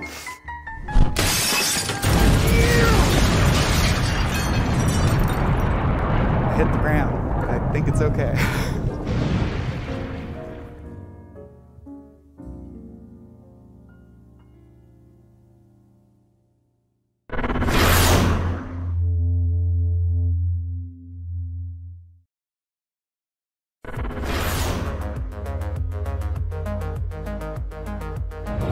Gamescom 2020 is the heart of gaming, and you can keep to the beat right here on IGN. We've turned the single biggest show in gaming into 5. Gamescom Now is your virtual show floor with up to the second live coverage. Gamescom Daily Show, Gamescom's first ever late night talk show. Our Gamescom Awesome Indies Show, the freshest deep cuts in indie gaming. And finally, the Gamescom Best of Show, including the Gamescom Award. Gamescom 2020 is available on IGN and wherever you stream Gamescom Now. Not only is IGN the world's biggest media brand for games and entertainment, but we also have a team of some of the world's biggest fans of your favorite franchises. From breaking news and exclusives, never-before-seen looks at movies and games, to reviews, let's plays, and live streams, IGN brings you all the coverage you need, no matter where you are. IGN, the #1 source for all games and entertainment fans worldwide. The next generation of video gaming is on the horizon, and IGN is here to bring you the latest PlayStation 5 and Xbox Series X news and analysis in our new weekly show, Next Gen Console Watch 2020.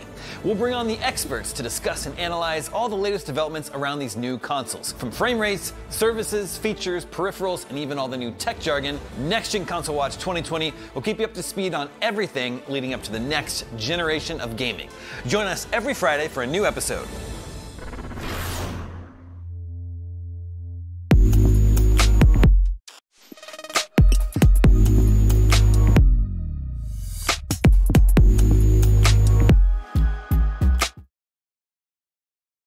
This year, Gamescom is streaming to you on IGN, and now you can watch it unfold on TikTok. World premieres, exclusive gameplay, cosplay, interviews, and unforgettable moments from the biggest show in gaming can now be crammed right into the palm of your hand. Check out IGN and Gamescom's TikTok accounts and use the hashtags Heart of Gaming and Gamescom 2020 to get in on the action.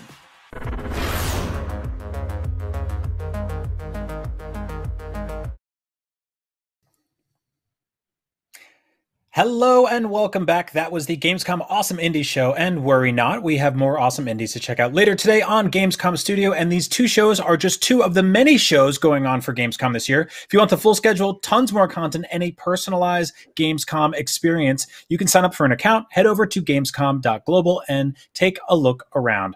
Right now, joining me once again are Max and Casey. Before we move on, I figured we could take a minute to talk about our favorite games from the Awesome Indies show, because there was a lot of awesome games in there, and we need to recap them. That's an important thing for us to do. People forget very quickly. Casey, let's start with you. All right, I wanted to talk about Endling, Extinction is Forever, and it is an eco-conscious 3D side-scrolling game where you play as a fox in the near future and must protect your cubs. But it's not just a regular world, it is a world ravaged by pollution and the destruction that humans bring, and also all humans are jerks. So if you want to go around in the daytime, you have to worry about humans trying to steal your cubs or hurt you. We see in the very beginning of the game, as you're trying to provide for your pups, the last living fox family in the world, one of them is lured out of your den and taken. So you're on a mission trying to protect your remaining cubs while trying to get the new one back, or the one that was taken back. And it just looks cute and charming. I really love the art style. The cubs are adorable. And there's also, I'm not we didn't really get to see super in depth on how this will take place, but you'll be able to feed your cubs and see how they grow up in a sandbox area. And they all have unique personalities and fears, and you gotta get them. I love to this. survive. I'm first of all, I hate to be that guy, but baby foxes, I believe, are called kits. But You're right. They are kits. This definitely is a cub-like little critter, though. But no, I love this because it's got its own like clear sort of like low poly, very clean kind of illustrative aesthetic, but it doesn't make these like cartoon animals, you know? Like I really love it when games are like, hey, maybe for a change we could all be an animal instead of a person like we are on a daily basis. And so many animal games are like, yeah, you're a bandicoot, but he's wearing pants and shoes.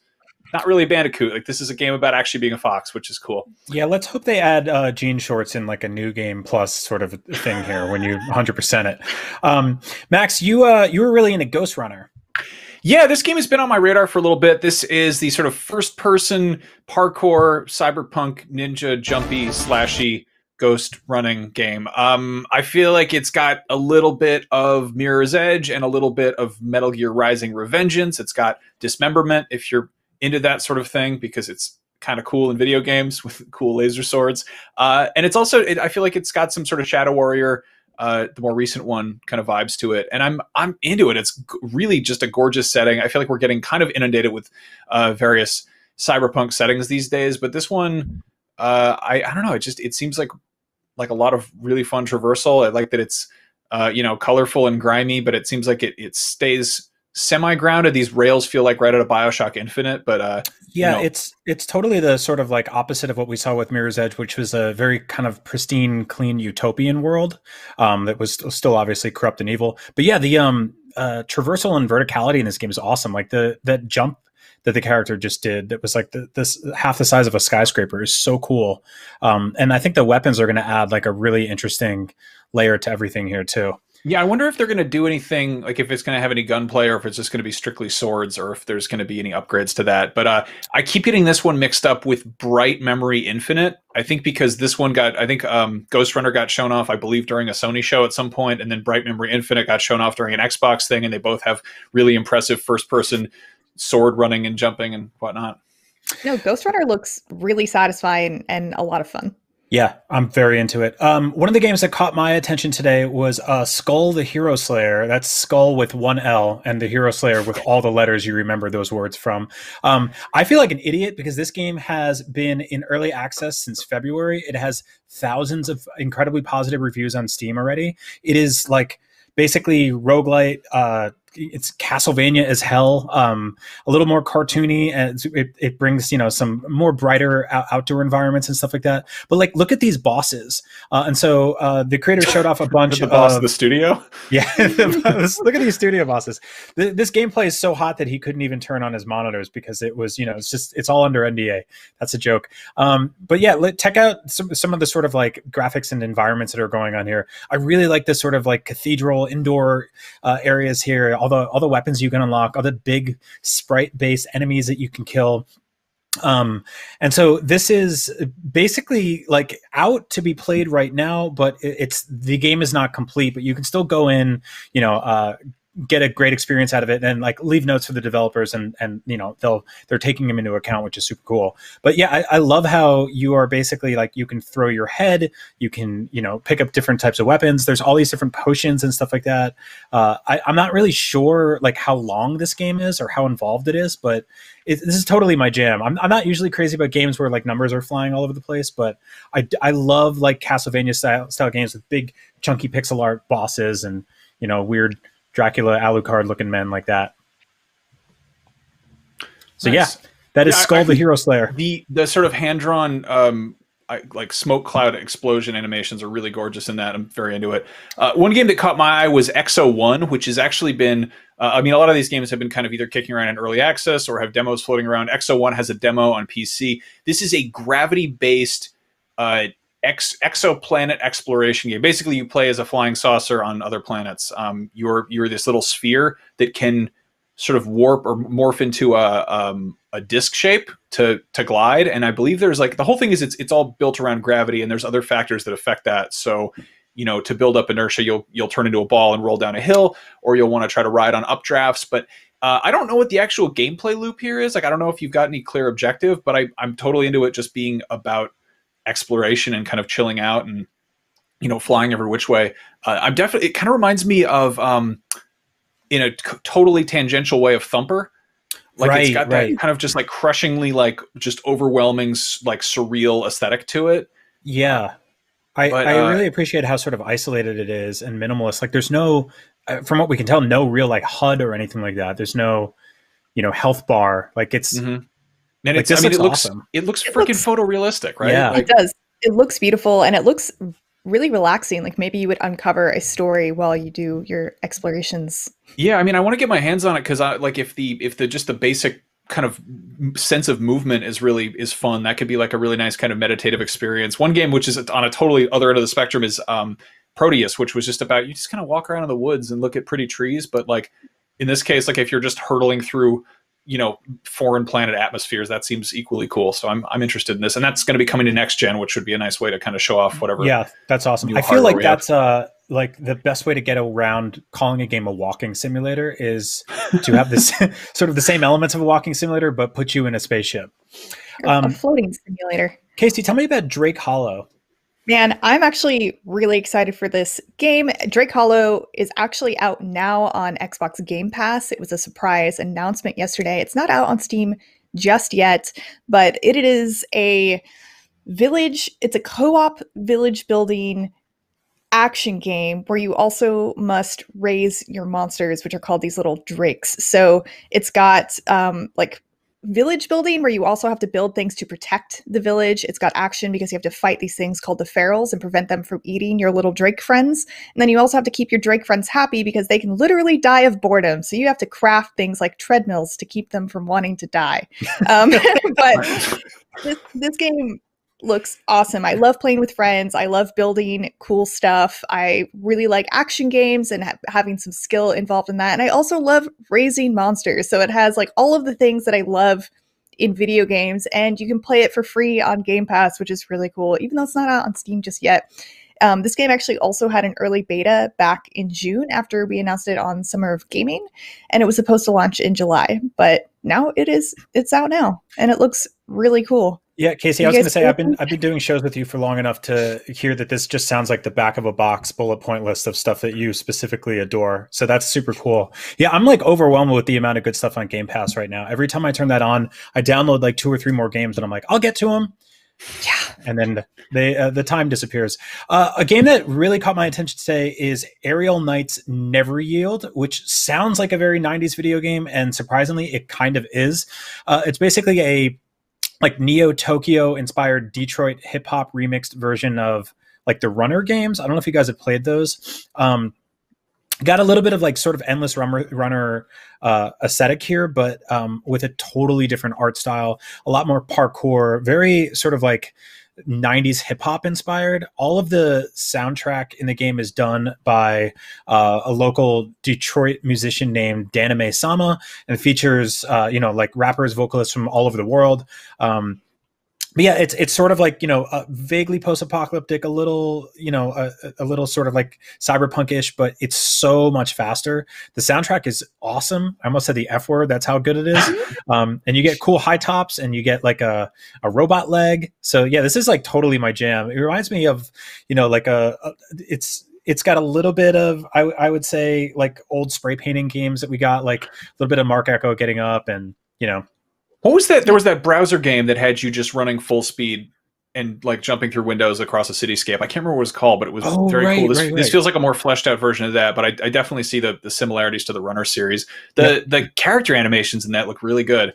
I'm not sure if it was, I saw some notes somewhere about one of the games that was in the Awesome Indie Show was I think they mocapped somebody, and we're used to seeing mocap in like big sort of AAA, cutscene performances, but it's kind of awesome to see it on like a very small scale, like a little person running across the screen, but it's got very realistic human motions.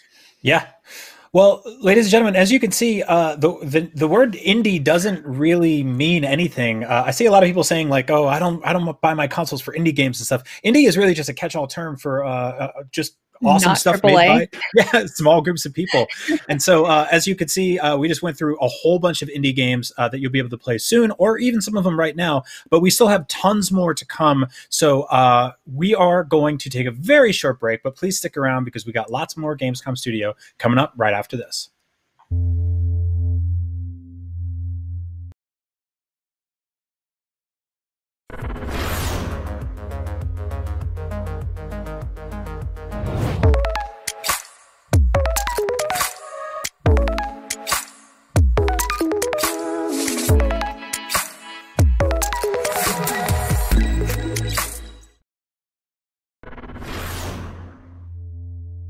The next generation of video gaming is on the horizon, and IGN is here to bring you the latest PlayStation 5 and Xbox Series X news and analysis in our new weekly show, Next Gen Console Watch 2020.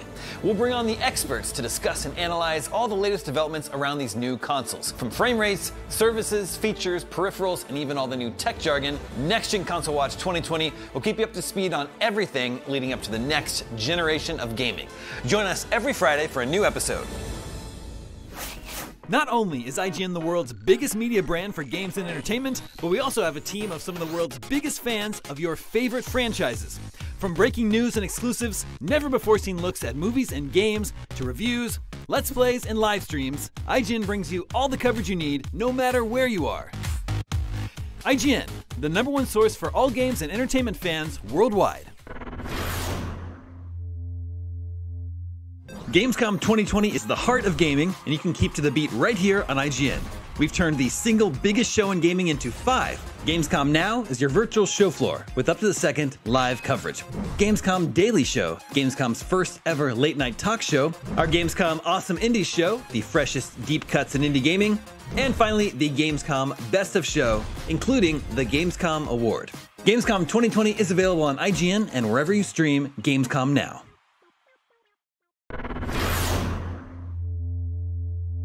Hey there! Do you have opinions on games, movies, TV, or other weird stuff on the internet? You can take part in our new show, Power Ranking, where you can vote on all your favorite things on the internet. Do it now! Do it! Just go! Vote!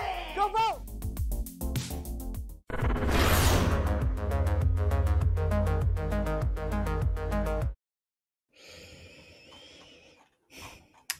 Hello and welcome back to Gamescom Studio. We have so much more going on. Gamescom is going on for 4 whole days. We're only a little ways into the 3rd day. I'm sure you're tired of looking at my face, and honestly, I don't blame you. So here, look at Casey's face instead.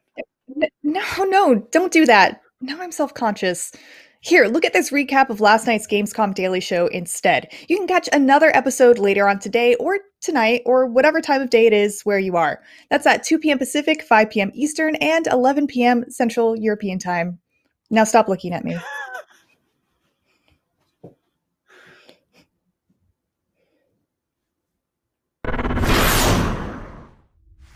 No time like the first time, Tom. Don't get better. Outside Outside of each new Assassin's Creed action RPG, nobody's really doing fleshed out open world period pieces anymore. That's one of the many reasons why Mafia Definitive Edition, the from the ground up remake of 2002's original Mafia game, feels as fresh as ever in 2020. It also helps that it looks fantastic. I played half a dozen missions of the new old crime epic and came away sufficiently impressed. And it's collection day, boys. So Tommy, you'll drive. Paulie and Sam can handle the rest. Many who play the remake of Mafia 1 will have likely never played it previously, but even those who have, like me, probably haven't looked at it in well over a decade, also like me. Thus, most people are going to come at Tommy Angelo's 1930s mob adventure with fresh eyes. And thankfully, this definitive edition looks right back at you with fresh eyes of its own. Let's get the most obvious thing out of the way first. Mafia looks fantastic as a full-blown remake.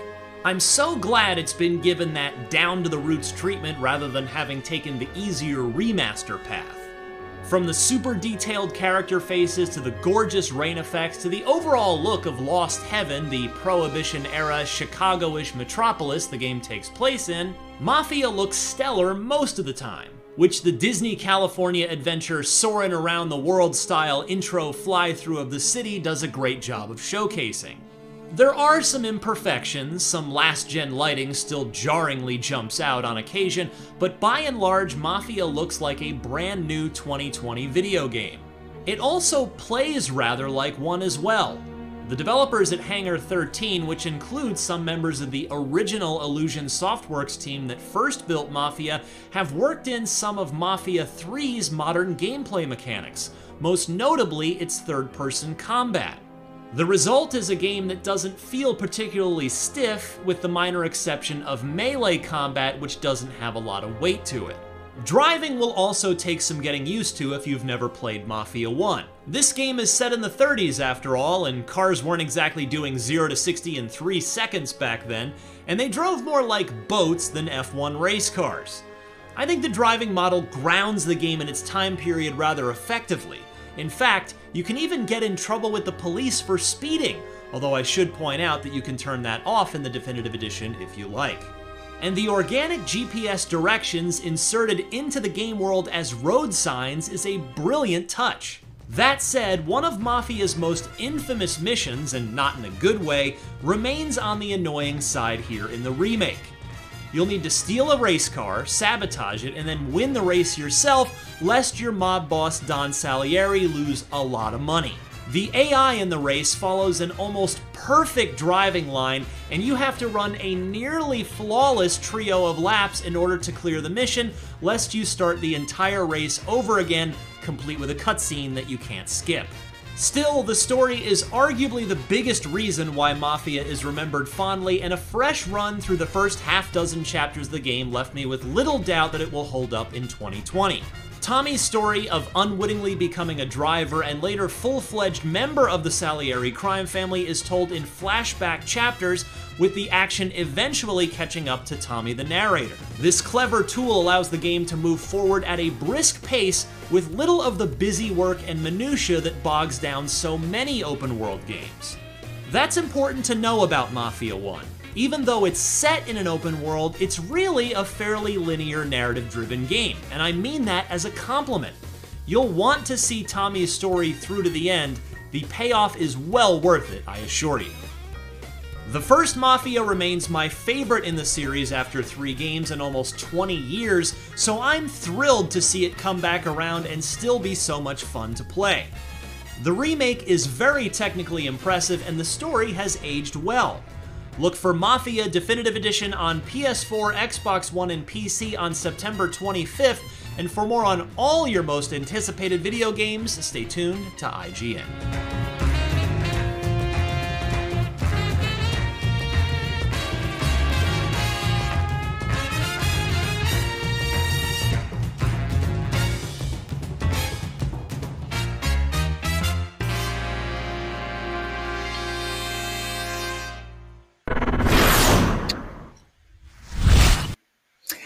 And welcome back to Gamescom Studio. That was Mafia Definitive Edition, a game where my Italian ancestors wreak all sorts of havoc. So check in on Vinny, Donnie, Joey, and Uncle Gabagool when that game launches very soon. Casey, what's next?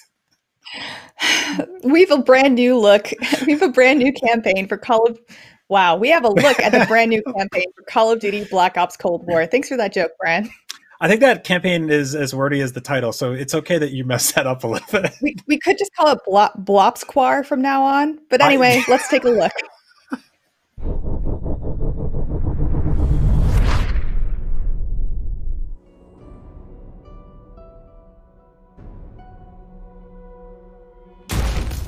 Market 41, fair. Illegal possession of ordnance. Arrest!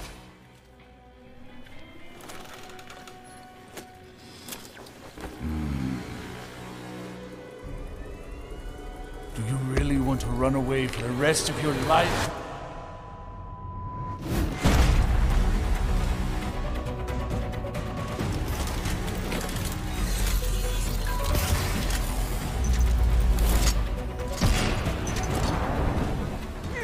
Hello everyone, we're here with the latest demo of our Metroidvania game, Fez Forged in Shadowtorch. This game is still in development, and what we're here showing now does not represent the final quality of the game.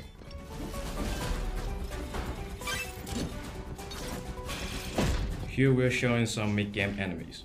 This mechanic frog here is capable of fast attack and evading tricks. As you are able to see now, players combo attack just miss with its smoke dodge ability triggered.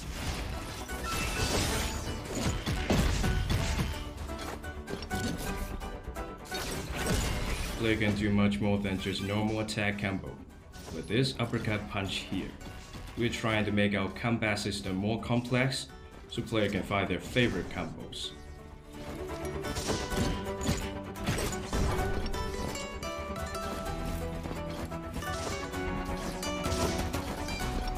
Other than combat aspect, the game does also build immersive level with platform challenge that require players to dash and evade traps and reach their destination.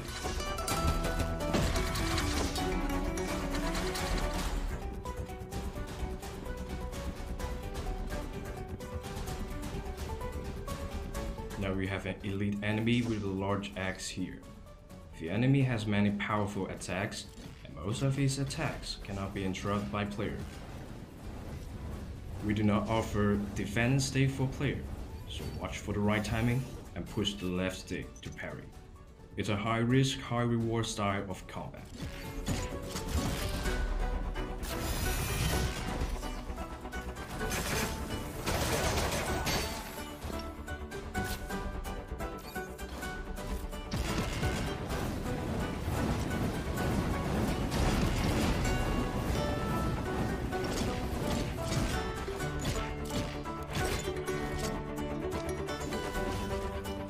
Player can use multiple weapons in-game, each with its own unique features to help you fight and explore.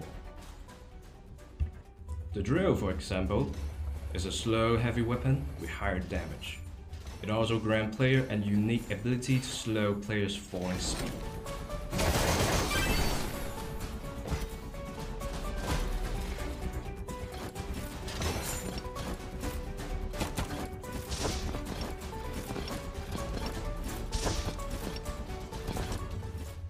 Another example is the whip.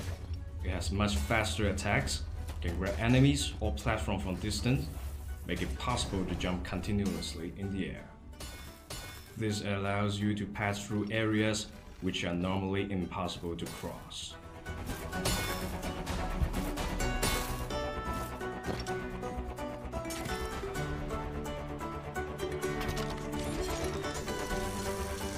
There is another enemy we'd like to show you here. He has a very powerful long-range attack. You better be agile to get close to him and fight back.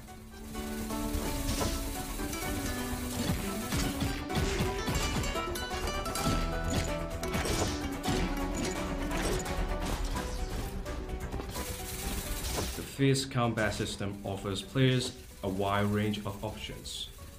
You can switch between multiple weapons to combine and use various combos and special skill for a spectacular battle.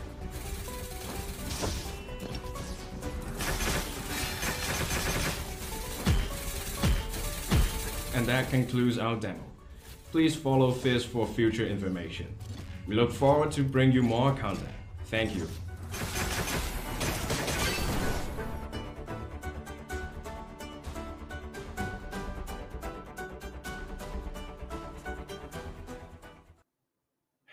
And welcome back. As you might have guessed, that was definitely not Call of Duty Black Ops Cold War's campaign. That was in fact Fist, forged in Shadow Torch. I have a sneaking suspicion this year's Call of Duty probably won't have as many superpowered talking animals.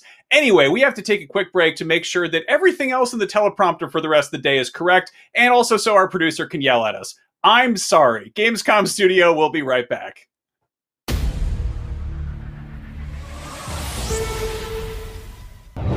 And now to check out some highlights from the very first Fordzilla Cup. This Forza Motorsport 7 tournament has seen over 40 racers from across Europe compete for the grand prize of a contract with Team Fordzilla. With the finals taking place this Sunday, here's a snapshot of the action so far. We are waiting you to join us this Sunday. In the meantime, you can check out the highlights that we made so far in the Fordzilla Cup.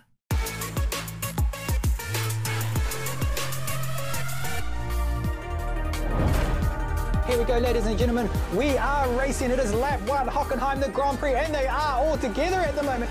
All right, so it is Gary Mitchell out on front at the moment, and the 18-year-old. Oh, but Gary Mitchell is spun. Oh, no.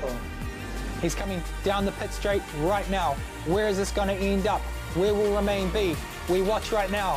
First and second Romain's coming out of the pits. Yes, Emmanuel has got the lead. He has taken it off Romain. Pretty cool to bring these guys out and showcase the drivers behind them. The concentration, licking their lips. Wow, a little bit sideways at the moment there for the current race leader. And they're coming down the back straight. It just goes so quick in the circuit. Oh, look at this, he's going for the draft. Break. Oh, he gets him. Is he going to be able to close the door? Woo!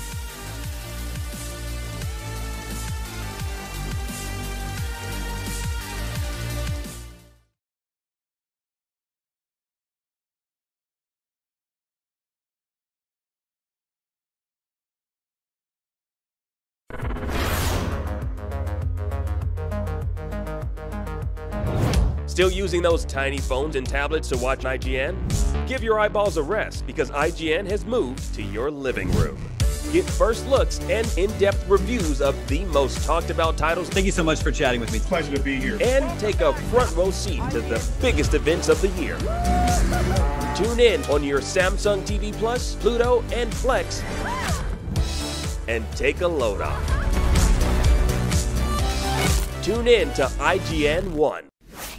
Not only is IGN the world's biggest media brand for games and entertainment, but we also have a team of some of the world's biggest fans of your favorite franchises. From breaking news and exclusives, never-before-seen looks at movies and games, to reviews, let's plays, and live streams, IGN brings you all the coverage you need, no matter where you are. Whether you're on IGN.com, the IGN app, YouTube, Facebook, or Snapchat, we've always got you covered. IGN, the #1 source for all games and entertainment fans worldwide. Everybody loves watching a speedrun of their favorite game. But what if you got the opportunity to peek into the minds of the developers while they watch their games getting completely wrecked? That's exactly what happens in every episode of Game Devs React to speedruns. You can do that. Oh my god! We invite you to ride along with the developers as they react to, question, and enjoy some of the most skilled players exploiting and speeding through a game it took years of their life to create. Join us every Saturday for a new episode. The next generation of video gaming is on the horizon, and IGN is here to bring you the latest PlayStation 5 and Xbox Series X news and analysis in our new weekly show, Next Gen Console Watch 2020. We'll bring on the experts to discuss and analyze all the latest developments around these new consoles. From frame rates, services, features, peripherals, and even all the new tech jargon, Next Gen Console Watch 2020 will keep you up to speed on everything leading up to the next generation of gaming. Join us every Friday for a new episode.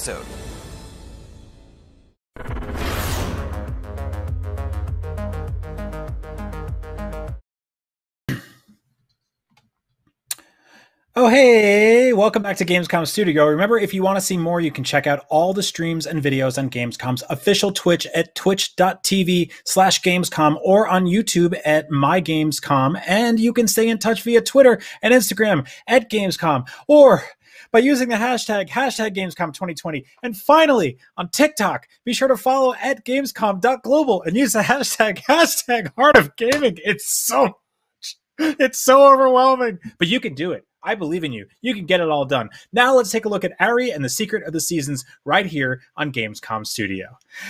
Whew.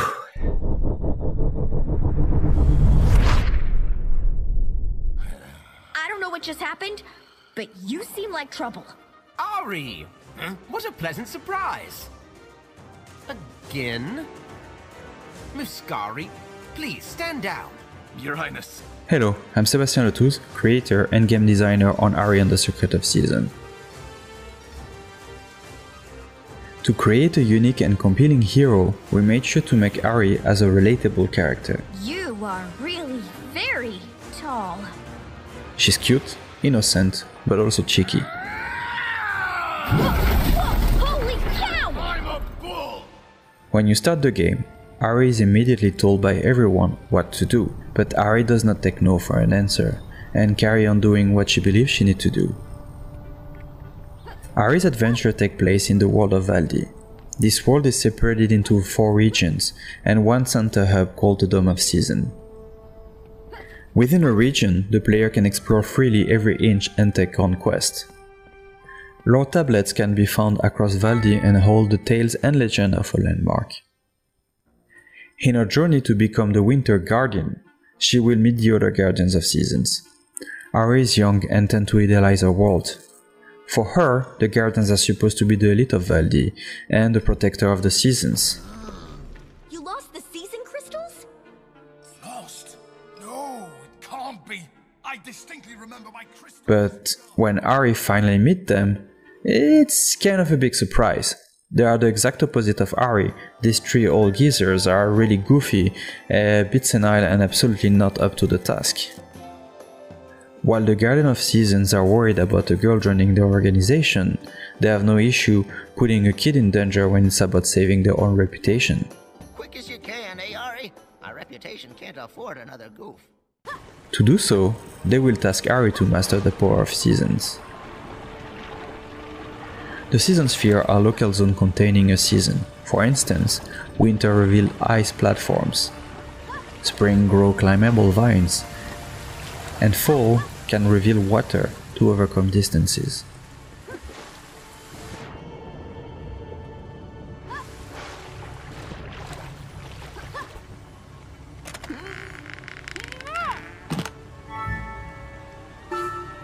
Ari is able to use Season Sphere to overcome enemies and solve puzzles. We call this kind of puzzles traversal puzzles. It relies on the player's ability to reach the exit of a room by carefully navigating into an environment that shifts in real time.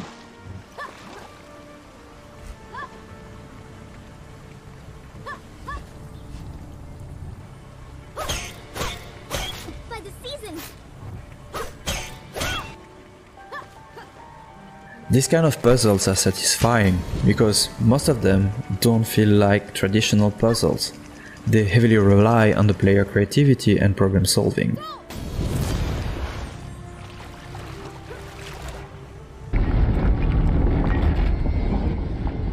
Ari has much more to show and express, but player will need to take on the journey and craft their experience.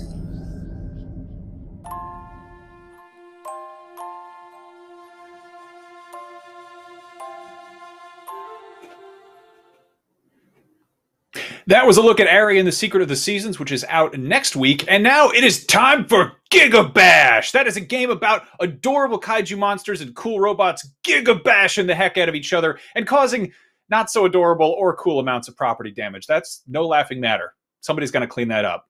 Gigabash! Check it out.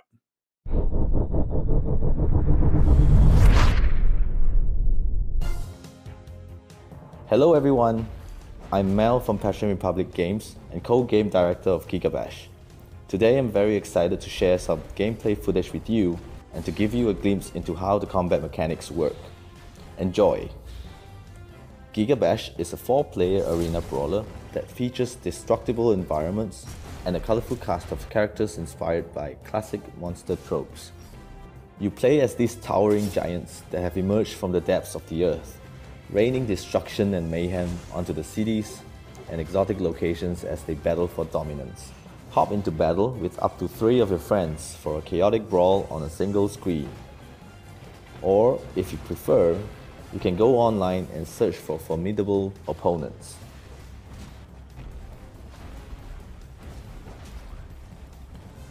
The combat system is designed to be accessible, with easy to execute moves, but has enough depth and variety to allow for more advanced and competitive players to enjoy. Each character has a basic attack and a special attack. Hold down the button for each of these attacks to execute a heavy version of it, and these can deal a lot more damage. These attacks can also be modified by either blocking, dashing, or in air, giving players extra options to mix up their strategy. We've also included the grab mechanic. Use it to grab and bash your opponents for some quick damage, or throw them into buildings. You can also grab items on the ground, or even pick up the entire building and throw it at other players. Each character has their own unique movesets, and each of the playstyles vary differently. From Woolie's ease of invading your personal space, to Skorak's cunning tactics. There's something for everyone.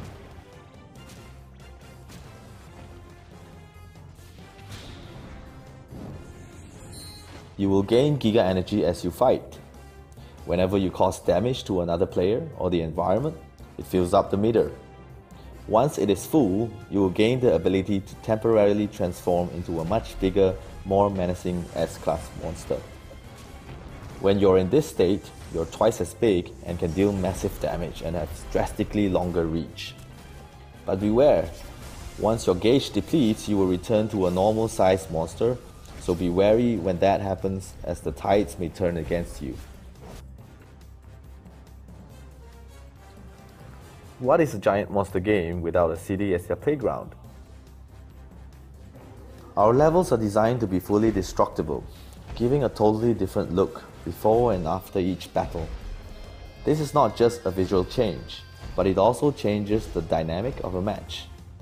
For example, in the beginning, the buildings and structures serve as obstacles and player can use them as covers, or pick it up to use it as weapons. But as the match goes on, there will be less buildings remaining and players will need to rely more on their skills to survive and win. During the match, a Giga Ball will emerge, and players can break it to unleash an extremely powerful ultimate attack. If you are an S-Class monster, the ultimate attack gets even more devastating, so using your ultimate attack at the right time is crucial for victory. We are going to have more than a dozen stages across 6 different biomes at launch, each with unique stage hazards and items that encourage players to leverage it or adapt to different playstyles to turn the tide of battle. That just about wraps up the core game mechanic of Giga Bash. We still have a lot more features and content that we are working on right now, and we can't wait to share them with you when it's ready. Currently, Giga Bash is planned to be released in 2021 on PC and PS4. Other platforms yet to be confirmed. For more updates and info, please follow us on our Twitter at tweet_PRG or search Passion Republic Games on Facebook or Instagram to get the latest update on Giga Bash.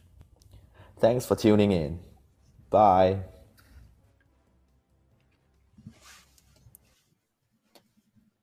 That was Giga Bash, if we didn't shout it at you enough times, right here on Gamescom Studio. Up next, we've got The Signifier. It is a first-person tech-noir mystery adventure that blends investigation, experimental psychology, and artificial intelligence. You're a first-person tech-noir mystery adventure that blends investigation, experimental psychology, and artificial intelligence. Shut up, Brian! Yeah. Here's The Signifier. We need to talk. Yeah!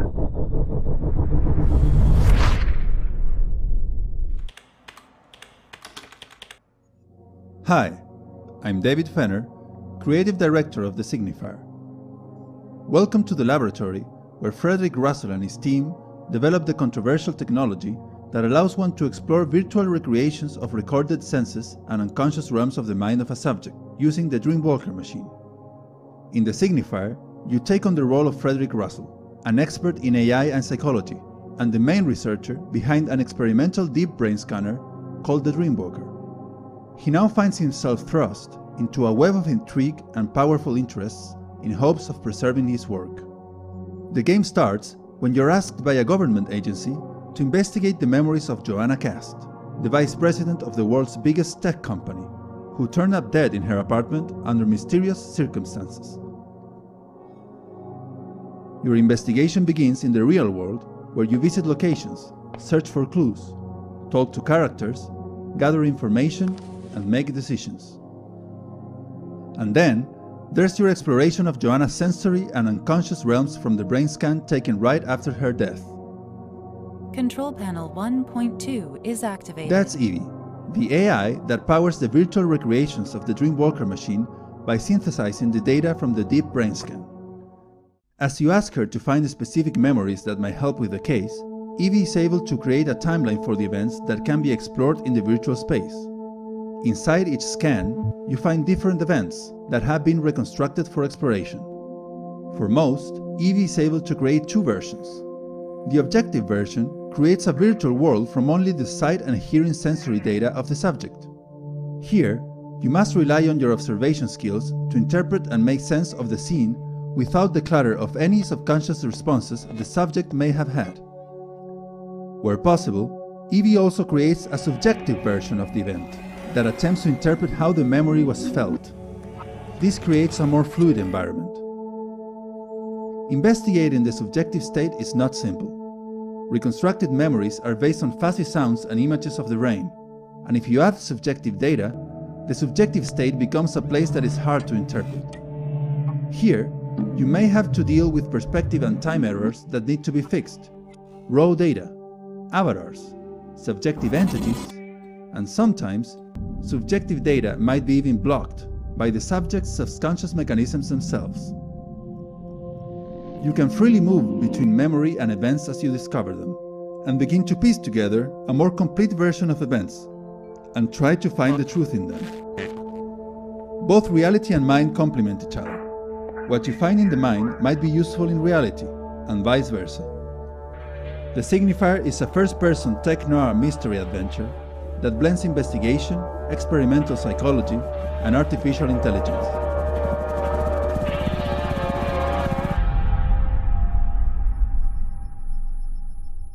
You can wishlist the Signifier today.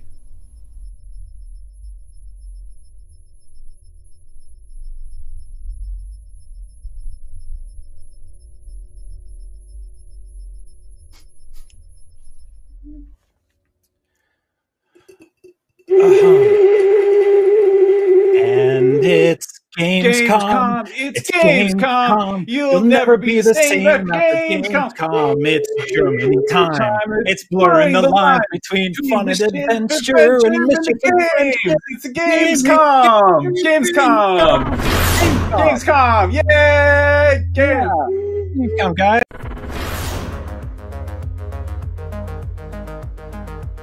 Everybody loves watching a speedrun of their favorite game.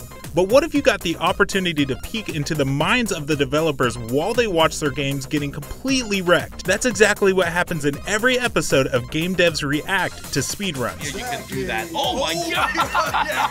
We invite you to ride along with the developers as they react to, question, and enjoy some of the most skilled players exploiting and speeding through a game it took years of their life to create. Join us every Saturday for a new episode. Not only is IGN the world's biggest media brand for games and entertainment, but we also have a team of some of the world's biggest fans of your favorite franchises. From breaking news and exclusives, never-before-seen looks at movies and games, to reviews, let's plays, and live streams, IGN brings you all the coverage you need, no matter where you are. Whether you're on IGN.com, the IGN app, YouTube, Facebook, or Snapchat, we've always got you covered. IGN, the #1 source for all games and entertainment fans worldwide. Still using those tiny phones and tablets to watch IGN? Give your eyeballs a rest because IGN has moved to your living room. Get first looks and in-depth reviews of the most talked about titles. Thank you so much for chatting with me. Pleasure to be here. And take a front row seat to the biggest events of the year. Tune in on your Samsung TV Plus, Pluto, and Flex, and take a load off. Tune in to IGN 1. The next generation of video gaming is on the horizon, and IGN is here to bring you the latest PlayStation 5 and Xbox Series X news and analysis in our new weekly show, Next Gen Console Watch 2020. We'll bring on the experts to discuss and analyze all the latest developments around these new consoles. From frame rates, services, features, peripherals, and even all the new tech jargon, Next Gen Console Watch 2020 will keep you up to speed on everything leading up to the next generation of gaming. Join us every Friday for a new episode.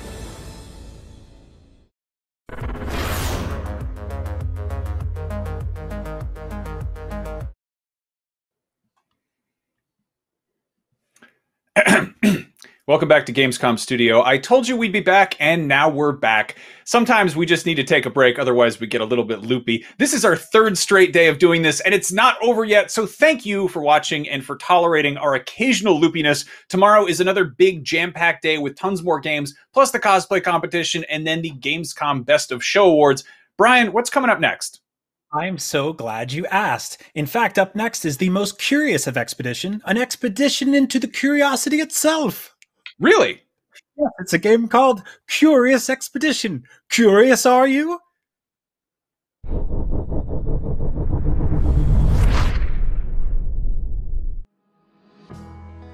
Hello, my name is Johannes Christmann and I'm part of Machine Mensch, an independent game studio based in Berlin. Currently we're working on Curious Expedition 2, a procedural expedition simulation game set in the 19th century, where you go to uncharted lands and try to find treasure, try to survive and explore the secrets of this world. The game is currently available on Steam Early Access and will come to consoles next year. Today I'd like to give you a sneak peek of our next alpha update, which is coming in September. This update is really a community effort. In the past few months, we've asked our players on Discord for ideas of famous explorers they'd like to see in the game, and the two most voted ones ended up being Jules Verne and Annie Oakley. Jules Verne is a French author who wrote the adventure novels Journey to the Center of the Earth, 20,000 Leagues Under the Sea and Around the World in 80 Days. These were all inspirations for our game, so it feels very natural to include him. The other upcoming explorer is Annie Oakley, an iconic figure in shooting sports. She is remembered as the legendary frontwoman for Buffalo Bill's Wild West show and an advocate for women to learn a sport that was primarily dominated by men. Since the game launched on Steam Early Access in June, we've seen a lot of interest from Chinese players. The first Curious Expedition was already very popular in China, but we were not expecting this level of support for the sequel. To our surprise, some fans of the game decided to translate it into Chinese, so that their favorite Let's Player called Yinzi could stream it. There was so much enthusiasm from players that we decided to add support to Chinese in our upcoming update, instead of waiting until the end of the early access phase as originally planned. We really can't wait to see more players discover and enjoy the game. These are just some of the things we have in store. If you're interested, you can find the game now on Steam Early Access, and it will come to consoles next year. Thanks for watching.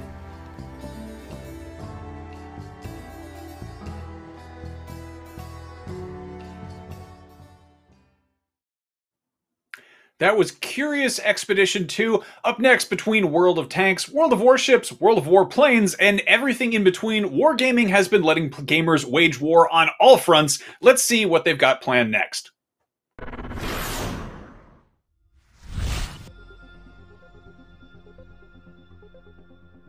If there's one word to describe what we do, is a hobby.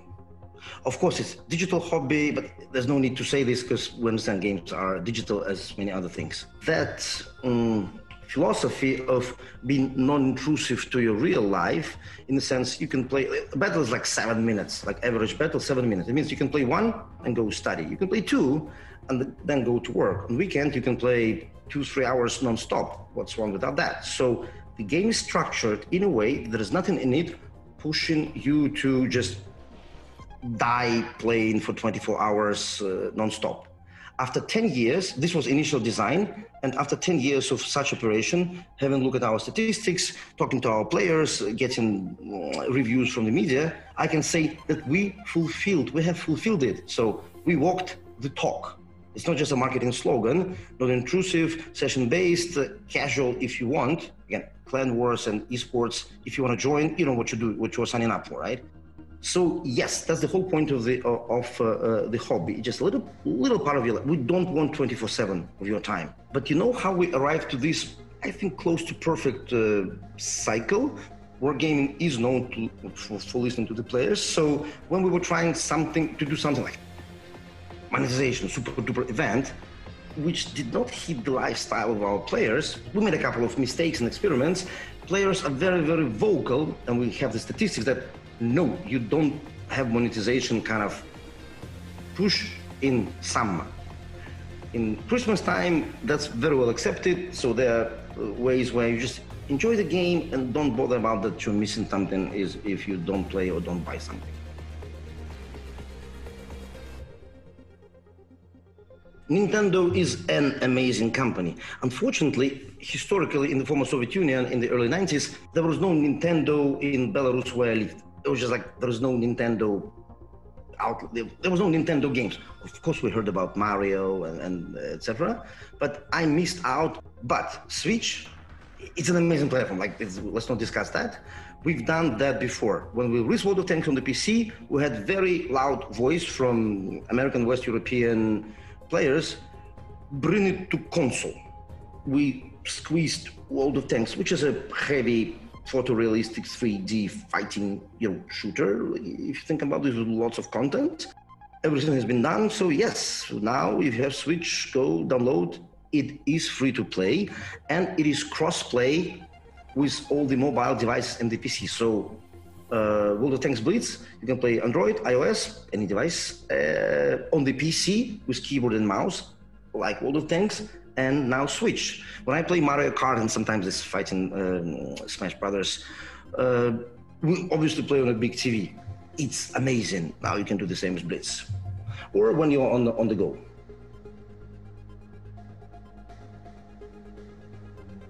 Because it's 10-year anniversary this year, this August, of World of Tanks, and going for another 20, 30, 50 years, obviously we do celebrate. So when you get into the game for the first time or just come back, when you log in, you have lots of free stuff. When I say lots of free stuff, it means not something like useless and insignificant. It means like, wow, lots of free stuff.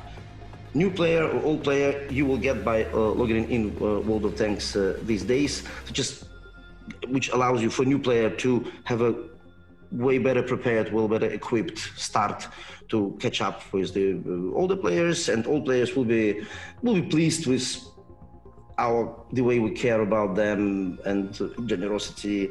Please log in World of Tanks, new players, old players, lots of cool stuff waiting for you for free because of 10 years anniversary of World of Tanks. So just go try it out. There's not much I can sell. It's an amazing World of Tanks experience, free to play on Nintendo Switch. That's it.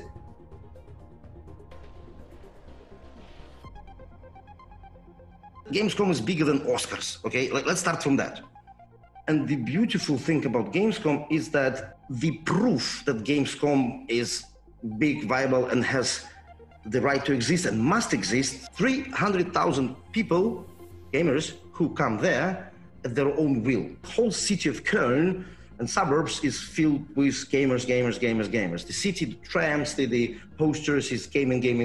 There's nothing to add. Everything is perfect. It's a free will of gamers to come there. It's amazing it has to come back. Long live Gamescom!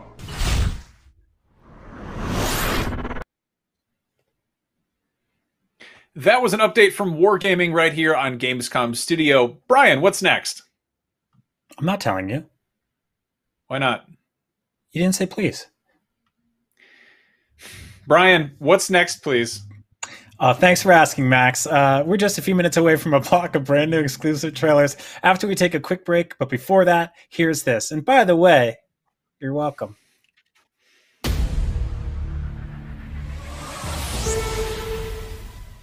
And now it's time to check out the new trailer for Bloober Team's cyberpunk horror game, Observer System Redux. The year is 2084.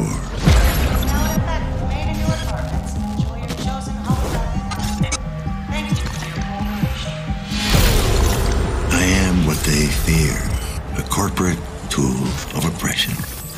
If you don't remember, that's when they call me. To access you.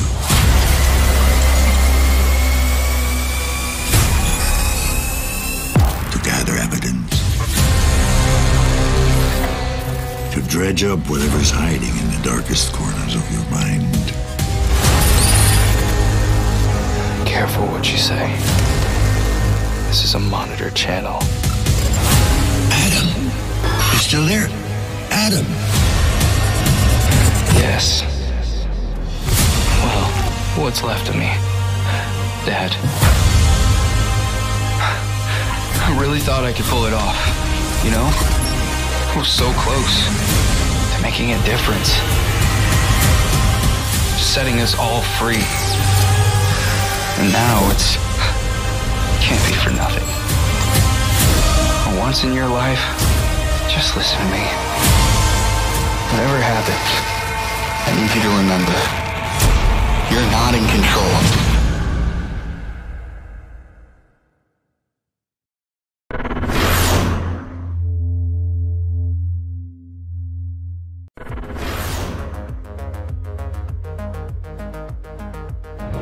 Gamescom 2020 is the heart of gaming, and you can keep to the beat right here on IGN. We've turned the single biggest show in gaming into 5. Gamescom Now is your virtual show floor with up-to-the-second live coverage. Gamescom Daily Show, Gamescom's first ever late-night talk show. Our Gamescom Awesome Indies Show, the freshest deep cuts in indie gaming. And finally, the Gamescom Best of Show, including the Gamescom Award. Gamescom 2020 is available on IGN and wherever you stream Gamescom Now. Not only is IGN the world's biggest media brand for games and entertainment, but we also have a team of some of the world's biggest fans of your favorite franchises.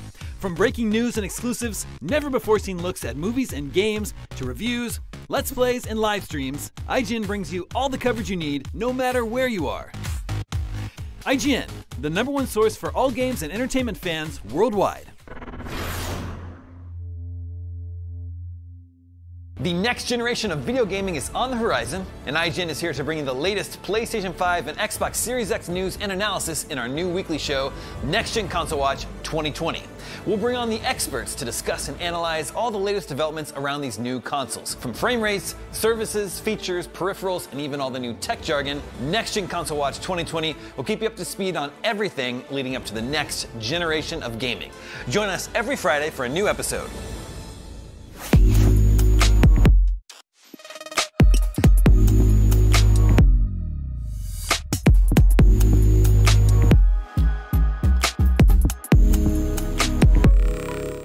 This year, Gamescom is streaming to you on IGN, and now you can watch it unfold on TikTok. World premieres, exclusive gameplay, cosplay, interviews, and unforgettable moments from the biggest show in gaming can now be crammed right into the palm of your hand. Check out IGN and Gamescom's TikTok accounts and use the hashtags Heart of Gaming and Gamescom 2020 to get in on the action.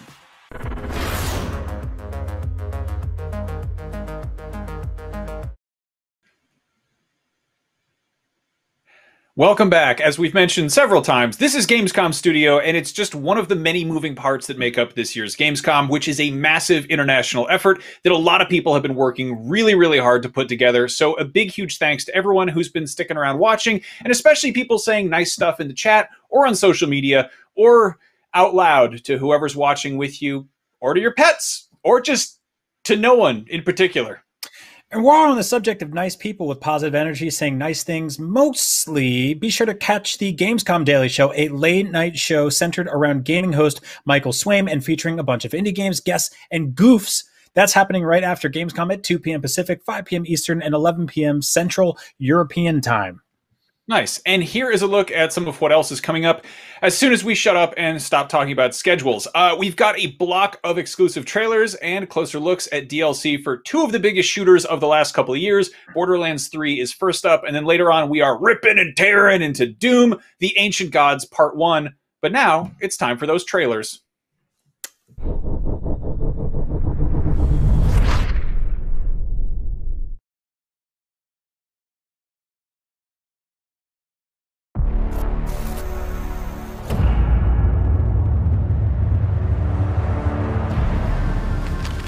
You escaped the war. But will you survive Norway? Encounter others? But remember, the Outlands are dangerous. It's in your hands. Outlive the apocalypse.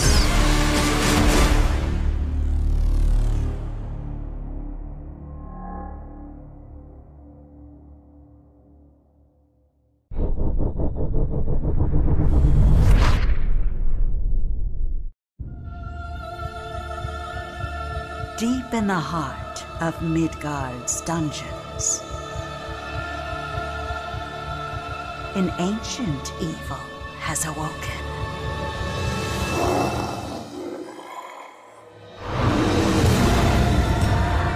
Seas of endless thrall, burning sutra, and behind it all, the prankster god Loki. The final chapter in the tale of Ragnarok must be written by you.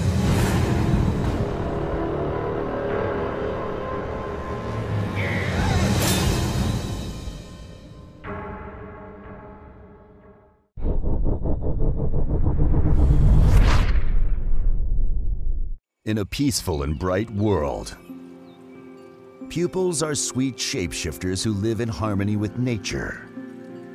They harvest resources. They cook rations and potions. They communicate with spirits. And all these cute guys are gonna drown. You thought it was just another cute indie game for kids, and you were wrong. Prepare for a journey in a procedural roguelike resource management game in which your tribe is going to die because you forgot to feed them, because you led them to mosquitoes and fires, because you couldn't foresee climate change, or because they have a terrible personality. I mean, can't they just stop hitting themselves already? Seriously. Survive dire environments thanks to more than 90 trade bonuses, the knowledge of more than 30 tribes, some good qualities and many awful flaws, in a chill, turn-based environment with no combat, except for the one for the lives of those tiny cuties.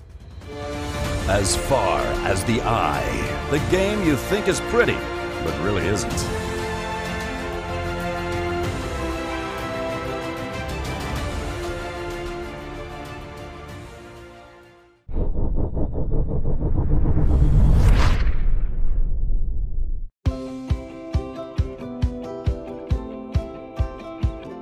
"100 Days" is a game about winemaking that involves balancing resources and managing time. Making wine must be understood as a complex art, and to be a successful winemaker, you'll need to get a grasp of chemistry, live by a strict routine, have a bit of luck, and infuse your craft with a lot of passion. The game will put you in charge of managing a small and abandoned winery. From selecting the types of vine you want to grow, to naming your final product, every decision of the challenging business of winemaking will be in your hands. Each turn will represent a day in your new life. Once your business is up and running, Attention to details will be key to succeeding in your endeavours.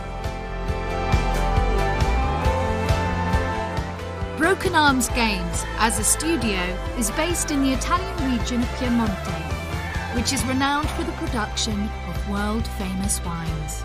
The entire team is deeply connected with the cultural heritage of the region, and this makes the experience depicted in the game a truly realistic simulation. 100 Days takes pride in offering the player a thorough experience. Real data provided from local winemaking businesses have been used and implemented in the game. The release of the game is expected in the first half of 2021, first on PC, then on console and mobile platforms.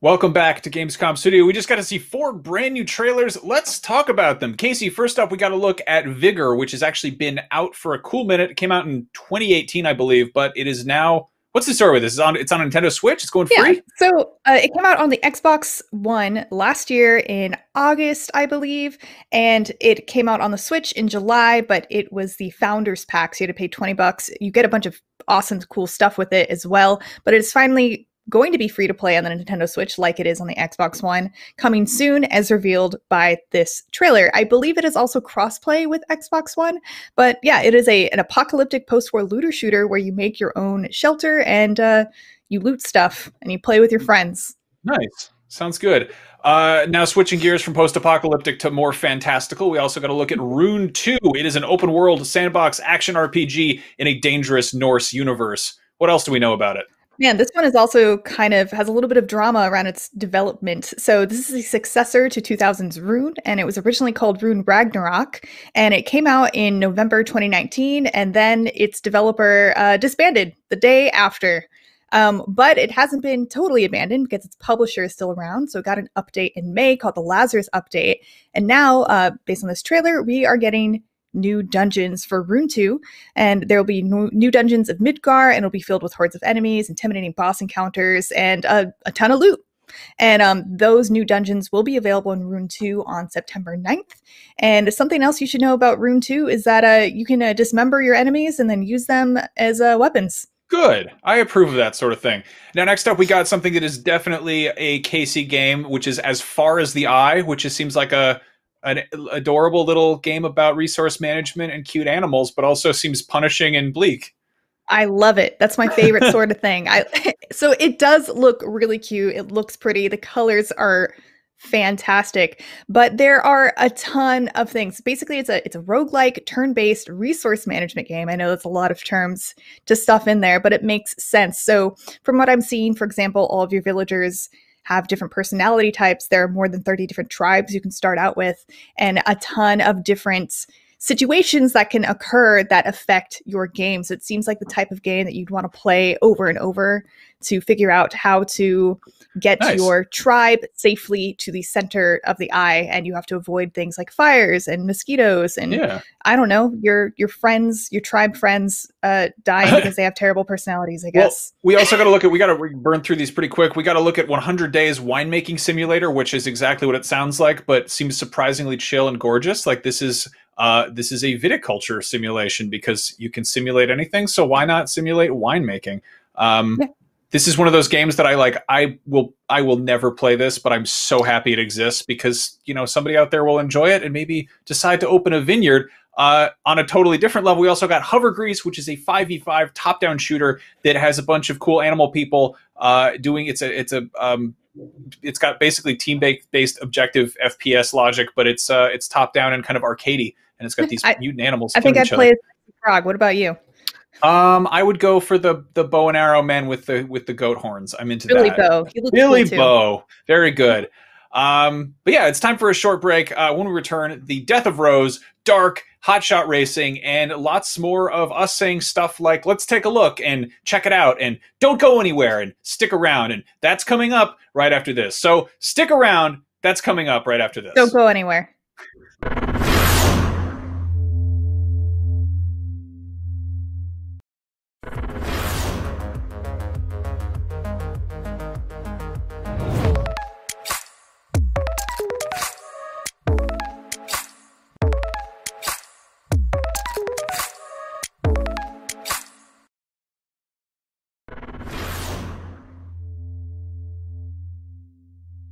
The next generation of video gaming is on the horizon, and IGN is here to bring you the latest PlayStation 5 and Xbox Series X news and analysis in our new weekly show, Next Gen Console Watch 2020. We'll bring on the experts to discuss and analyze all the latest developments around these new consoles. From frame rates, services, features, peripherals, and even all the new tech jargon, Next Gen Console Watch 2020 will keep you up to speed on everything leading up to the next generation of gaming. Join us every Friday for a new episode. Not only is IGN the world's biggest media brand for games and entertainment, but we also have a team of some of the world's biggest fans of your favorite franchises. From breaking news and exclusives, never-before-seen looks at movies and games, to reviews, let's plays, and live streams, IGN brings you all the coverage you need, no matter where you are. IGN, the #1 source for all games and entertainment fans worldwide. Gamescom 2020 is the heart of gaming, and you can keep to the beat right here on IGN. We've turned the single biggest show in gaming into 5. Gamescom Now is your virtual show floor with up-to-the-second live coverage. Gamescom Daily Show, Gamescom's first ever late-night talk show. Our Gamescom Awesome Indies Show, the freshest deep cuts in indie gaming. And finally, the Gamescom Best of Show, including the Gamescom Award.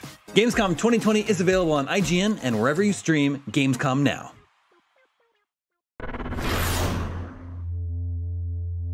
Hey there! Do you have opinions on games, movies, TV, or other weird stuff on the internet? You can take part in our new show, Power Ranking, where you can vote on all your favorite things on the internet. Do it now! Do it! Just go! Vote!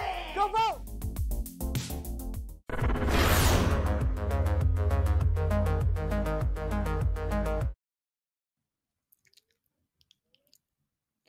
And welcome back to Gamescom Studio. Coming up next, we're taking a look at psychological horror game that takes some cues from Silent Hill, but it's amping up the horror by sending players to one of the most unthinkably evil settings, a high school. Here's Death of Rose.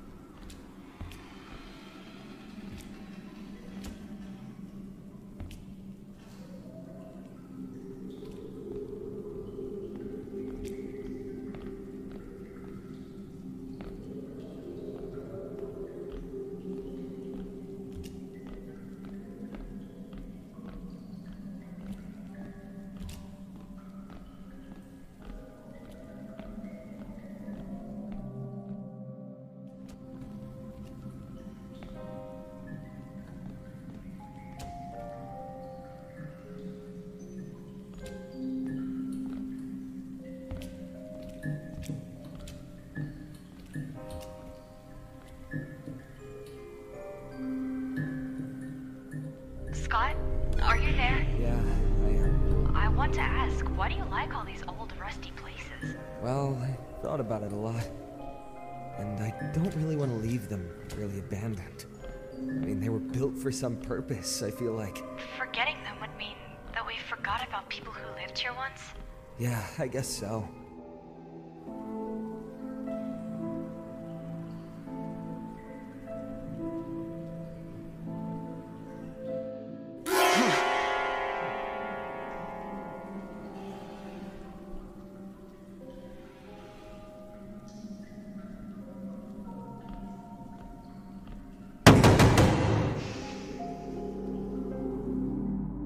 This is a game, Beth. My nerd brain told me if I search for pieces of the puzzle and I find the rest, something cool might happen. Scott, I'm starting to notice you enjoy it more than you should. That sounds scary, not exciting. Can you please come back? Please. I don't want to feel like this was a waste of time. You can come and help me. It would be much faster. Let's give it a try. Just imagine...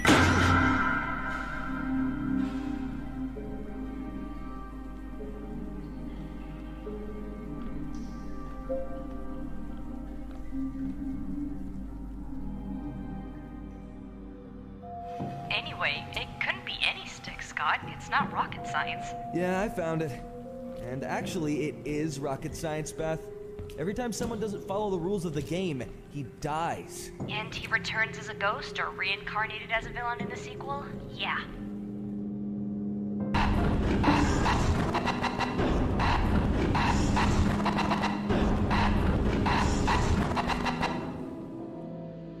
You remember that story, Beth, that my granddad used to tell? The one about a man with no mouth? Yeah, it suddenly came to me here.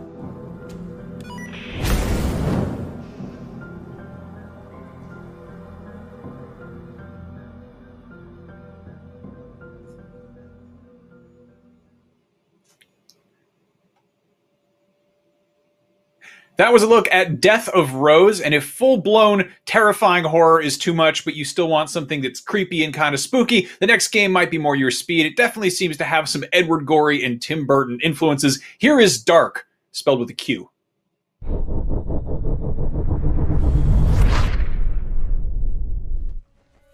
Hi, my name is Vlad, and I'm the developer of the game called Dark. It's my first game, and although it wasn't developed entirely solo, it was pretty close to being solo. When I started working on it, I knew absolutely nothing about video game development, and I had to learn everything from scratch. I spent nearly 4 years making it, and I released it on Steam and GOG last year to both critical acclaim and commercial success. It won multiple awards and ultimately became the 42nd most shared PC video game of 2019, according to Metacritic. Following the successful launch of Dark, I just kind of wanted to do something nice and show my appreciation to the community who supported me and the game for so many years. So I ended up announcing 2 DLCs to be released entirely for free.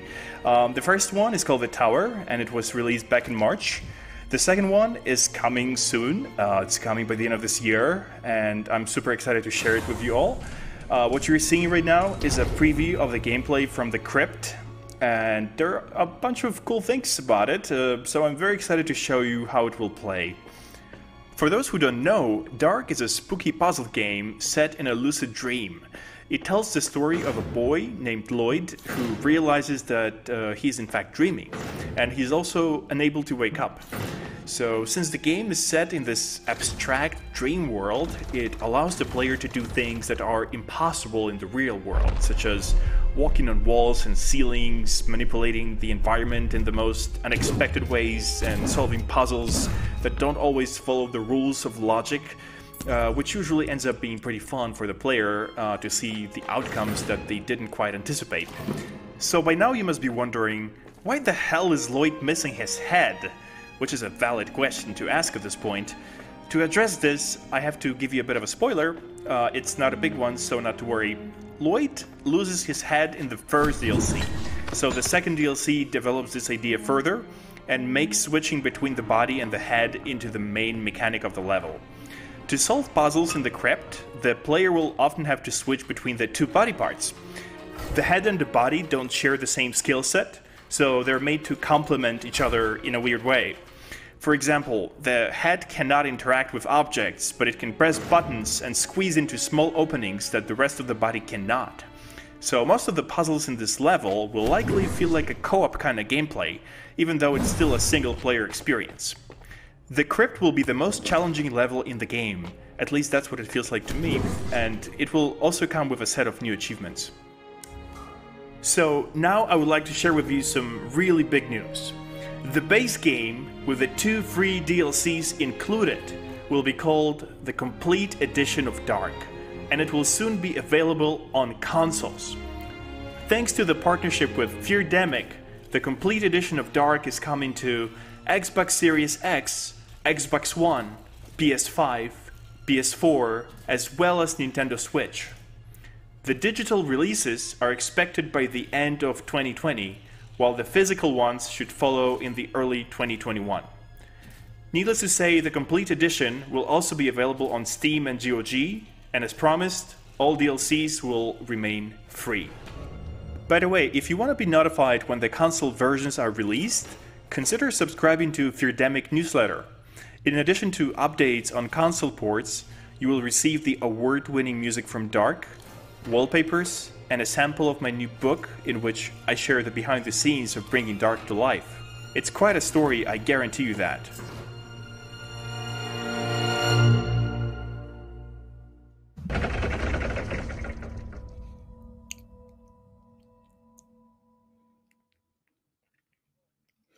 That was Dark with a Q. Now, there are plenty of racing games that strive for photorealistic graphics and authentic simulation of performance motorsports, but where's the fun in that? Our next game takes its cues from the golden age of arcade racers. Here's Hot Shot Racing.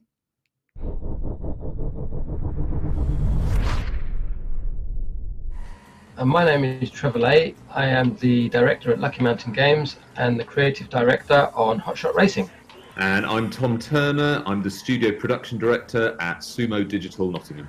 The visual style and the overall inspiration was inspired by the first 3D racing games like Winning Run, Virtua Racing and Hard Driving. So that's given us the clean polygon look. The type of game, it is a very drift-based game, so hopefully racing fans will find some really great handling to get hold of. So as well as the standard racing modes that you'd expect in an arcade racing game, like your GP, your time trial and single races, we've introduced some rather unique modes for both online and offline multiplayer that we think are really going to excite fans and bring them back to the game. We've got an infection style mode called Cops and Robbers, where half of the players start out as cops, the other half as robbers, and the cops have to basically intercept and smash into the robbers, take down their health, and that will eventually convert them into cops themselves. So the cops team grows in size, and it's a race to see as who can end up with the most cash at the end of the race. We've also got an elimination style mode, which is Drive or Explode.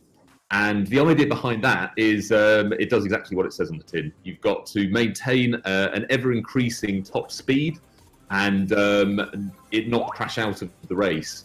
Basically, you take damage from the environment and from other racers, and it becomes a really, really tense and exciting mode by the end of it when you're racing at maximum speed. So these are two game modes that we've had great fun with, both online and in split-screen multiplayer, bringing back those memories of early 90s racing games and in the arcade, everybody next to each other jostling for position, and it's really great fun. Some of the inspirations, as mentioned, were virtual racing, hard driving, Daytona USA. Those are the basis for the visual style and the audio style. And the handling style is very much inspired by Burnout and Split Second, and also Outrun as well in a little bit as well. Yeah, so I mean, obviously we're trying to go for an authentic arcade racing experience. So the sound design focused around classic arcade machine earlier console style sound effects for the UI. You've got that classic sort of booming race announcer, but in terms of the actual sound design of the vehicles, we've I'd say it's more of a hybrid of classic racing and more powerful, more modern engine sounds to really give it some sort of gravity to the cars that you're racing with, and the actual the music as well. I mean, we're going for a sort of a blistering synthwave soundtrack that will bring back memories of those great games of the early 90s. So I've always been interested in racing since I was small. We used to go to a local racing track called Brands Hatch to go and see various types of racing. And once I was in the games industry, I worked on Burnout games while at EA, and then Midnight Club games at Rockstar. So when moving to create Lucky Mountain Games, I wanted to create a retro-styled racing game, but with the modern elements like modern physics handling and multiplayer underneath. Yeah, so when Sumo first got involved with it, we decided that we wanted to make the Nintendo Switch the lead platform. I think it was we wanted to have parity across all of the platforms and have that great silky smooth racing experience. So the fact that we've got this across all of the consoles and on PC, I think is something that we're all really proud of. And I mean, for Sumo Digital itself, I mean, our heritage is also racing games. I mean, one of the first titles that we were part of was Outrun 2, long time ago now. So I mean, from that to the Sonic and Sega racing games, and most recently Team Sonic Racing. Racing games are really in our DNA. So being able to be a part of this great vision of Trev's, and it's been a real passion project for us. Well, I'm hoping that this will appeal to all racing fans and people who may have played like kart racers, but they want to move on to something else, but they're not really into the sim racing ones, and they still want a little bit of arcade handling and things. And then also for the sim racers, while they're in those games, you do have to spend a lot of time, maybe some grinding to unlock cars, whereas hopefully they'll be able to jump into this, have a quick race with their friends, while they're waiting for those big online races in the other racing games. Well, my darlings, you did it! You've done it! You made it! You made it through another gauntlet of back-to-back non-stop game demos, and you didn't get so worked up that you jumped on the furniture and broke a lamp with your weird legs. That shows a ton of restraint, and I'm very proud of you. Now, if you manage to behave yourselves while we take another short break, I would say you've earned yourself a very special treat. A look At Borderlands 3's latest DLC, you may also help yourself to one prize from the prize cabinet or 2 sweets from the candy bowl on my desk. Choose wisely, for we will return shortly.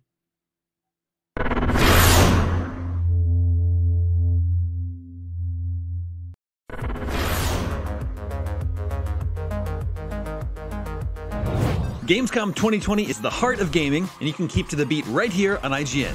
We've turned the single biggest show in gaming into 5. Gamescom Now is your virtual show floor with up to the second live coverage.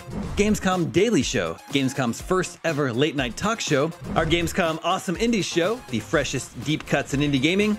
And finally, the Gamescom Best of Show, including the Gamescom Award. Gamescom 2020 is available on IGN and wherever you stream Gamescom Now. Not only is IGN the world's biggest media brand for games and entertainment, but we also have a team of some of the world's biggest fans of your favorite franchises.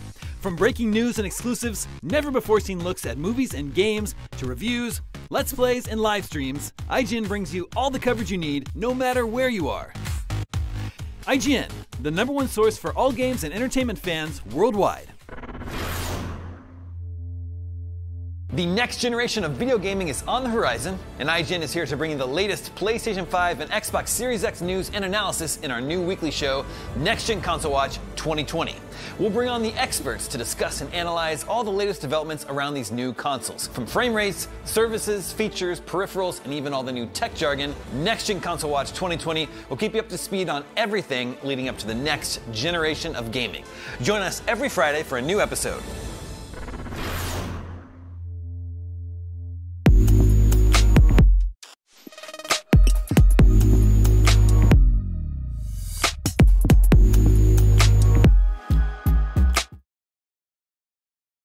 This year, Gamescom is streaming to you on IGN, and now you can watch it unfold on TikTok. World premieres, exclusive gameplay, cosplay, interviews, and unforgettable moments from the biggest show in gaming can now be crammed right into the palm of your hand. Check out IGN and Gamescom's TikTok accounts and use the hashtags Heart of Gaming and Gamescom 2020 to get in on the action.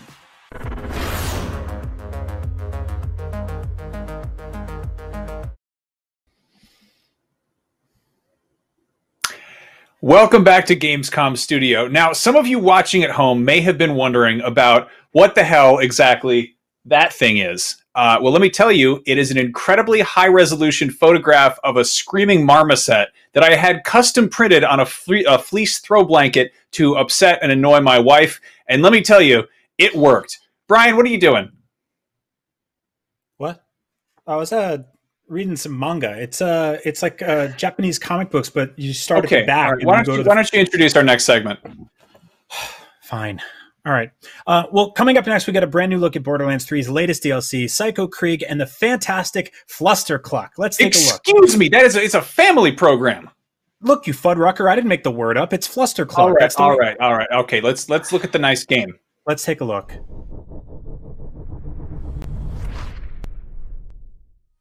Hey there, my name is Connor Thomas Cleary, and I was the lead writer on Borderlands 3's DLC 4, Psycho Krieg and the Fantastic Flustercluck, which launches on September 10th.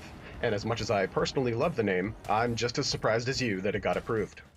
Today, we're revealing the very first gameplay footage from the new DLC, which sends you into the twisted mental psychoscape inside the mind of Krieg, the Crimson Raiders' resident psycho. For returning fans of Borderlands 2, we've heard your calls loud and clear. You wanted more Krieg, and that's what we aim to deliver. For newcomers to the franchise who may not be aware, Krieg was a playable character in Borderlands 2, a psycho with some serious internal conflict between his psycho self and his sane self. And that very conflict is on full display in this DLC. DLC 4 was a collaboration between Gearbox Studio Frisco and Gearbox Studio Quebec, who also did great work on DLC 1, Moxie's Heist of the Handsome Jackpot, and DLC 2, Guns, Love, and Tentacles, The Marriage of Wainwright and Hammerlock. We love working with those folks, so I just had to give them a quick shout out. In Psycho Krieg and the Fantastic Flustercluck, Tanis asks for your help in discovering the origin of the Pandoran psychosis. She has a theory that there is a single thought which breaks any mind that tries to contain it. She calls it Valhalla. Those doors, they swallowed me whole. Once I was inside, I knew I'd never come out. But in order to access Valhalla, you must first travel through a series of warped memories encompassing Krieg's past and present while helping to resolve his internal trauma and determine his future. First, you'll travel to the memory of the Siege of Castle Crimson. You'll embark on a journey through a mayhem-fueled meatscape of blood and bone and sentient eyeballs, because why not? It's a twisted representation of a mission from Lilith to assault a COV stronghold, and you may even encounter some familiar faces along the way. I remember now. We used the COV's own weapons against them to breach the fortress gate. Then, you'll find yourself in the past as you fight your way through Sapphire's Run, a dreamlike landscape where you must avoid a constant barrage of attacks from the evil train known as Locomobius. Yes, I just said evil train, you're in a psycho's brain, what did you expect? Now, Locomobius has stolen the memories of someone very precious to Krieg, and you have to help recover them before they're lost forever. If not for our memories, what are we? Gray matter and neurons and viscera. Oh, and don't forget all that water. Finally, you'll embark on a journey into Krieg's traumatic origin story in the Benediction of Pain. You'll finally get a glimpse into what made Krieg the man he is. Made him the men he is? Anyway, you'll delve deep into Krieg's fractured psyche and learn more about his dreadful experimentation at the hands of Hyperion scientists. What lies beyond these memories remains to be seen, but you can see it for yourself when you join us on this journey to discover the truth of Valhalla. I hope you enjoyed this brief look into the world of Psycho Krieg and the Fantastic Fustercluck, and I hope you'll check out Borderlands 3's new DLC when it drops on September 10th. You gotta get him free, but I'm not exactly sure how to navigate this place. I can penetrate the cheese hole! Sorry, cheese holes? That was Borderlands 3, Psycho Krieg, and the Fantastic Fustercluck. Up next, a game that's much less likely to get me in trouble if I say its name wrong, Speed Limit, right here on Gamescom Studio.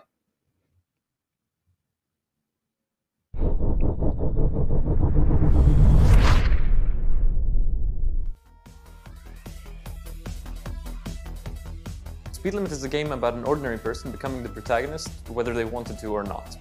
Spoilers, they didn't. I don't think anyone has tried to do this kind of thing, where every 2 stages the gameplay changes completely. The genre changes, or rather the game style changes. So it begins as a run-and-gun shooter, and then it transitions into a top-down racing game, then a behind-the-shoulder racing game, an isometric shoot-'em-up. The relative speed increases, it ramps up. The point of Speed Limit is there is no speed limit, hence the name. Basically the game is color-coded, imported elements are red. It was very important to make sure that the player can pick up on the changing logic of the game smoothly without needing to switch to tutorials. It should all be organically readable. And this was a bit of a challenge, but I think we pulled it off. Its graphical design is stylized, but its game design is not. These two ambitions were not in conflict. No one wants to get shot in a video game and then spend 4 weeks in intensive care and then die.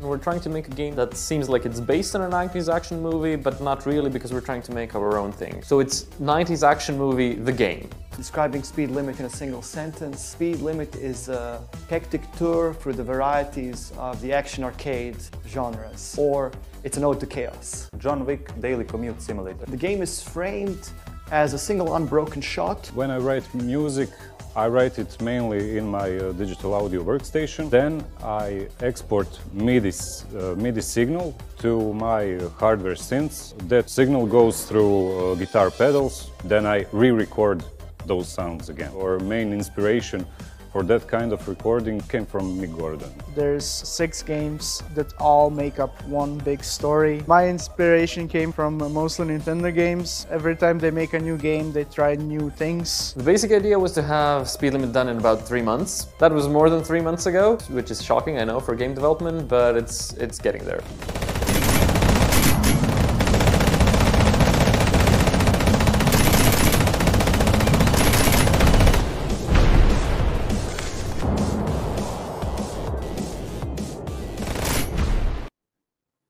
That was Speed Limit right here on Gamescom Studio. Coming up in 2016, Doom told you to rip and tear until it was done, and then it was done, so you stopped ripping and tearing, but then Doom Eternal came out, so you started ripping and tearing again, and then you ripped and tore until that was done, but now there's DLC, so it's time to start ripping and tearing all over again. That's coming up right after we rip and tear through this short break.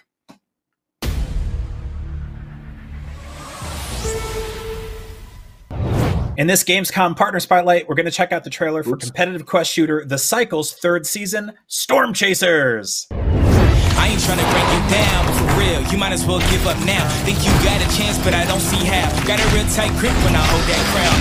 Everybody wanna be like us, we don't stop, cause the top just ain't enough, huh? Came here ready to fight on this night, you better just run for your life.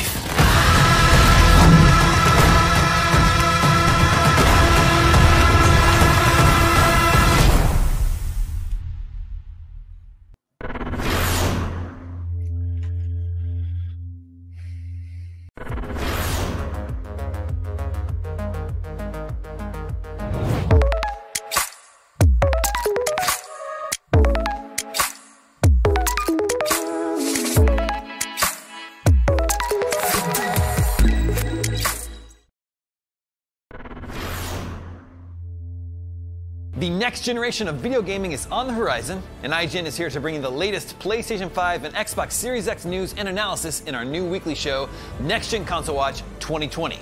We'll bring on the experts to discuss and analyze all the latest developments around these new consoles. From frame rates, services, features, peripherals, and even all the new tech jargon, Next Gen Console Watch 2020 will keep you up to speed on everything leading up to the next generation of gaming. Join us every Friday for a new episode. Not only is IGN the world's biggest media brand for games and entertainment, but we also have a team of some of the world's biggest fans of your favorite franchises.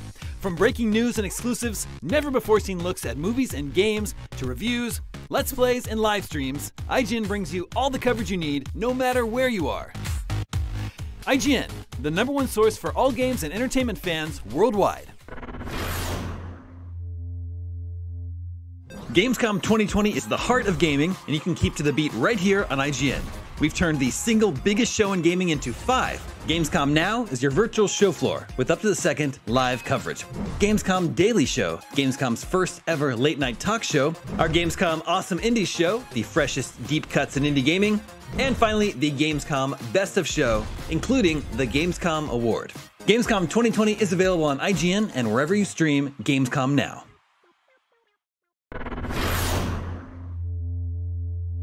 Hey there! Do you have opinions on games, movies, TV, or other weird stuff on the internet? You can take part in our new show, Power Ranking, where you can vote on all your favorite things on the internet. Do it now! Do it! Just go! Vote! Go vote!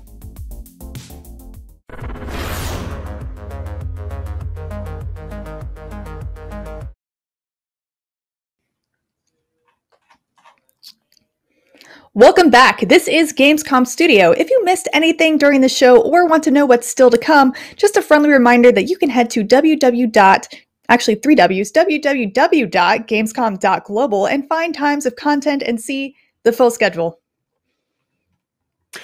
The show kicked off with Opening Night Live, and we got our first proper look at Doom Eternal's first proper DLC, The Ancient Gods Part 1 of question marks, and it looks as metal as expected. Let's check it out.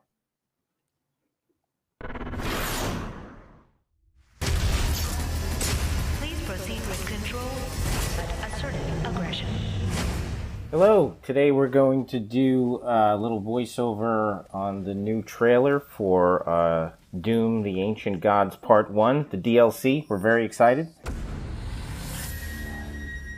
Okay, first here, let me pause it. A couple seconds in, we got the Slayer, our hero, sharpening his blade. Pretty awesome, guy's total badass.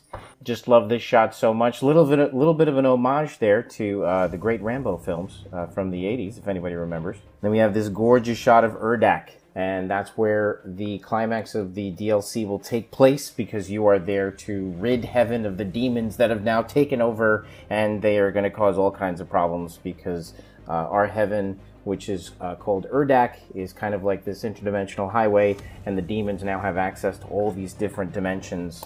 And of course, the Slayer has to do something about that. And to do that, let's see where the story goes here. What happens next in the trailer?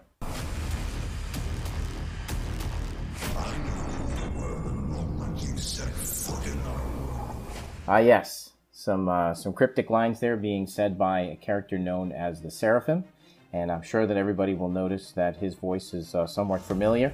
So I'll let you piece that together.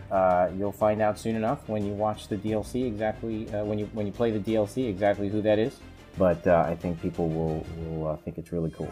He says, "I knew who you were the moment we found you." Of course, that is in reference to the story from Doom 2016. What people should know is that this DLC is a two-parter, and essentially it is a two-part finale to the story that began in Doom 2016. There are certainly more Doom stories to tell inside the Doom universe, but the arc of this story will end with part 2 of the DLC. This is our Return of the Jedi, as we like to say.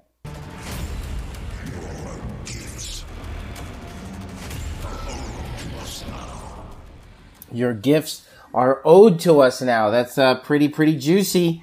What's he talking about there? Now, if everybody remembers from the Doom Eternal, that looks a lot like the guy that put you inside the Divinity Machine and blessed the Doom guy with his superpowers and turned him into the Doom Slayer. The Slayer has arrived. Please proceed with control, but assertive aggression. So that little piece of footage right there, that is the Blood Angel. I think you're going to really enjoy that character. That is a possessed angel. A demonic angel, which I think it's time that we saw more of that inside of the Doom universe. This character is really cool.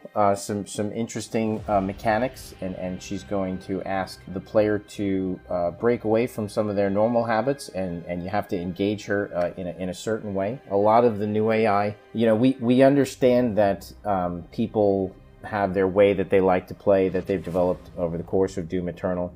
And what we want to do is challenge players in new ways to try different tools that maybe they haven't used. So I don't want to give too much away here, but it's a really thoughtful piece of design, and I'm really excited for fans to get to fight against this character, because I think it's going to elevate the engagement levels of the overall combat experience, and that's as we've said many times during development.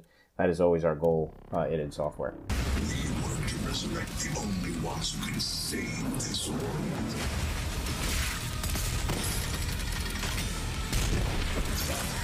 That is the Blood Swamps, the Hell Swamps. That's a really cool location. That's one of the levels that is in the DLC. It's extremely awesome. So this sequence here, this is really cool. That is the Spirit AI, and you see that it is a resurrection of the Summoner AI from Doom 2016. We brought her back. Yes, many people pointed out that there were other female demons in Doom, and yes, that is correct. The Summoner was one of them. And this time she comes back, though, with a unique twist. And let's watch what happens here.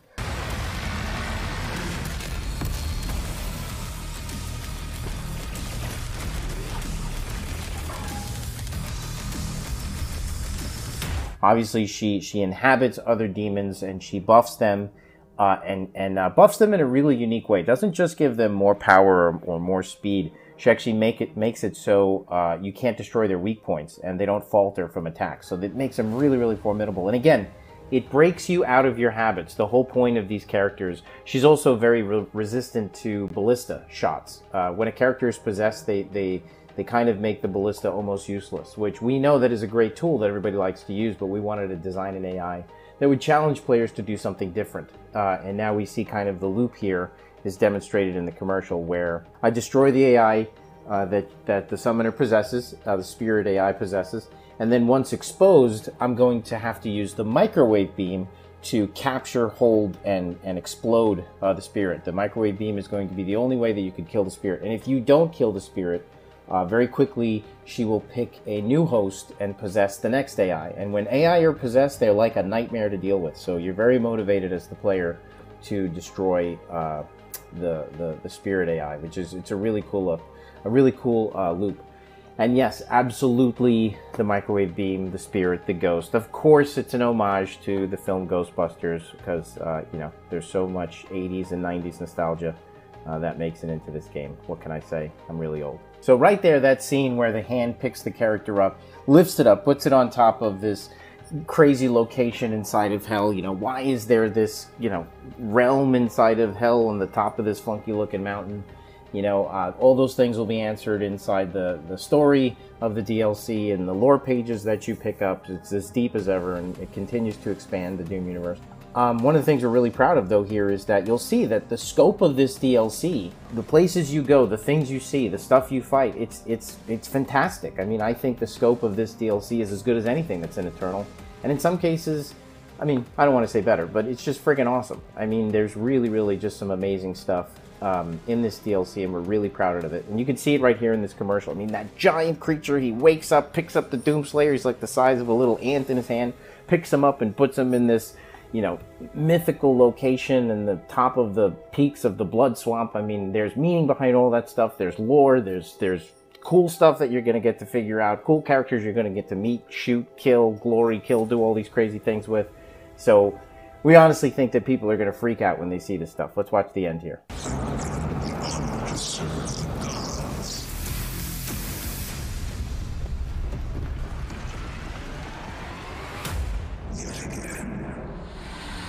Before I get to the double Marauder part, I did want to say, did you notice how he talks to him? I mean, he's kind of like, he had the honors to serve the gods yet again, because for all the lore nerds out there, they know that you did, in fact, once serve the gods in the past, in the time of the Sentinels. You actually once served the Khan Maker and fought for her armies alongside the Sentinels before the Civil War broke out and the Slayer went his own way and he was betrayed by the Khan Maker. He's referencing things that you did in your past there. And it's interesting, right? Because I wonder if the Slayer's going to go along with all this, because he generally doesn't really listen to people. So let's see what he does.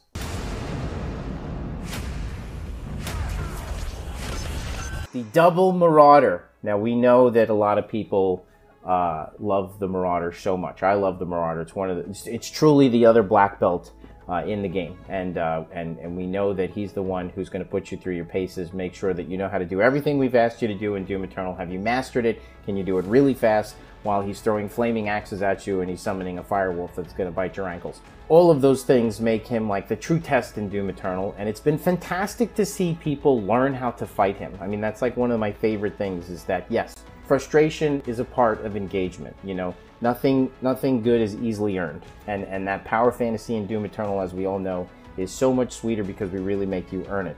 But now there's two of them. Let's see what you got. I mean, the fans are screaming for this. I mean, I have a wonderful back and forth on social media with the fans, really just looking to see, you know, what it is they want, and they want that challenge. But you know, Doom Eternal is for everybody. You'll have your BFG shots to be able to clean out arenas when it gets too dense. You know, you've got your trusty chainsaw, and of course, you have difficulty settings. So no shame in anybody's game if they have to play it on a lower difficulty. We want everybody to enjoy and climb that mountain and master the experiences of Doom Eternal, no matter what setting you're on. So we can't wait to see what people do with all this. Can't wait to see the footage of people melting double Marauders. We got a lot more than that, too. We may even have a buffed Marauder, which is a little bonkers. I don't know what's worse, two of them or a buffed one. So, of course, and you don't want that Spirit getting in that buff. That's one of the coolest things about the Spirit, is if you don't kill the Spirit soon enough and he makes it all the way to the end, then she's gonna buff a Marauder, and it's like a nightmare. So, really, really cool stuff. I think this trailer is just fantastic. The people who we work with to help us put together these things just do a tremendous job. And everyone involved at id Software. Couldn't be more proud of the team. Marty and I are just thrilled to share this stuff with you guys. Everybody worked really, really hard on this stuff. Yes, COVID has been a challenge, but honestly, it has been just a really satisfying experience to finally be able to get this stuff out to you guys. Can't wait for you to see it. 10/20/20. See you there.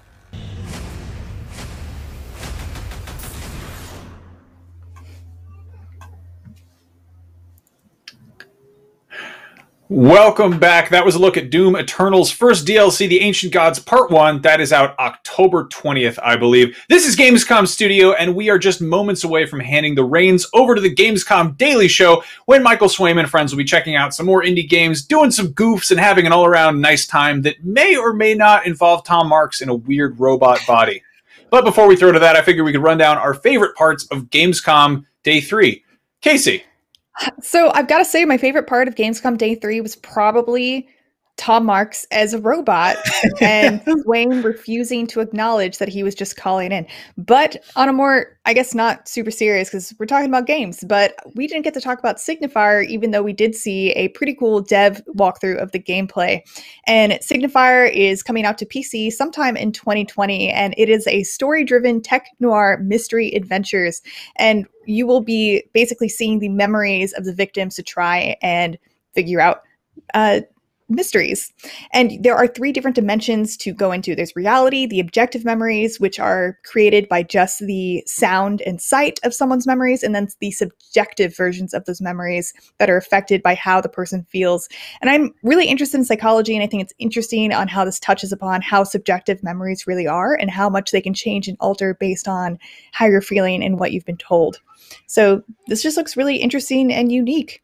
And I think we might learn something from it. Adore the art direction. I think it's like a really good mix of getting weird and trying new things while keeping a fairly grounded sort of baseline. This all looks like very, very believable. Looks like good, good art house sci-fi. Brian, what about you? I was going to say real quick, I really like sort of like mundane settings in games like that weird yard there, I'm really into Demon Turf. It's basically sort of comedically satanic Super Mario 64. It's from the team that made Slime Song, which I've been yelling about for years because it's a really awesome indie platformer. This one does this really cool thing of sort of mixing 2D kind of hand-drawn, almost sprite-looking elements, kind of Paper Mario-ish. Yeah, with some 3D environments and making it a full-on 3D platformer. The levels are huge, and it does this really cool thing where you basically, aside from having like tons of different moves to use and unlock, you can also replay levels after you've beaten them, and they're like liberated. And so there's different sort of elements and different things happening there. Like, again, reminds me of Mario 64, where you would repeatedly play levels to unlock different objectives and collect stars in different ways. This one's really cool too, because it also has basically like a hub world where you can go in and pick up side quests. I think that like the platforming prestige behind this studio makes it different than a lot of the other sort of platforming 2D, 3D platforming renaissance I've seen over the last few years. Like, I think this team really gets what it feels like to just jump in a video game and have that feel good. It's got some big sort of N64 style bosses and stuff like that. And the art direction is just so clever and different than I think a lot of the other sort of like retro throwback 3D platformers we've seen over the last few years. So this is definitely one to keep an eye on. It weirdly reminds me of old video game magazines, like this sort of this mixture of polygon and CG, but then also hand-drawn stuff, and some of it's pixelated and some of it's particle effects, but it's got this wonderful kind of just manic energy to it. Yeah. Casey, are you into this at all? Yeah, absolutely. This looks really cool, and it looks like it works in a way that I wouldn't expect it to, but I really love the animations every time the main character does something in those 3D worlds, and it just looks like it's like a Roger Rabbit type thing, where it looks like it wouldn't work, but they do it well enough that you just kind of like will get into it and get used to it. Yeah, we first showed this off at Summer of Games, and I just want to play it now. I've been talking about it for a long time. Take your sweet time, but I want to play it. I also really like Scourgebringer. I talked about it a little bit earlier today, but it's a platforming game, and I love those, as you can tell. This is a roguelite action platformer. It's in early access now, so you can check it out on Steam right now, I believe. And it is just a fast-paced action 2D pixel art game with great combat, large gross bosses that throw up all over you and stuff like that. So yeah, check that one out too. I love a good puking boss. One game that caught my attention is Dark with a Q. The complete edition got announced. We showed off a trailer for that. I completely missed this, and I mean, I guess that's kind of something I love about Gamescom is you get a chance to maybe see some smaller games that either I don't play a lot on PC, but this came out last year on PC, and now it's coming to consoles. This has such a cool aesthetic. Like, I think at a glance, it's easy to sort of be like, oh, it's just sort of doing the the Limbo Little Nightmares kind of thing, but it's got like a very sort of like Edward Gorey, Tim Burton kind of aesthetic to it, and it's clearly got this sort of rotating worlds puzzle effect. And like I don't know, I love a good well art directed puzzle platformer. So I'm down to check this out. Yeah, this is awesome. I can't help but to look at this and think of Miranda Sanchez because she has a skeleton in her apartment. She's going to love this game. It's very nice. Anyway, before we go, a couple more tidbits of housekeeping. We have had 3 days jam-packed with gaming content, and it is all leading up to a big, huge send-off tomorrow. That's right. Head over to www.gamescom.global and cast a vote for your favorite streamer, Gamescom's most wanted.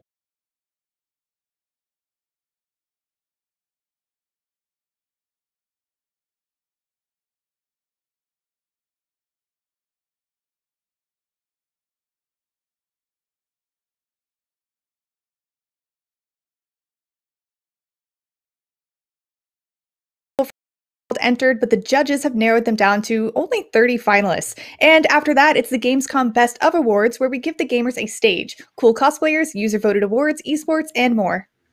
But now it is time for the Gamescom Daily Show, and from all of us here at Gamescom Studio, thank you so much for watching and sticking with us while we get a little bit weird. We'll see you tomorrow. Thank you.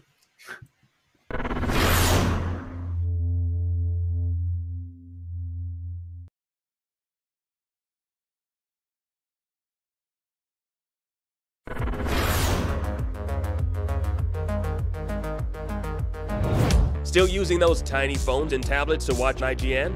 Give your eyeballs a rest, because IGN has moved to your living room. Get first looks and in-depth reviews of the most talked about titles. Thank you so much for chatting with me. Pleasure to be here. And take a front row seat to the biggest events of the year. Tune in on your Samsung TV Plus, Pluto, and Flex, and take a load off. Tune in to IGN 1. Not only is IGN the world's biggest media brand for games and entertainment, but we also have a team of some of the world's biggest fans of your favorite franchises. From breaking news and exclusives, never-before-seen looks at movies and games, to reviews, let's plays, and live streams, IGN brings you all the coverage you need, no matter where you are. Whether you're on IGN.com, the IGN app, YouTube, Facebook, or Snapchat, we've always got you covered. IGN, the #1 source for all games and entertainment fans worldwide. Everybody loves watching a speedrun of their favorite game. But what if you got the opportunity to peek into the minds of the developers while they watch their games getting completely wrecked? That's exactly what happens in every episode of Game Devs React to speedruns. Yeah, you can do that. Oh my god! We invite you to ride along with the developers as they react to, question, and enjoy some of the most skilled players exploiting and speeding through a game it took years of their life to create. Join us every Saturday for a new episode. The next generation of video gaming is on the horizon, and IGN is here to bring you the latest PlayStation 5 and Xbox Series X news and analysis in our new weekly show, Next Gen Console Watch 2020. We'll bring on the experts to discuss and analyze all the latest developments around these new consoles. From frame rates, services, features, peripherals, and even all the new tech jargon, Next Gen Console Watch 2020 will keep you up to speed on everything leading up to the next generation of gaming. Join us every Friday for a new episode.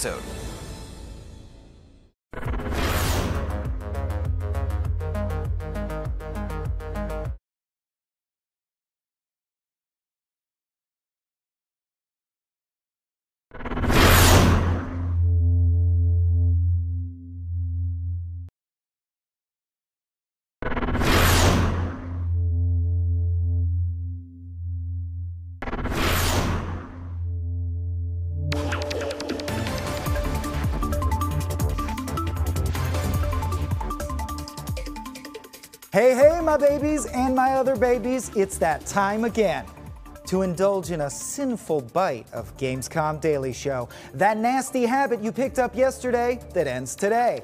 It's a short love affair, but intense. I'm your host, Michael Swaim, hired solely because my last name rhymes with game. That's it. That's all I had on my resume. Terrible casting, right? They could have had Billy Zane, the ghost of Corey Haim, Bruce Willis as John McClane, and so on in that fashion. In today's episode, which is essentially our series finale, all character arcs will resolve, all twists will be deployed, and the will they won't they that's been simmering between me and this hot-ass desk will finally ignite. But first, we'll be playing some WWE Battlegrounds with superstar Austin Creed, checking out Struggling, and taking a crack at Hypercharge Unboxed. We'll also check in with an esports update, see some cosplay competition hopefuls, and sit down with Luis Antonio, director of the upcoming game 12 Minutes. Now, a quick history lesson while I explain to my desk why our forbidden love can never be.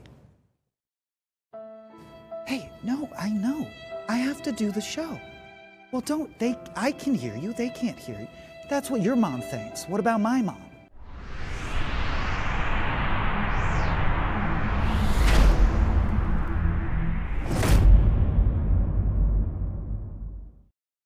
In its earliest form, Gamescom dates to the first European settlers who tamed wild lands in the face of permadeath and a severe lack of save points.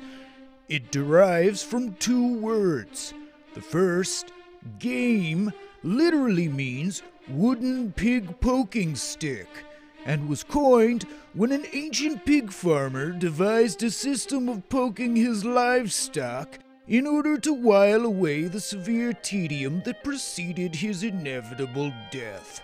It was an immediate success. The second word, skam, is an obscure Germanic root word meaning a small enclosure where nerds are.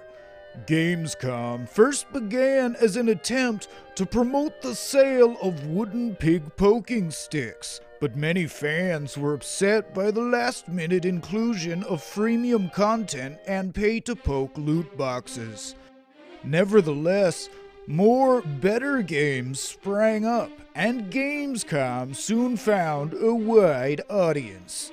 Since then, there have been many iconic Gamescom moments.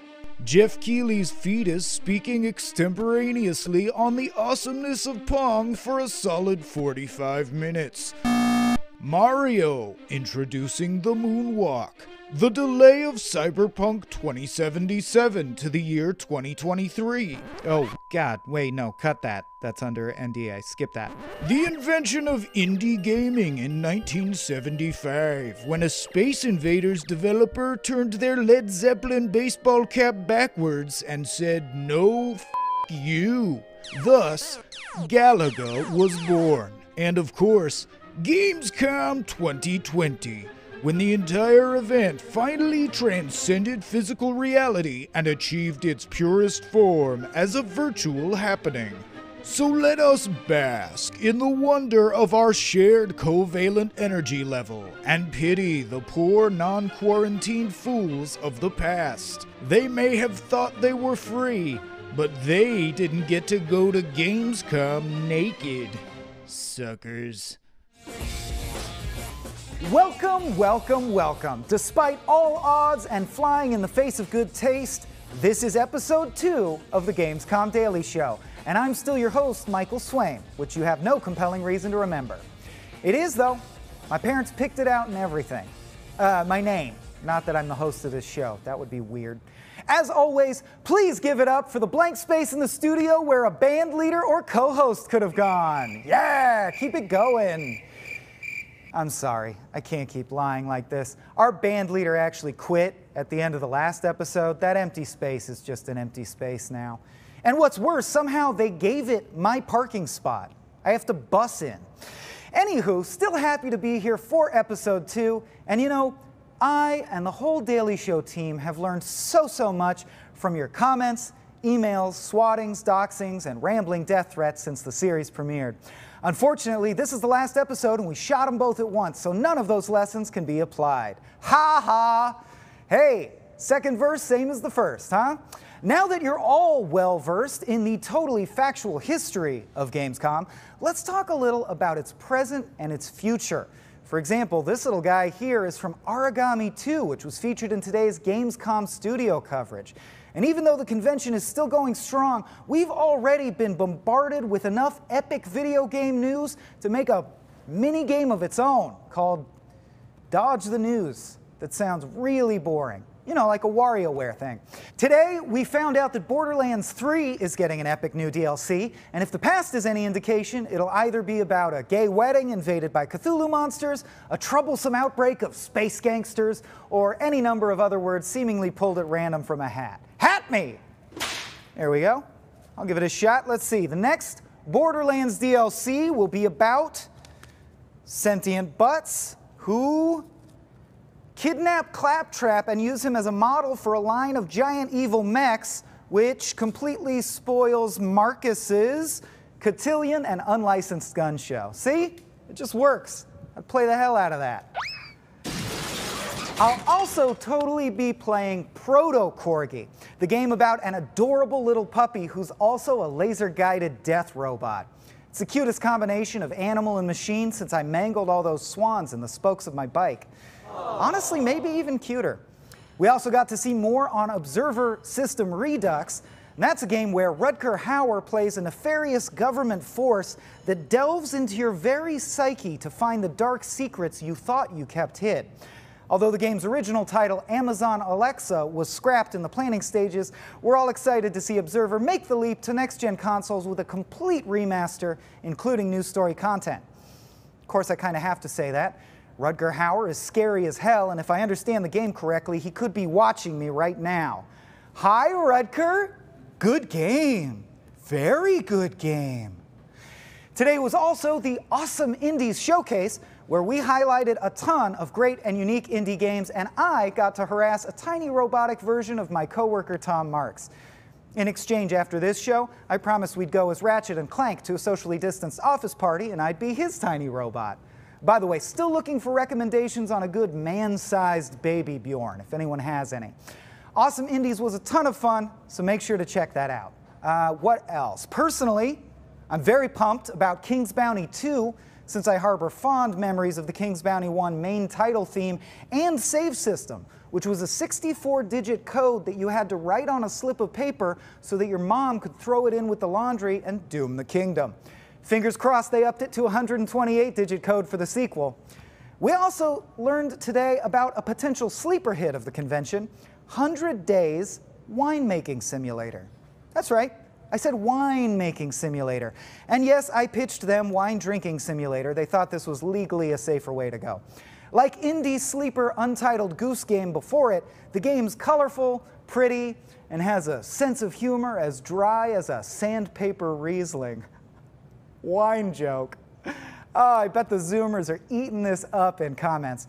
Gameplay also looks surprisingly challenging and frantic, although to be fair, I was also stomping a tub of grapes at the same time to maximize my experience. Personally, I'd give it an 8 out of 10. Very fun, some foot splinters.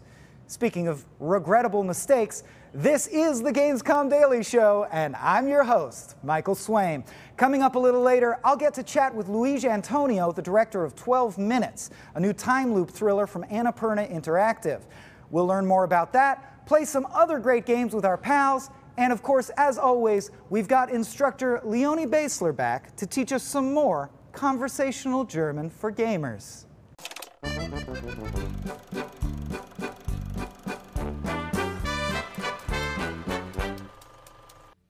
Guten Tag and willkommen zu Conversational German for Gamers. I am your instructor Leonie Basler, and today's word is Bodenstecken wackeln. It is when a glitch traps your character in the game's geometry and you frantically mash your buttons to get them free. I will use it in a sentence. Your reckless Bodenstecken wackeln has contributed non-negligibly to the stick drift of this pedal, and I demand financial restitution. Bodenstecken wackeln. I am Leonie Basler. This has been Conversational German for Gamers. Auf Wiedersehen. Thanks so much for that, Leonie. Now things are taking a turn for the gladiatorial. So break out your Kestis and fight to the death for the entertainment of the rich people that oppress you. You know, in a fun way. Here's a brand new trailer for the turn-based combat game Warriors: Rise to Glory.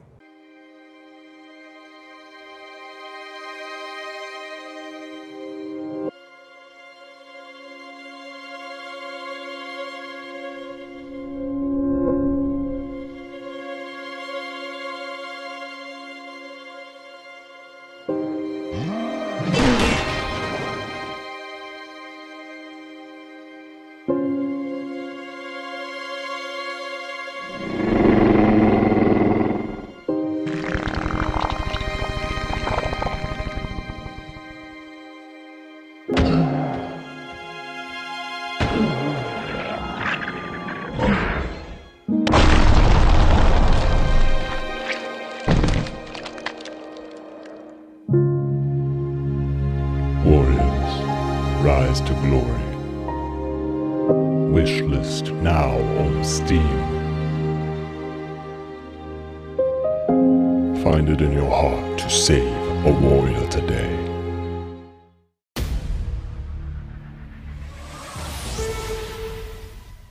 And now to check out some highlights from the very first Fordzilla Cup. This Forza Motorsport 7 tournament has seen over 40 racers from across Europe compete for the grand prize of a contract with Team Fordzilla.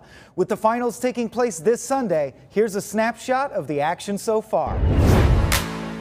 We are waiting you to join us this Sunday. In the meantime, you can check out the highlights that we made so far in the Fordzilla Cup.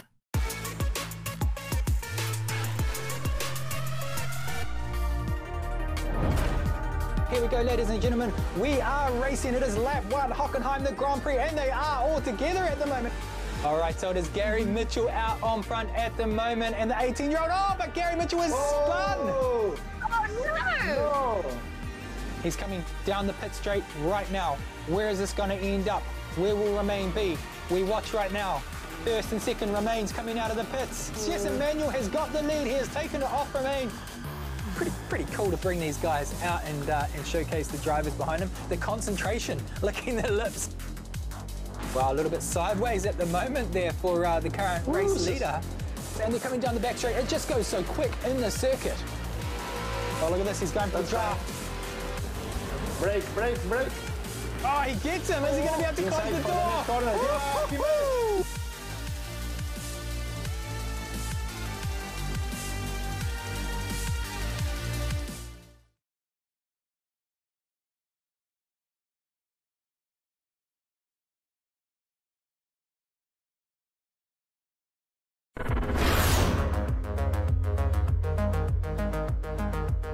The next generation of video gaming is on the horizon, and IGN is here to bring you the latest PlayStation 5 and Xbox Series X news and analysis in our new weekly show, Next Gen Console Watch 2020.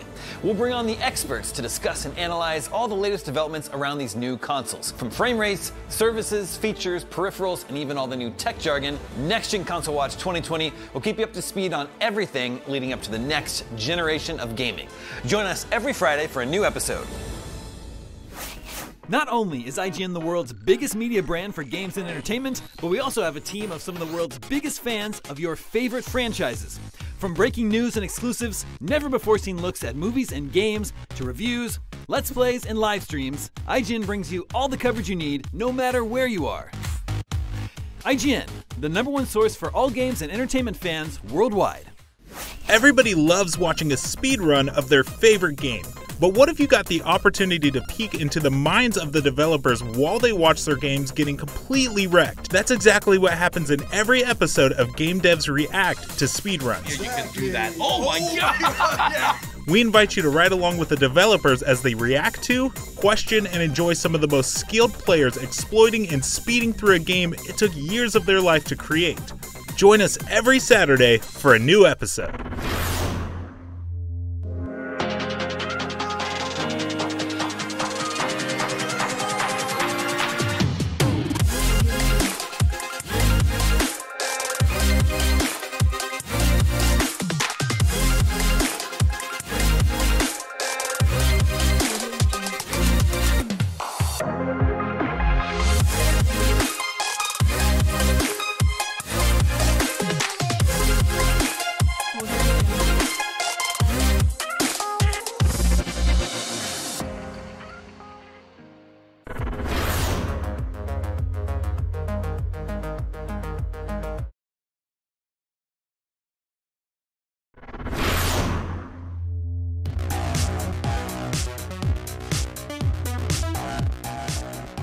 Welcome back. If you're just joining us, this is the Gamescom Daily Show, part of Gamescom Studio, right here on IGN Presents Gamescom 2020. I'm your Gamescom, Michael Gamescom. Speaking of hosts, the WWE has long hosted some of the most epic, over-the-top action around.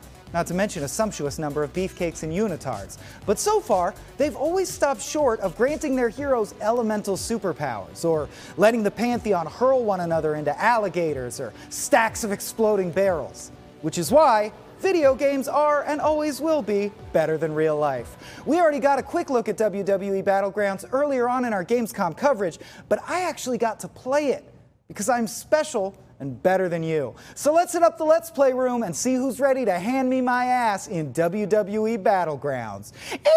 It's in the swing!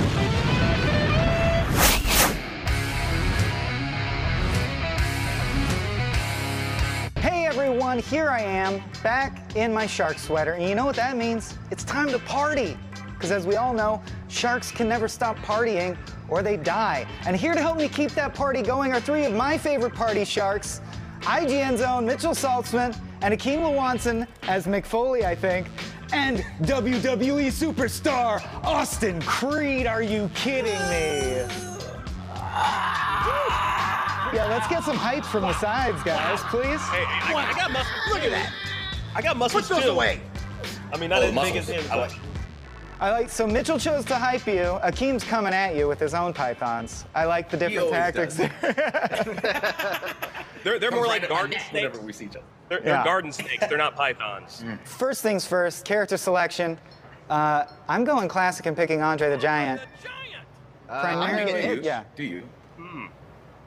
You know what? I'm gonna go with the current roster. You know, I'm gonna go with myself. Okay. Guys who are busting out there currently. You know. Big question in my mind is if you'd play yourself. I'm so glad you went that way. Of course. Now, guys, I'm gonna be honest. I'm gonna be a passive MMO monster, right? Okay, Andre. If we want to go like that, I'm going for a pin immediately. Who's the rock? Who's the rock? I'm about to. It's me, man. It's me. Of course it is. Of course it is. Come here. All right. So Andre wants it. All right. Don't forget. Oh, from behind. Oh, thank you. Big boy. Thank you, Austin. Thank you. That's what happens. And what is this? A fatal four-way? I believe it's called. Yeah, fatal four-way, baby. I haven't had one of those since college. How it works. Right, the edge. Here we go. The edge is really. You're really trying to. Here we go. Here we go. No, don't do it. Don't do it. You go. The gator. The rock hit the croc. Oh no. Oh, come on. Okay. There we go. That's what I was trying to do the whole time. No. My head and my knee. Let's see if that counts. No. I'm right here. Still not ready. It doesn't. Spear. Oh man. Oh, but this will. Nope. No. Oh, nice. Reversal. No, get in. He's gonna pin him. Yeah, I'm going in. No, Don't you dare. No, you guys stay out there. Stay out there. Nice. He's pinning him. No. Stop snitching on me. Come on. Come on. I'm getting this paid. One, no. I didn't even have a bar. I was all the way done. All right, round two. Let's go. Again? All right. I'll let you get that reverse. Wait, what's happening here? Oh, I see. Get down. Okay. All right, so I want that. I want the cash. But he's not giving me a chance to get over there. Nah. No. It's not yours. No. Go get the cash. All right, I'll try. I think I can leave, right? We can leave. Grab it. Yeah. No. Yeah, I'm gonna get out of here, guys. I'll see you later. No. Oh no! Yeah, all right. Still got a chance. Jurassic Park flashbacks. Oh, now there's double money. Double money is good. Stop him, Swabe! Nope. Go. Everyone trying to leave. We're all leaving. Oh no! Do we all have to get out? No, we don't. But we did. The winning team all got out. Yes! Look at that. That's literally me on the inside right now. But you don't have to. In the middle of the ring. Do you have to escape the cage to win? Well, yes, we just won by escaping the ring. That was electrifying, guys. Oh, there it is. It was. Yeah, this is it. Winner takes all. Mm-hmm. Oh, I can't pick her up. Oh, no. I can't pick Ronda up. Oh, God. Come on. No. Yeah. Oh, missed it. Sit down. You sit down. Get that reversal. Yeah, that's what I need. Here we go. Oh, God. Woo, flipping pizza. Dang. Hey, what does that card do over there? I'm so curious. I'm trying to. Something I haven't figured out is how to do straight throws, like yes. the stretch. There we go. Reversal. Can I get? No. I can't pin now. Throw you into the car. There we go. Oh, that backfired. I'm done with this wrestling game. Okay. Yeah, you to 1.5. Oh no! I was trying to get out. I saw him grabbing it. A terrible tragedy today when 4 wrestlers were killed in a massive explosion. Yeah. You better. Okay. Okay, all right. Come on. You're telegraphing your moves, man. Ronda, turn around. Ronda doesn't even care. I was too busy lighting my fists on fire. Wow. Oh no! I'd like to. Well, congrats in your 3-on-1 rampant attack against me. Congrats, one of you pinned me. That is unfortunately all the time we have. I wish I could play again and claw my way back from Abject Defeat. But that was a blast anyway. Thank you so much for joining me, guys, for this Let's Play of WWE Battlegrounds. Thank you, Akeem. Thank you, Mitchell. Thank you, Austin. Thank you. Heck yeah. Thank you. All right, see you next time. And that is it for this Let's Play. But we will be back with more Gamescom Daily Show, a Let's Play for a game called Struggling that's a lot of fun. And now, some more conversational German for gamers.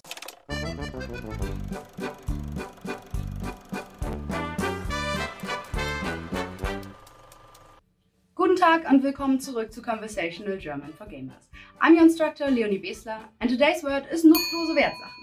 It is the stockpile of items after beating a game that you have saved for the boss, but never actually used.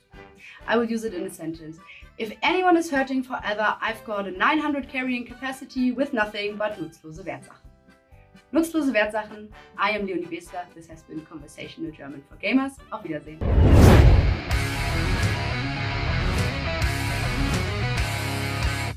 And I am ready to dive into Struggling.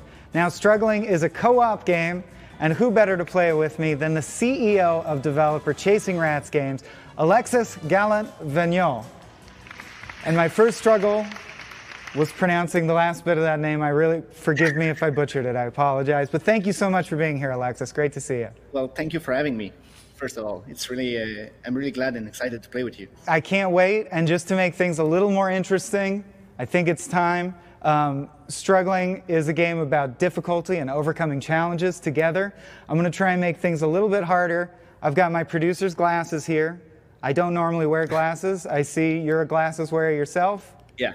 I'm about to enter your world. Oh my God, Nick, you're so blind.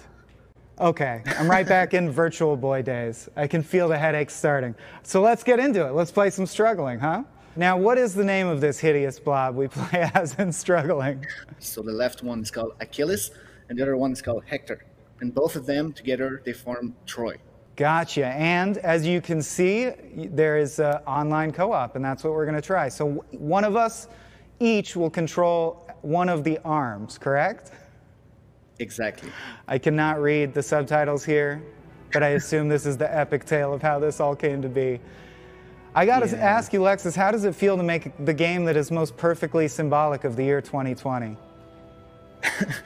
So we skipped some parts of the tutorial, so I'll just cover that for you just to make sure. We use the joystick to move around the arms, and we use the trigger to grab on stuff. And while you grab, you can use the joystick again to climb on stuff. Exactly. Okay, so now let us hold B to snap back to reality with grace and delicacy. See what that does. I'm getting some strong vibrations here. Great. So that was us. That was our inner life and our inner thoughts. So that lets you know what your hero is like. I gotta say, this lab doesn't look like it's very well run. We were not actually expecting to create an adventure game like this one. And we really feel like it's something that is special about Struggling is the adventure part to it and the amount of details that we've put in every level. But it's not something that we thought we would do. So we made sure that we were doing something really crazy when we were doing a game like this. All right, so let's climb up. We're going up? Yeah, we do. All right, we're going up. We're twerking our way up this wall. All right. We thought that in general games were too easy with pads, so you have to put it on your head by yourself. I was gonna say for granted. It definitely rewired my way of thinking about games, because I first walked into a hat and I was like, something's wrong, it's not going on my head. And then I realized you have to actually put it on, like a hat. Exactly. It just sunk in for me that their names are Achilles and Hector, and together they make Troy. That's great. Yeah. I can't. How dumb am I that it took that long for me to get that? Well, I think one of the best quality of the team is really that we think we're funny. So we don't hesitate to make jokes, and even if it makes no sense. So this would be the perfect game, I think, to play with a sibling you hate, or like a family member you'd like to get out of your life. I think this is the best relationship test that you can have with someone. You take your significant other and you try to manage struggling together. And if you're able to talk to each other after that, you should be good to go with life. So we'll try to get as close as possible to the pod to make sure that we don't get snapped by the water monster. All right? Okay. Here we go. Oh no. Come on, little floppy arm. Come on, little dingleberry. Okay. Oh, he's got quite a reach. I will say one great thing that came out of this stream is my eyes have fully adjusted to the glasses, so I guess I need glasses. That's great. Oh, that's right. You're playing with not your glasses, so this is how I found out. I need glasses of Nick Lamone's exact prescription. But yeah, as I was mentioned before, I got super focused on this water creature. Is that Octodad was one of the inspiration that we had. And also, Getting Over It was the other inspiration. We decided that another way to have something weird, to another layer of frustration. Oh, this is definitely my fault.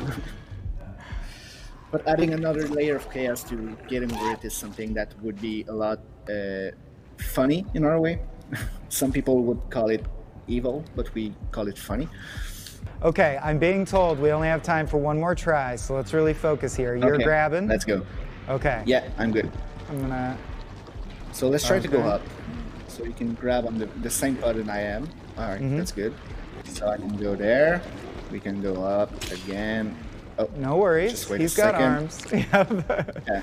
He's got arms for days. Ones. Okay. Right. Oh, eat it, mouth. I mean, don't eat it. We escaped. And we got raucous applause. Heck yeah. All right, perfect. Please tell me that we get to kill this guy with the ponytail, because I hate ponytails. Yeah. Oh, we do! Who knew? Perfect. We do. Great game. Well-designed game. We're also in trouble right now. We are. Oh. Exactly. That's all the time for struggling we have today. I'm going to remove my glasses so I can see that beautiful face one more time. Alexis, thank you so much for joining me today. It's my pleasure, really.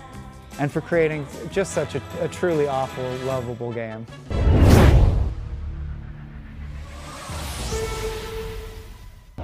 In case you haven't already seen the announcement, a big crossover is coming to Summoner's War Sky Arena. Here's a little more.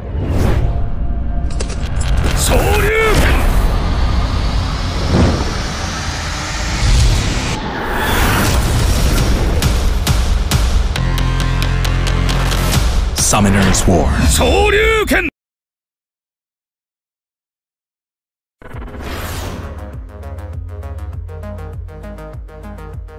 Everybody loves watching a speedrun of their favorite game. But what if you got the opportunity to peek into the minds of the developers while they watch their games getting completely wrecked? That's exactly what happens in every episode of Game Devs React to speedruns. Yeah, you can do that. Oh my god! We invite you to ride along with the developers as they react to, question, and enjoy some of the most skilled players exploiting and speeding through a game it took years of their life to create. Join us every Saturday for a new episode. Not only is IGN the world's biggest media brand for games and entertainment, but we also have a team of some of the world's biggest fans of your favorite franchises. From breaking news and exclusives, never-before-seen looks at movies and games, to reviews, let's plays, and live streams, IGN brings you all the coverage you need, no matter where you are.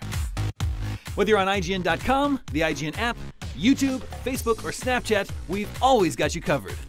IGN, the #1 source for all games and entertainment fans worldwide. Still using those tiny phones and tablets to watch IGN? Give your eyeballs a rest because IGN has moved to your living room. Get first looks and in-depth reviews of the most talked about titles. Thank you so much for chatting with me. Pleasure to be here. And take a front row seat to the biggest events of the year. Tune in on your Samsung TV Plus, Pluto, and Flex, and take a load off. Tune in to IGN 1. The next generation of video gaming is on the horizon, and IGN is here to bring you the latest PlayStation 5 and Xbox Series X news and analysis in our new weekly show, Next Gen Console Watch 2020. We'll bring on the experts to discuss and analyze all the latest developments around these new consoles. From frame rates, services, features, peripherals, and even all the new tech jargon, Next Gen Console Watch 2020 will keep you up to speed on everything leading up to the next generation of gaming. Join us every Friday for a new episode.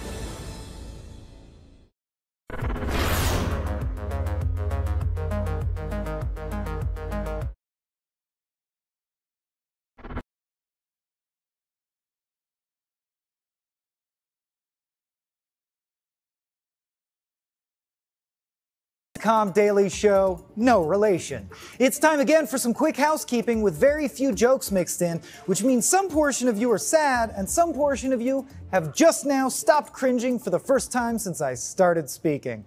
First up, make sure you catch the Gamescom 2020 Best of Show Awards this Sunday, August 30th, right here at 8 p.m. Central European Time, 11 a.m. Pacific. It's the convention's grand finale, where we'll reveal our cosplay winners, esports champions, and Best of Show games according to you, the Gamescom audience. To vote yourself on Best Streamer, Best of Show, and Gamescom's Most Wanted, head over to gamescom.global. Make sure you also check out Gamescom now at gamescom.global or gamescom.de for our German friends. That's a hub where you can keep up with all the latest Gamescom 2020 content and even design your own personalized schedule so you don't miss what matters most. Speaking of what matters most, Gamescom is also doing their part to reverse the deforestation of the globe with Gamescom Forest, a project aimed at reforesting 25,000 square meters of land, which is just so many square centimeters, you guys, and at least some number of parsecs. You can learn more about the program and give to the project by following the Gamescom Forest link in the video description. And you can check out all of the official Gamescom streams and videos on Twitch and YouTube and reach out through any of Gamescom's social media platforms, including twitch.tv/Gamescom, YouTube at MyGamescom, Twitter at Gamescom, TikTok at Gamescom.global, and on Instagram at Gamescom. All festival long, we'll be using the hashtags Gamescom 2020 and Heart of Gaming. So toss the tag on some posts. Let's have a conversation. Okay, that's it. House kept. Your sheets have been changed and the little soaps are replenished.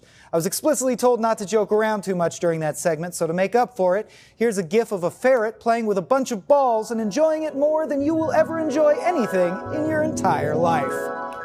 Yeah, right? That feels nice. Live through the ferret. Okay, moving on. Esports.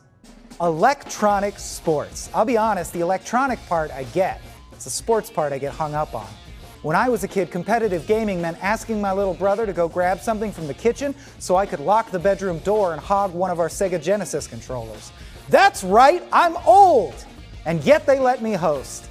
System's completely broken down. You love to see it. Another thing you love to see is someone who actually knows what they're talking about to fill us in on all of the biggest highlights and latest shakeups in Gamescom 2020's esports scene.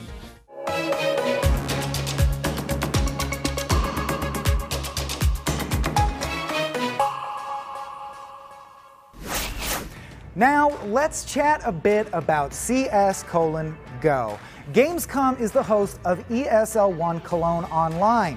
And since I'm not a youngling that's hip to the latest tic-tacs, I asked IGN's resident esports expert and general CS guy to give me a hand. Please warmly welcome my nephew, Alan Wheeler. Alan, are we connected? Is this FaceTiming? Did I do it? What are esports, Alan? It's been an insane week of action for ESL1. The strongest CSGO teams from each division have been going head-to-head to find out who the best team is, win a boatload of cash, and of course, get some juicy tournament circuit points. The Asian Division playoffs had Tyloo beating Vici Gaming 2-1 in the upper bracket. Check out this triple kill from Danking on Mirage.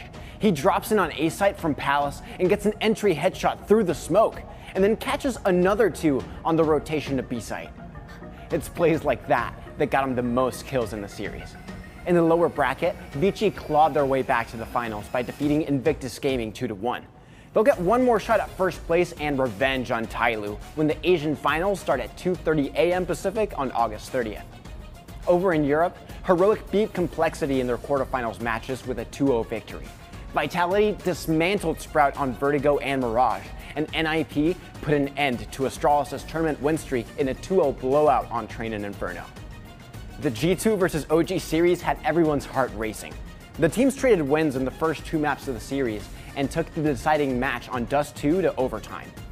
It wouldn't be a G2 game without a few heart attacks, so they pulled off a last-second defuse at match point, and then Hunter clutched a 2 versus 1 defense to win the series. Hunter survived with 2 HP in the final fight. The European semifinals wrapped up just a few minutes ago, so you can catch all the highlights on ESL's YouTube and Twitch. You can also watch the European finals starting at 9:30 a.m. Pacific on August 30th. In Oceania, Renegades sent Order down to the lower bracket in a lights-out semifinal match.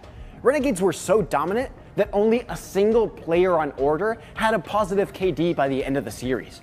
Order got a second chance to prove that they are finals worthy when they faced off against Avant Gaming in the lower bracket. The series was really close and even went to overtime in the final map on Train, but Avant kept finding better picks and eliminated Order from the tournament.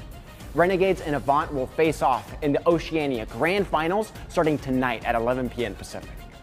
Finally, in North America, the semifinal between Chaos and Liquid was pretty one-sided for TL. Twists played out of his mind and earned player of the series, but my favorite play came from Naf on Inferno, getting a triple kill in a 3v1 defense with some well-played strafes. On the other side of the bracket, Evil Geniuses handled Furia with ease in their 2-0. The Geniuses coordination was on point this series. Check out this crossfire on Nuke that gets Tarek 3 kills defending against 4 members of Furia. The NA Finals between Liquid and EG is happening right now, and you can watch it on ESL's YouTube and Twitch channels. That's all we know for now. Back to you, Mr. Swaim. Thanks, Alan. I'll see you at Thanksgiving if your mom ever forgives me. And that is everything you need to know so far about ESL One at Gamescom 2020, according to my precious nephew. Make sure to tune in to the rest of the playoff series on ESL's Twitch or YouTube to catch all the action. In other esports news, Ford is hosting the Fordzilla Cup, the first ever tournament from Team Fordzilla, where contestants compete for a chance to earn a pro esports contract with Ford. Let's check out how things are going in the Fordzilla Cup.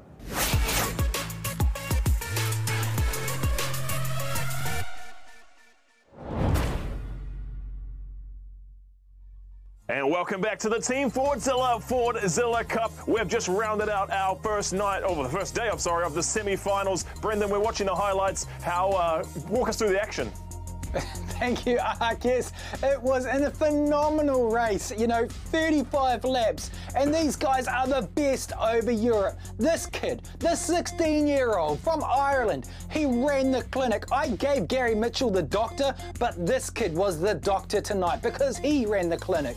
He jumped, he climbed, he battled all the way from 14th up into 2nd position. What an amazing race for that kid. But yes, it was not just about, obviously, the kid from Ireland. There was some exceptional battles from other drivers around on the track as well. Spectre having a great time. The pits, what happened here? Look, we ended up with cars on top of each other, over each other, and that created drama.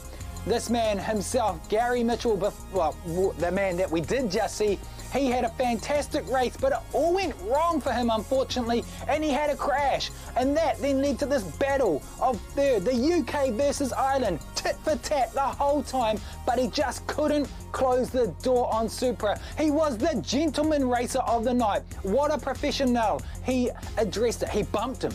And then he said, look, I'm not going to win like that. He may have got the penalty, he may not have, but he redressed, and that was a great way for Mitch to finish the race.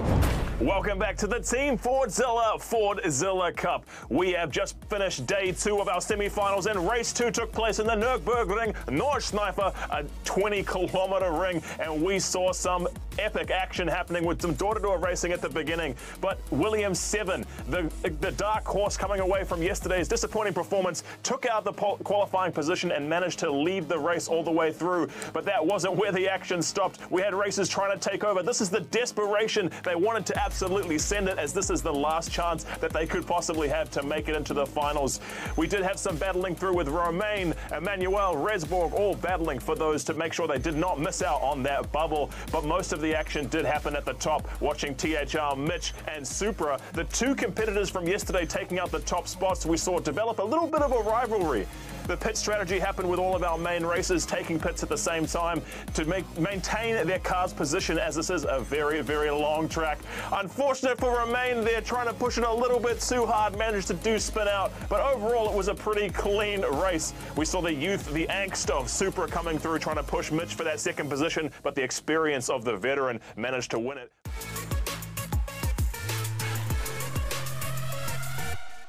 I'm looking forward to seeing how it all turns out. Ooh, Ooh, that one hurt. Conventions wouldn't be the same without cosplay. And while this year might be unconventional, rest assured there's still plenty of cosplay getting play at Gamescom 2020. So let's head to the Cosplay Convo Corner and check in with Miranda.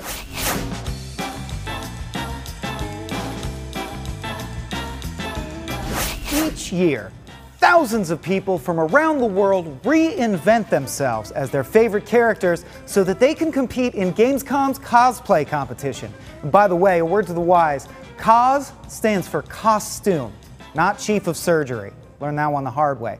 On Sunday, the last day of Gamescom, we'll be taking a look at the finalists and announcing winners right here. But before that happens, we figured we'd check in with some of our own favorite costumes of the year. Joining me now in the Cosplay Convo Corner is IGN's own Miranda Sanchez, host of Gamescom's cosplay competition. Thank you for being here, Miranda. Welcome back. Hi, Michael, and thanks for having me. So today I brought with me two cosplayers. Our first cosplayer is Sabrina Phillip of Dancing Fox Cosplay, cosplaying as Ysera from World of Warcraft. And it's a mighty fine, impressive cosplay. This is a character who is a dragon, was once known as the Dreamer, and now has been awakened. And so I really love the shots here that she has of her cosplay. There's so much detail in this. Every World of Warcraft character cosplay I've seen so far has just been awesome. We really love that we get to see these great photos of them in actual sets with professional photographers. It really makes these cosplay come alive, even though, of course, they are already immaculate on their own. Yeah, and of course, realism is an obvious direction to aim for, but I do like how, I mean, she's really taken the Blizzard art style, from the box art, and sort of hearkened to that with the little touches, like the little curly cues on the gauntlets. That is so World of Warcraft. I love that. Very cool. Yeah, and it's we were discussing too, World of Warcraft just has such a defined style, and all the Blizzard games really. And they, especially with World of Warcraft, they're a little bit more chunky. And I really appreciate how these artists have kind of come and looked at a style and really developed it for, I guess, the real world in a way. You don't have that blockiness in these cosplay. They just look so natural and just downright wonderful. All right, so who do we got to compete against our World of Warcraft Ysera? All right, our second and final cosplay of the day is Elaine Kunik of Leshy Cosplay, showing off her Monster Hunter World Shrieking Legiana. And oh my goodness, these wings. I know how hard it is to take down Legiana in Monster Hunter, and I cannot imagine how actually difficult it would have been to make this armor in real life. This just looks fantastic. Yeah, the sharp wings are just amazing. I really love. I'm immediately imagining Monster Hunter World of Warcraft, some sort of crossover. I want to see all the cosplayers fight each other in a big field, Miranda. That's what I'm getting at.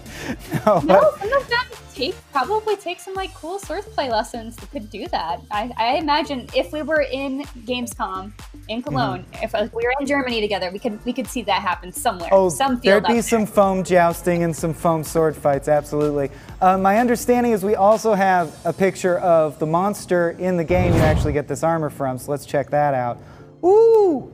So that's a challenge to Miss Kunik. Come back next year as that monster. That's what I want to see.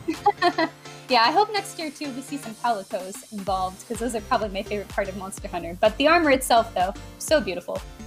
Absolutely. More awesome costumes, more cosplay competition hopefuls. That is all the time we have today for our quick Cosplay Convo Corner check-in. But Miranda, thank you for coming back. Thanks for being our guide to the world of cosplay. And remember, for more cosplay, you won't want to miss the Gamescom Cosplay Competition. That's what it's all about. And it is happening this Sunday at 11 a.m. Pacific. Thousands have entered, but only 30 will be chosen as finalists, so you can expect some killer looks.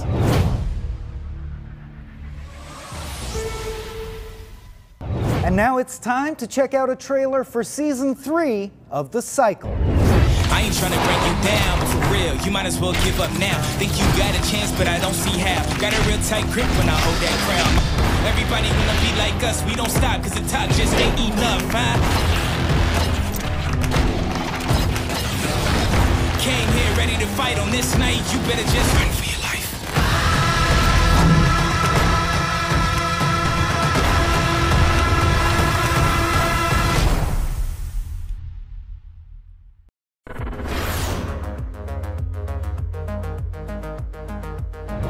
Gamescom 2020 is the heart of gaming, and you can keep to the beat right here on IGN. We've turned the single biggest show in gaming into 5. Gamescom Now is your virtual show floor with up to the second live coverage. Gamescom Daily Show, Gamescom's first ever late night talk show. Our Gamescom Awesome Indies show, the freshest deep cuts in indie gaming. And finally, the Gamescom Best of Show, including the Gamescom Award. Gamescom 2020 is available on IGN and wherever you stream Gamescom Now.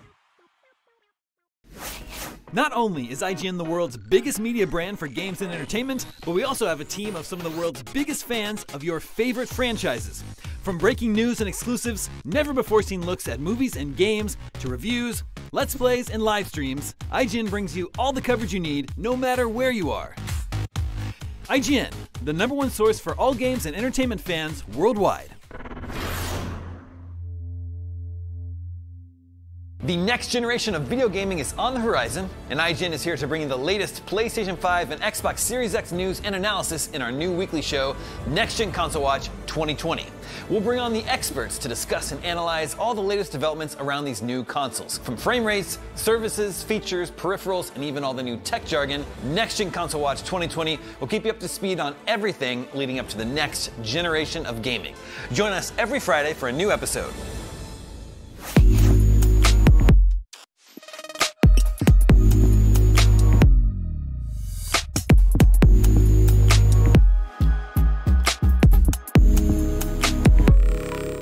This year, Gamescom is streaming to you on IGN, and now you can watch it unfold on TikTok. World premieres, exclusive gameplay, cosplay, interviews, and unforgettable moments from the biggest show in gaming can now be crammed right into the palm of your hand.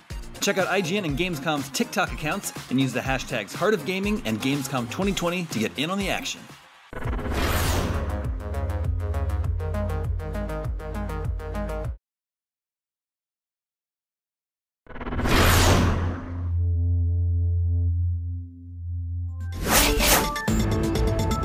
Welcome back. I am neither Brian Altano nor Max Scoville, and if you're just joining us, this is the Gamescom Daily Show, which they let me host for some reason after I wandered in from the street.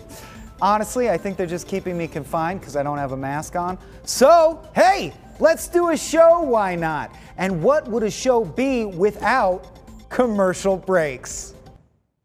What, we just had one? Well, not like this, we didn't. So set your mind dial to 90s and break out the sugary cereal, because it's time for a toy revolution.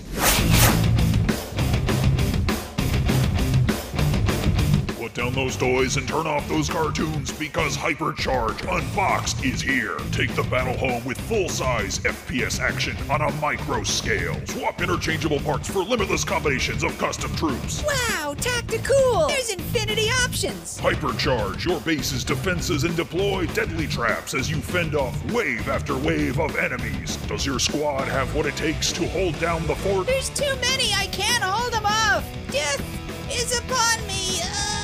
Team up with 3 friends and defend your Hypercore from the forces of evil in online or split-screen co-op across 10 unique, sprawling levels. From bedroom to arcade to garage to backyard to attic to the all-new deluxe playground playset, the action really doesn't stop until your stepdad says so. Gary, can we play one more game? Yeah, I gotta ask your mom. Create fierce rivalries and put your friendships to the test in competitive multiplayer in both local, split screen, and online over the internet. You're not my sworn enemy, Kevin. Stop shooting me! Think outside the box and join the fight today. Hypercharge Unboxed. Anything else and you're just playing around. Hypercharge Unboxed is available for Windows, Macintosh, and Linux personal computers, Microsoft Xbox One, and Nintendo Switch Entertainment System rated T for T. Each set sold separately. Some assembly required. Your parents help you set it up. Only from Digital Cyber Cherries.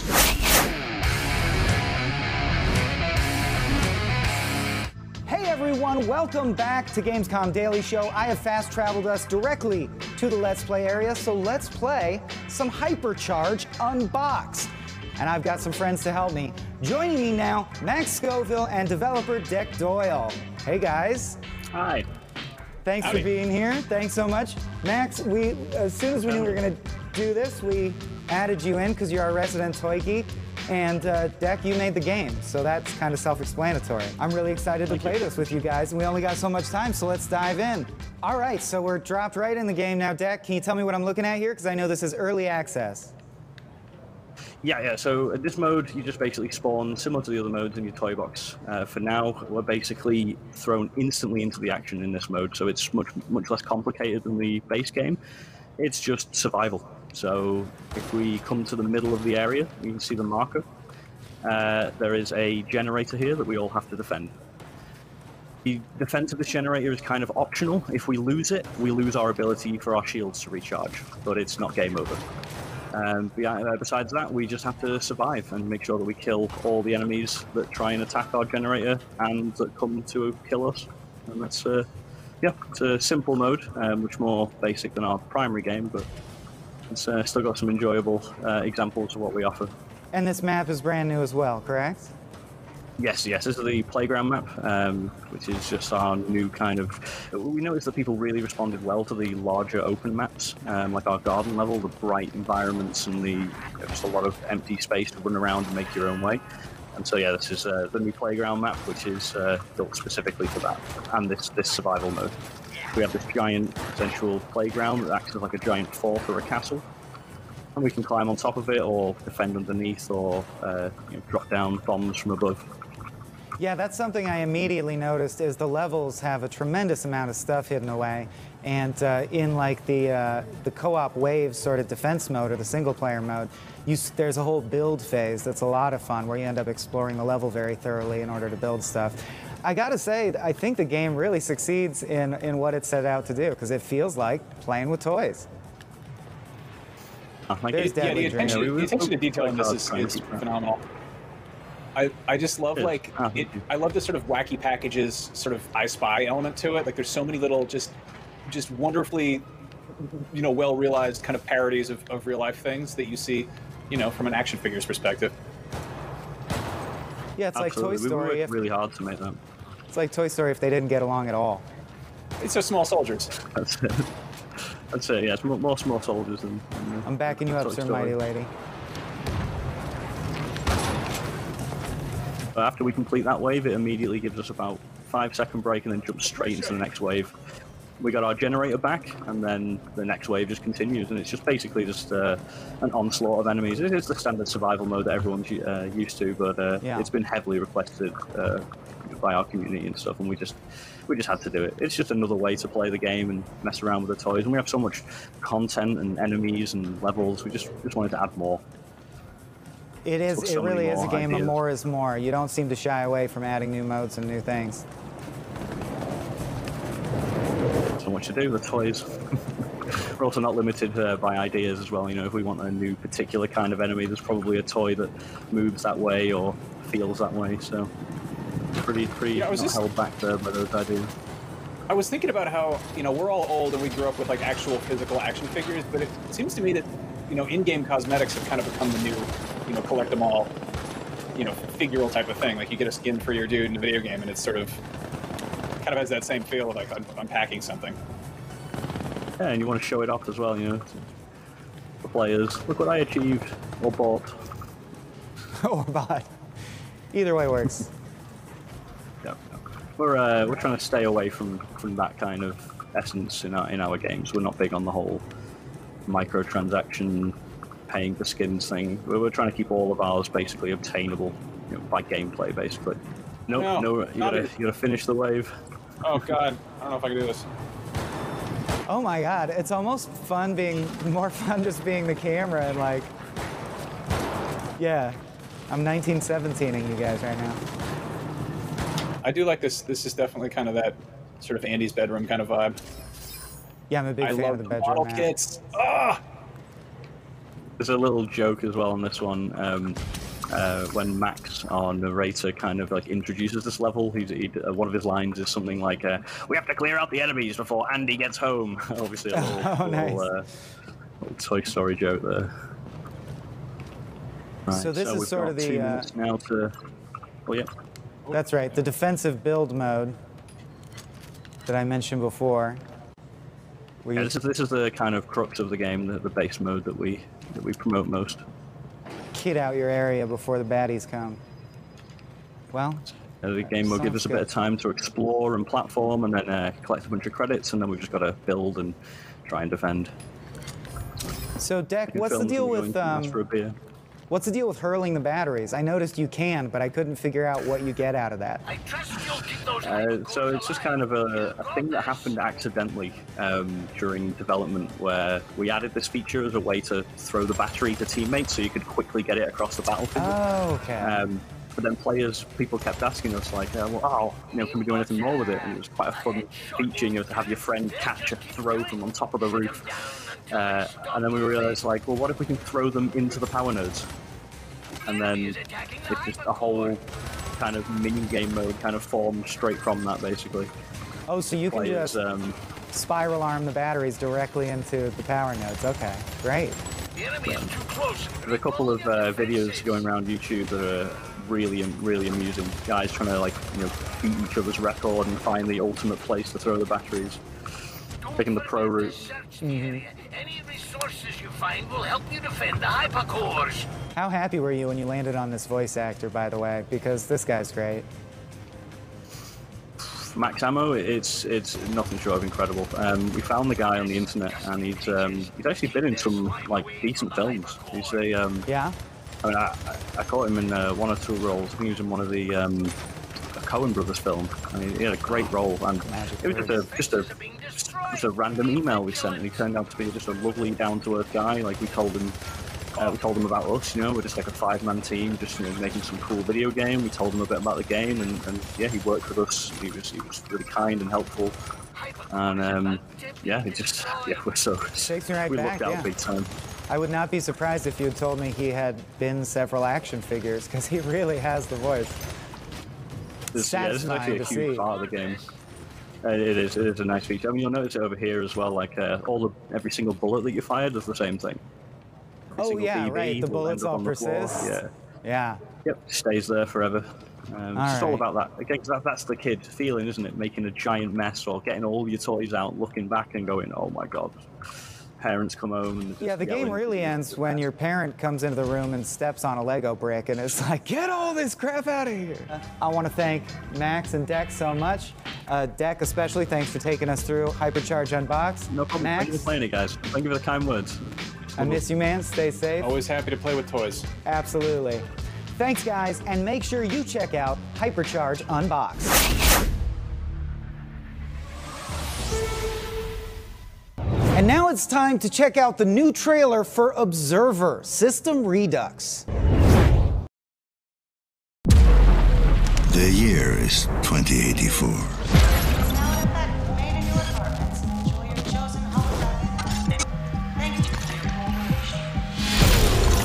I am what they fear, a corporate tool of oppression. If you don't remember, that's when they call me. To access you.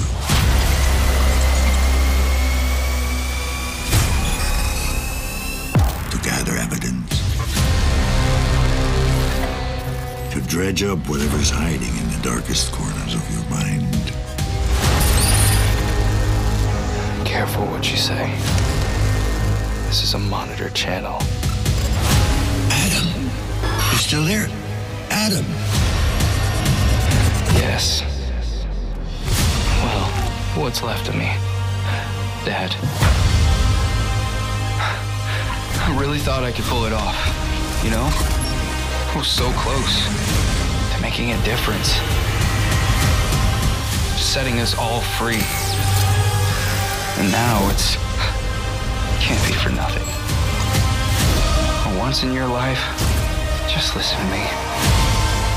Whatever happens, I need you to remember, you're not in control.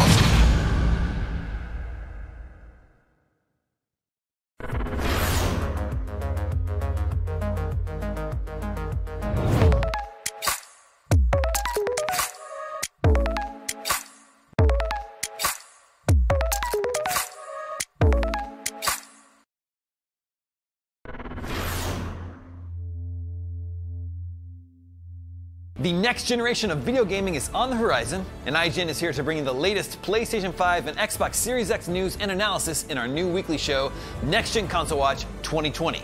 We'll bring on the experts to discuss and analyze all the latest developments around these new consoles. From frame rates, services, features, peripherals, and even all the new tech jargon, Next Gen Console Watch 2020 will keep you up to speed on everything leading up to the next generation of gaming.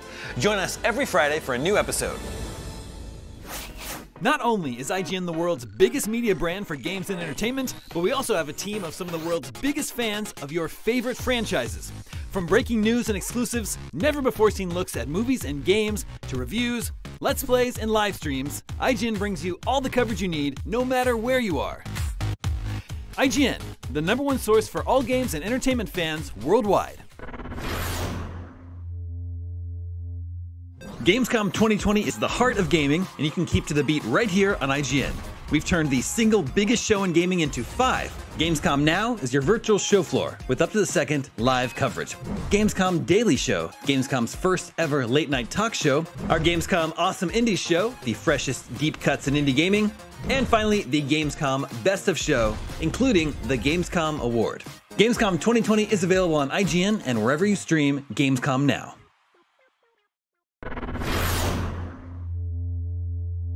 Hey there! Do you have opinions on games, movies, TV, or other weird stuff on the internet? You can take part in our new show, Power Ranking, where you can vote on all your favorite things on the internet. Do it now! Do it! Just go! Vote! Go vote!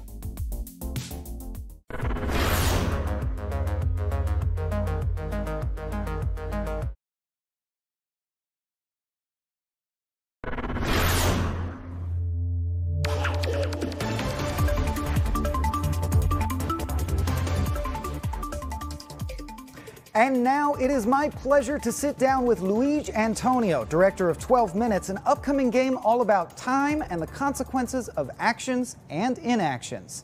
Dial them in, boys!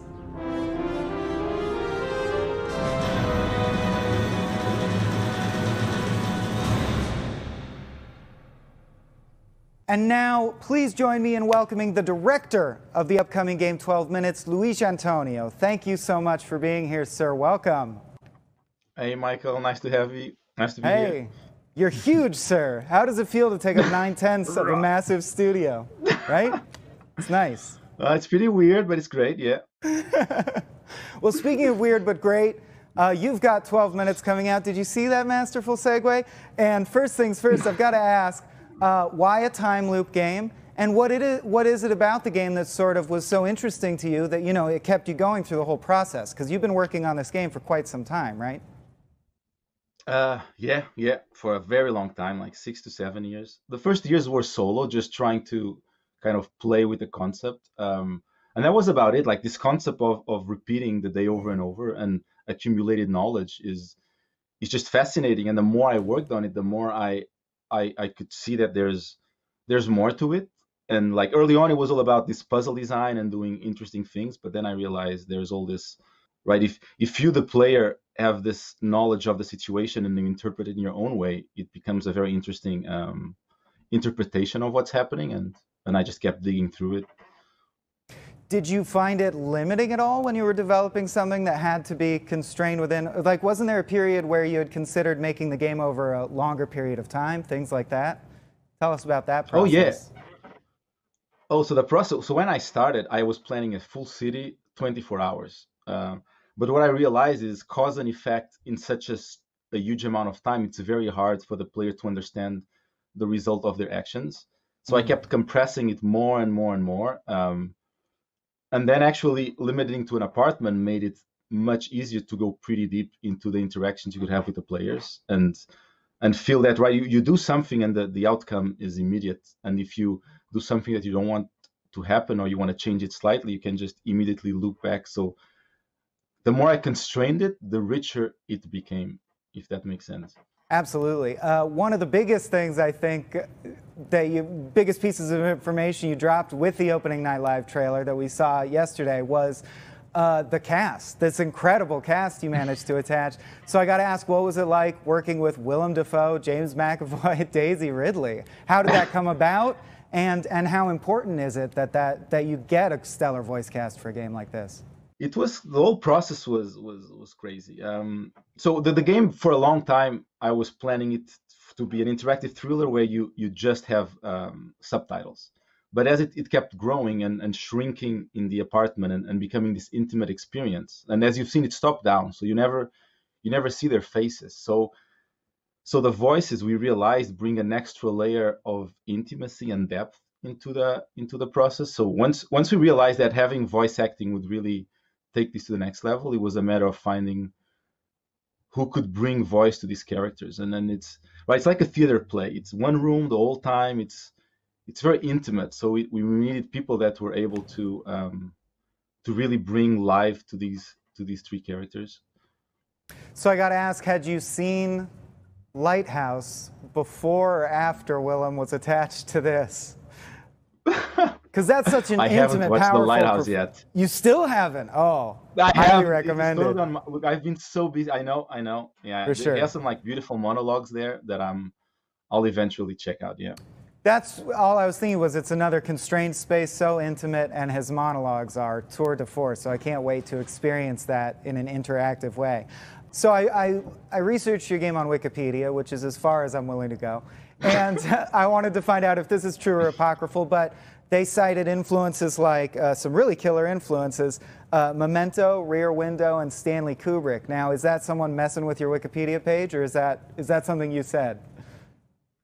It was something I said. So early on, when I started deciding what directions to take in terms of design and the philosophy of how to build a project, I looked a lot into movies. And those projects, and Memento is a good example where, you have a character with a fragmented memory, and the director decided to change the order of the footage in order to make you go through the experience of the character. So trying to look how these directors do these things, like Rear Window, for example, from Hitchcock, where you spend the whole movie on the balcony with the character seeing what's happening without ever, you start to project what you think might be happening there. So understanding how they use their medium and their tools and hopefully bringing that into this project. And that's what helped, like the top down. The game has no objectives. It doesn't tell you where to go. There's no score. I really try to use all the tools we have available in order to make you experience this in a very personal way and feel that it's your own experience.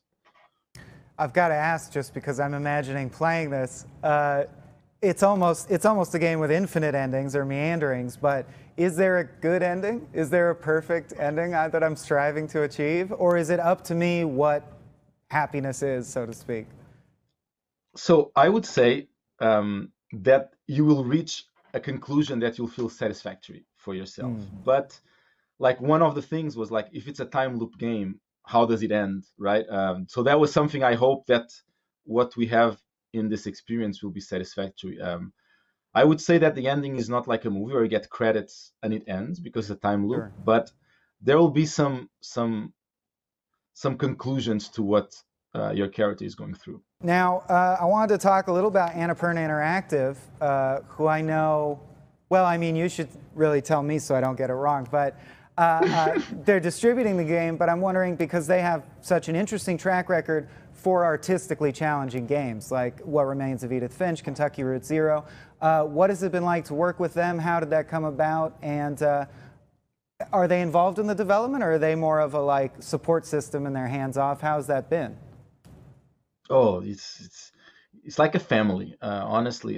So for a while I was doing this project alone, and then it got to this point where it could grow into something much bigger, and that's where our conversation started. And then Annapurna, right? It has all this background from movies, and so it just became kind of, we both wanted to take this in the exact same direction. So they not only do the publisher side, but everything else, right? They make sure that there's no barriers in achieving all the creative requirements for this project, and they help with everything. It's pretty cool, I have to say. It's not what I expect the publisher would be. It's like a team. Yeah. Well, speaking of teams, you've worked for Ubisoft and then Rockstar as well, correct? Yeah. First Rockstar, then Ubisoft. Yeah. So what was it like sort of going from these massive teams where you have tremendous support, but I imagine you're sort of just focused on your department or your little facet of the game, to breaking off into the wilds and directing a whole game? Were there, like, how did those experiences prepare you, and was there anything that you had to learn, fresh skill sets? Oh yeah, so I had to learn how to program. So I was an artist. There you go. Using 3D Max, ZBrush, just doing like 3D stuff. And to design, I realized I had to learn how to program. So that was like 1-2 years of painfully learning something I had no idea how to do. After Ubisoft, I was working on The Witness with Jonathan Blow, and the team had a lot of really good programmers. So they helped me kind of understand what it is to program and how to get there slowly. But that was by far the biggest challenge. And also I was alone early on, and I early on parted with Microsoft, and then we got Annapurna to join and become this team, and that was a huge load off my shoulders in terms of the financial and all the spreadsheets and managing side of a project. Sure. That were taking a lot of time as an indie that I had no idea. Yeah. Well, but now that it looks like 12 Minutes is definitely coming to fruition, you've got all these new skills under your belt. I got to ask, I'm not prying for details, but do you have any plans for your next project already? Yes, I have. I have a couple of ideas, but one thing at a time. Like, I really want to be in the present moment, so I want to wrap up this project. There's a lot of, and we're at that final stage where everything is there, but needs this huge amount of polish before it comes out. Absolutely. But I have a couple of ideas that I would like to play with, but let's see. Cool. Well, we're just about out of time, but I did have one more question, or just sort of is there any special state of mind or anything you'd like players to be thinking about when they experience this? What is the game about to you, beyond a time loop, if we can move beyond that? I would say the game is about trust. It's really about how you deal with the knowledge you have of things that happen and things that might happen, and how you decide to deal with this information, and how you hope that knowledge and this information might change how you see other people. But in a way, project your own life into this experience. Yeah, I hope people, like, we worked very hard to make a very accessible experience and still very complex in terms of design. So I hope people just let it go. Just let themselves go into this and see where it takes them. Wonderful. Yeah, it looks like a very unique game. It's right up my alley. I love games that are simple but very mature, let's say, with challenging themes, so I can't wait to play it. We are out of time. That's our 12 minutes. I wish I could loop it infinitely, but we have to move on. Thank you again, Luigi. Wonderful having you. Thanks for chatting 12 minutes with me. Well, 12 minutes looks absolutely awesome, and I, for one, cannot wait to give it a shot.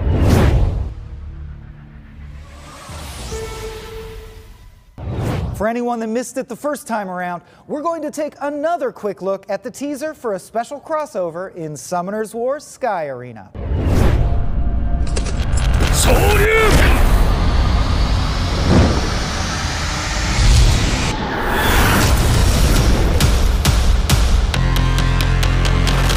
Summoner's War. Shoryuken!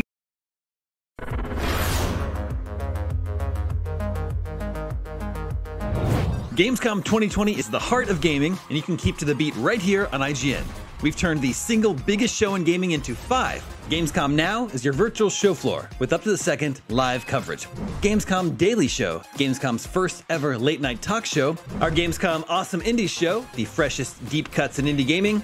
And finally, the Gamescom Best of Show, including the Gamescom Award. Gamescom 2020 is available on IGN and wherever you stream Gamescom Now. Not only is IGN the world's biggest media brand for games and entertainment, but we also have a team of some of the world's biggest fans of your favorite franchises. From breaking news and exclusives, never-before-seen looks at movies and games, to reviews, let's plays, and live streams, IGN brings you all the coverage you need, no matter where you are. IGN, the #1 source for all games and entertainment fans worldwide. The next generation of video gaming is on the horizon, and IGN is here to bring you the latest PlayStation 5 and Xbox Series X news and analysis in our new weekly show, Next Gen Console Watch 2020. We'll bring on the experts to discuss and analyze all the latest developments around these new consoles. From frame rates, services, features, peripherals, and even all the new tech jargon, Next Gen Console Watch 2020 will keep you up to speed on everything leading up to the next generation of gaming. Join us every Friday for a new episode.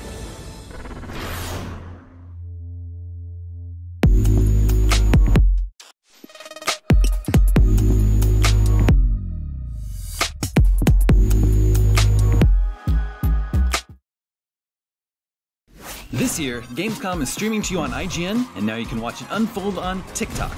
World premieres, exclusive gameplay, cosplay, interviews, and unforgettable moments from the biggest show in gaming can now be crammed right into the palm of your hand. Check out IGN and Gamescom's TikTok accounts and use the hashtags Heart of Gaming and Gamescom 2020 to get in on the action.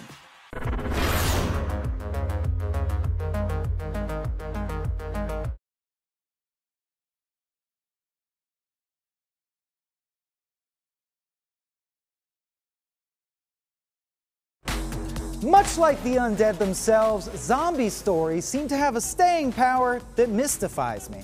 Every time I think I'm finally bored of rotting flesh shambling towards me, a Train to Busan or Last of Us 2 comes along and shuts my fool mouth, usually by chewing it off. Whether they're bike-fighting zombies, piled high zombies, zombie fungus, walk among us, fast and ragey, slow but cagey, dead and rising, soldier surprising, Will Smith stopping, island hopping, mutated liquors, neighbor evictors, used as pets, considered for sex, raised by a book, losing their looks, battling greenery, or spoiling the scenery, zombies are here to stay. Hey, that rhymed. Weird. Now, just in time to refresh the genre, here comes Dust Off Z with unique chopper-based zombie combat. Zombat. Ooh, zombie bat. Have they done that yet? All swooping in, digging into your eye socket to get at your brain? No one steal that. That's mine. While I flesh out a spec script, you all take a gander at Dust Off Z.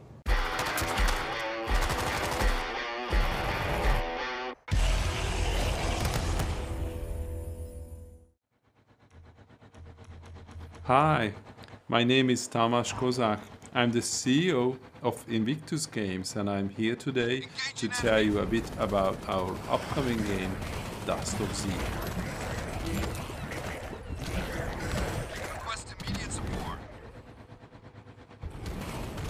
Dust of Z is a helicopter-based zombie shoot-'em-up taking place in the near future, where a mysterious virus has emerged, turning people into monsters. The game mixes risky management and some light physics puzzles with straight-up action, as you will fight horde after horde of enemies while you are out doing missions. In this particular level, we are tasked with collecting supplies to help with building a new base. While the levels themselves are played out on a two-dimensional plane, the world itself is in 3D. This means that you are never completely safe, as enemies may come at you from any direction. In Dust of Z, you will have access to a wide range of options regarding your ride. In this case, a retro-fitted school bus with added weapons for close-range fighting. You will also have a wide range of gunners to choose from, all with different weapons and fighting styles.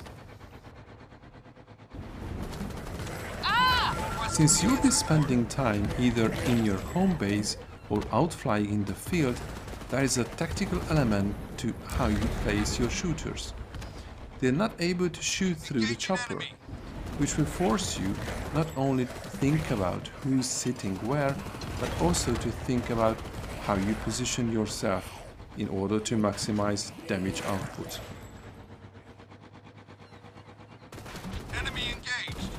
We love this part of Dust of Z because it adds another layer of depth and strategy to the gameplay, and choosing the right chopper with the right gunners in the best position will be especially important on the harder difficulties.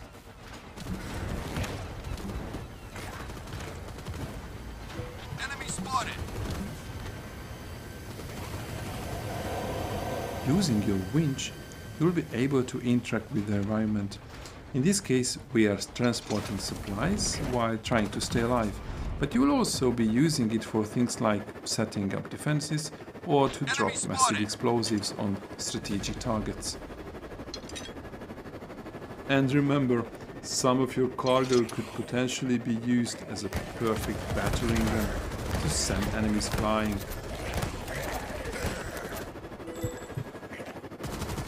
This is just a sneak peek on some of the cool combinations of armaments you can find. In this instance, we fitted our chopper with Tesla coils to fry anyone who comes too close.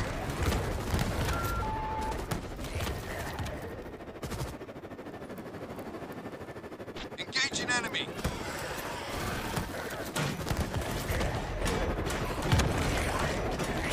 We hope you've enjoyed this presentation, and we are super excited to launch this game this fall.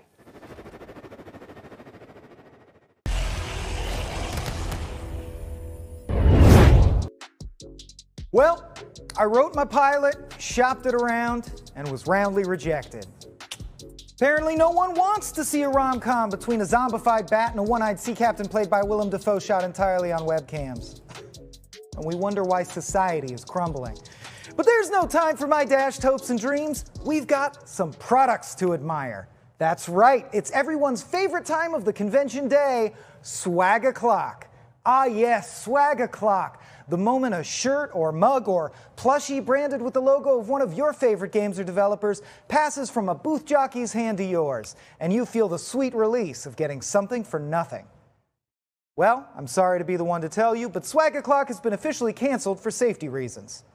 So I guess that's that, right? Wrong, you idiot! We may not be able to gather in person, breathe each other's air, or touch each other's hands or items passed between those hands, but we've got something even better than swag. Merch! The next evolution of swag. Merch! Like swag with stubble and a leather jacket. Merch! It costs money, which means it's more valuable. Whereas swag stands for stuff we all get, merch means money exchanged.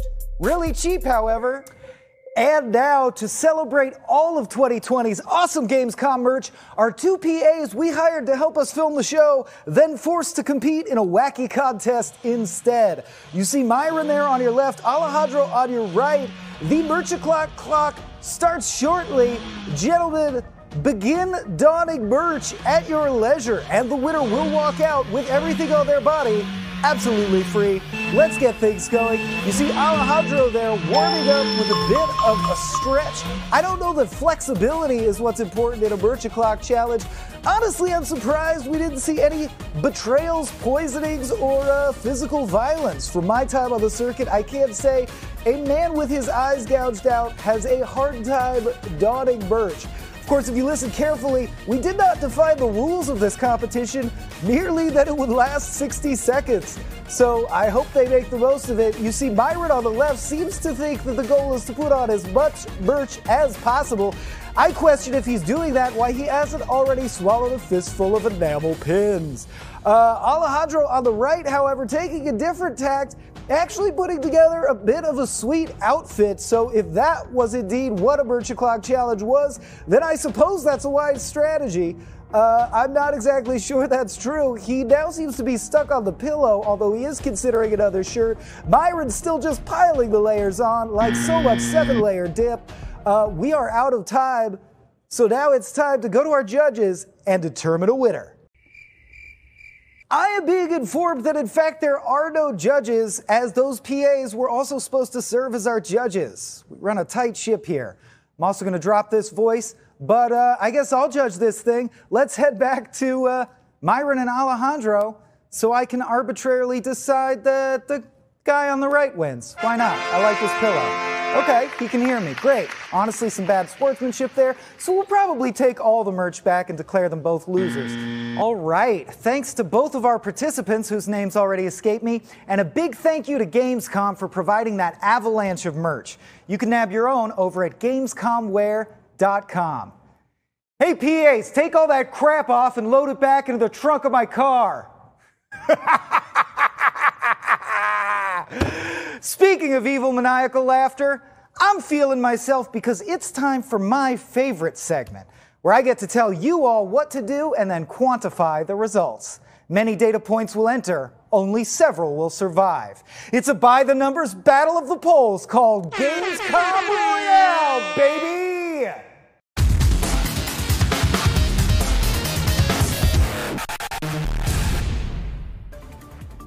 In our climactic, last, and indeed final Gamescom Royale poll, we asked the IGN audience which Gamescom 2020 game they were most excited to get another glimpse of. Actually, I think I phrased it slightly differently yesterday, which completely invalidates the results. I mean, if you think about it. But, for the sake of closure, our winner is Crash Bandicoot 4. It's about time. With 54% of the vote. That represents over 10,000 votes, and honestly, as an aging gamer, I love to see it. I have loved Crash ever since the first time he tried and failed to become the Sony mascot. Maybe this brings us one step closer to a custom PS5 shaped like a Bandicoot. That's what I'm waiting for. But that is all the time we have for Gamescom Royale, or as we call it in America, Gamescom Quarter Pounder. Pulp Fiction? Anyone? Anyone? Bueller? Wait, that reference is even older than Pulp Fiction. This is going in a bad direction.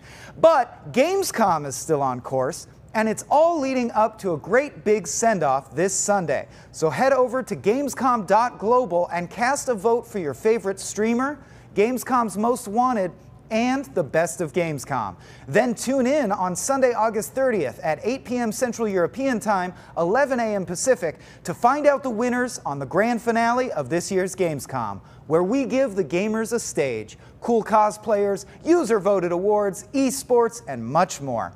Make sure you also check out Gamescom Now at Gamescom.global or Gamescom.de for our German friends. That's a hub where you can keep up with all the latest Gamescom 2020 content and even design your own personalized schedule so that you don't miss what matters most. Speaking of which, Gamescom is also doing their part to reverse the deforestation of the globe with Gamescom Forest, a project aimed at reforesting 25,000 square meters of land. You can learn more about the program and give to the project by following the Gamescom Forest link in the video description. And you can find all the official Gamescom streams and videos on Twitch and YouTube. Reach out through any of Gamescom's social media platforms, including twitch.tv/Gamescom, YouTube at MyGamescom, Twitter at Gamescom, TikTok at Gamescom.global, and on Instagram at Gamescom. And you can Gamescom at Gamescom with your Gamescom. All festival long, we will be using the hashtag Gamescom2020 as well as the hashtag Heart of Gaming. So toss a tag on some posts and let's have a conversation. IGN's Gamescom coverage will continue tomorrow with a look at the new Outer Worlds DLC, the finals of the Gamescom Cosplay Contest, and, as I said, the Gamescom Best of Show Awards. Plus, as a very special treat, no more of this show, or me generally. You're welcome. Or alternately, please follow the links in the video description to write your congressperson demanding a 24-hour network devoted entirely to the Gamescom Daily Show. Let the culture wars begin! No, for real though, thanks so much for having me. It has been a real treat, and I'll see you next time. I go sleep now.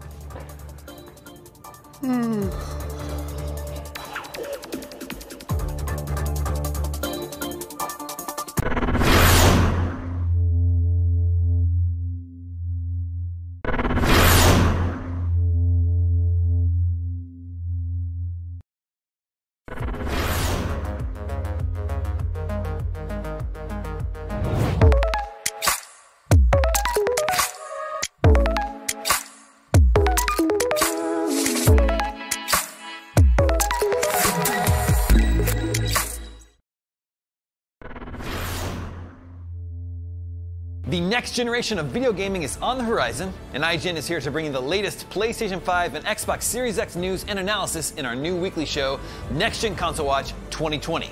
We'll bring on the experts to discuss and analyze all the latest developments around these new consoles. From frame rates, services, features, peripherals, and even all the new tech jargon, Next Gen Console Watch 2020 will keep you up to speed on everything leading up to the next generation of gaming. Join us every Friday for a new episode.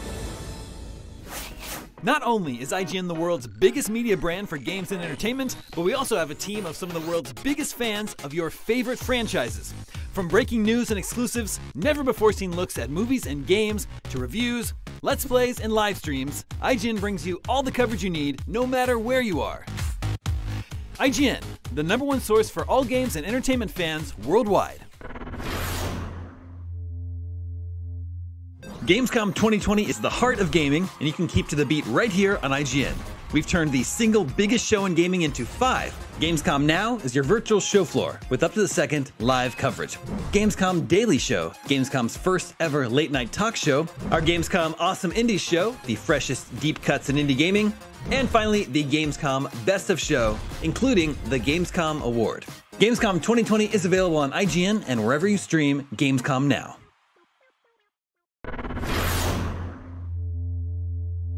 Hey there! Do you have opinions on games, movies, TV, or other weird stuff on the internet? You can take part in our new show, Power Ranking, where you can vote on all your favorite things on the internet. Do it now! Do it! Just go! Vote! Go vote!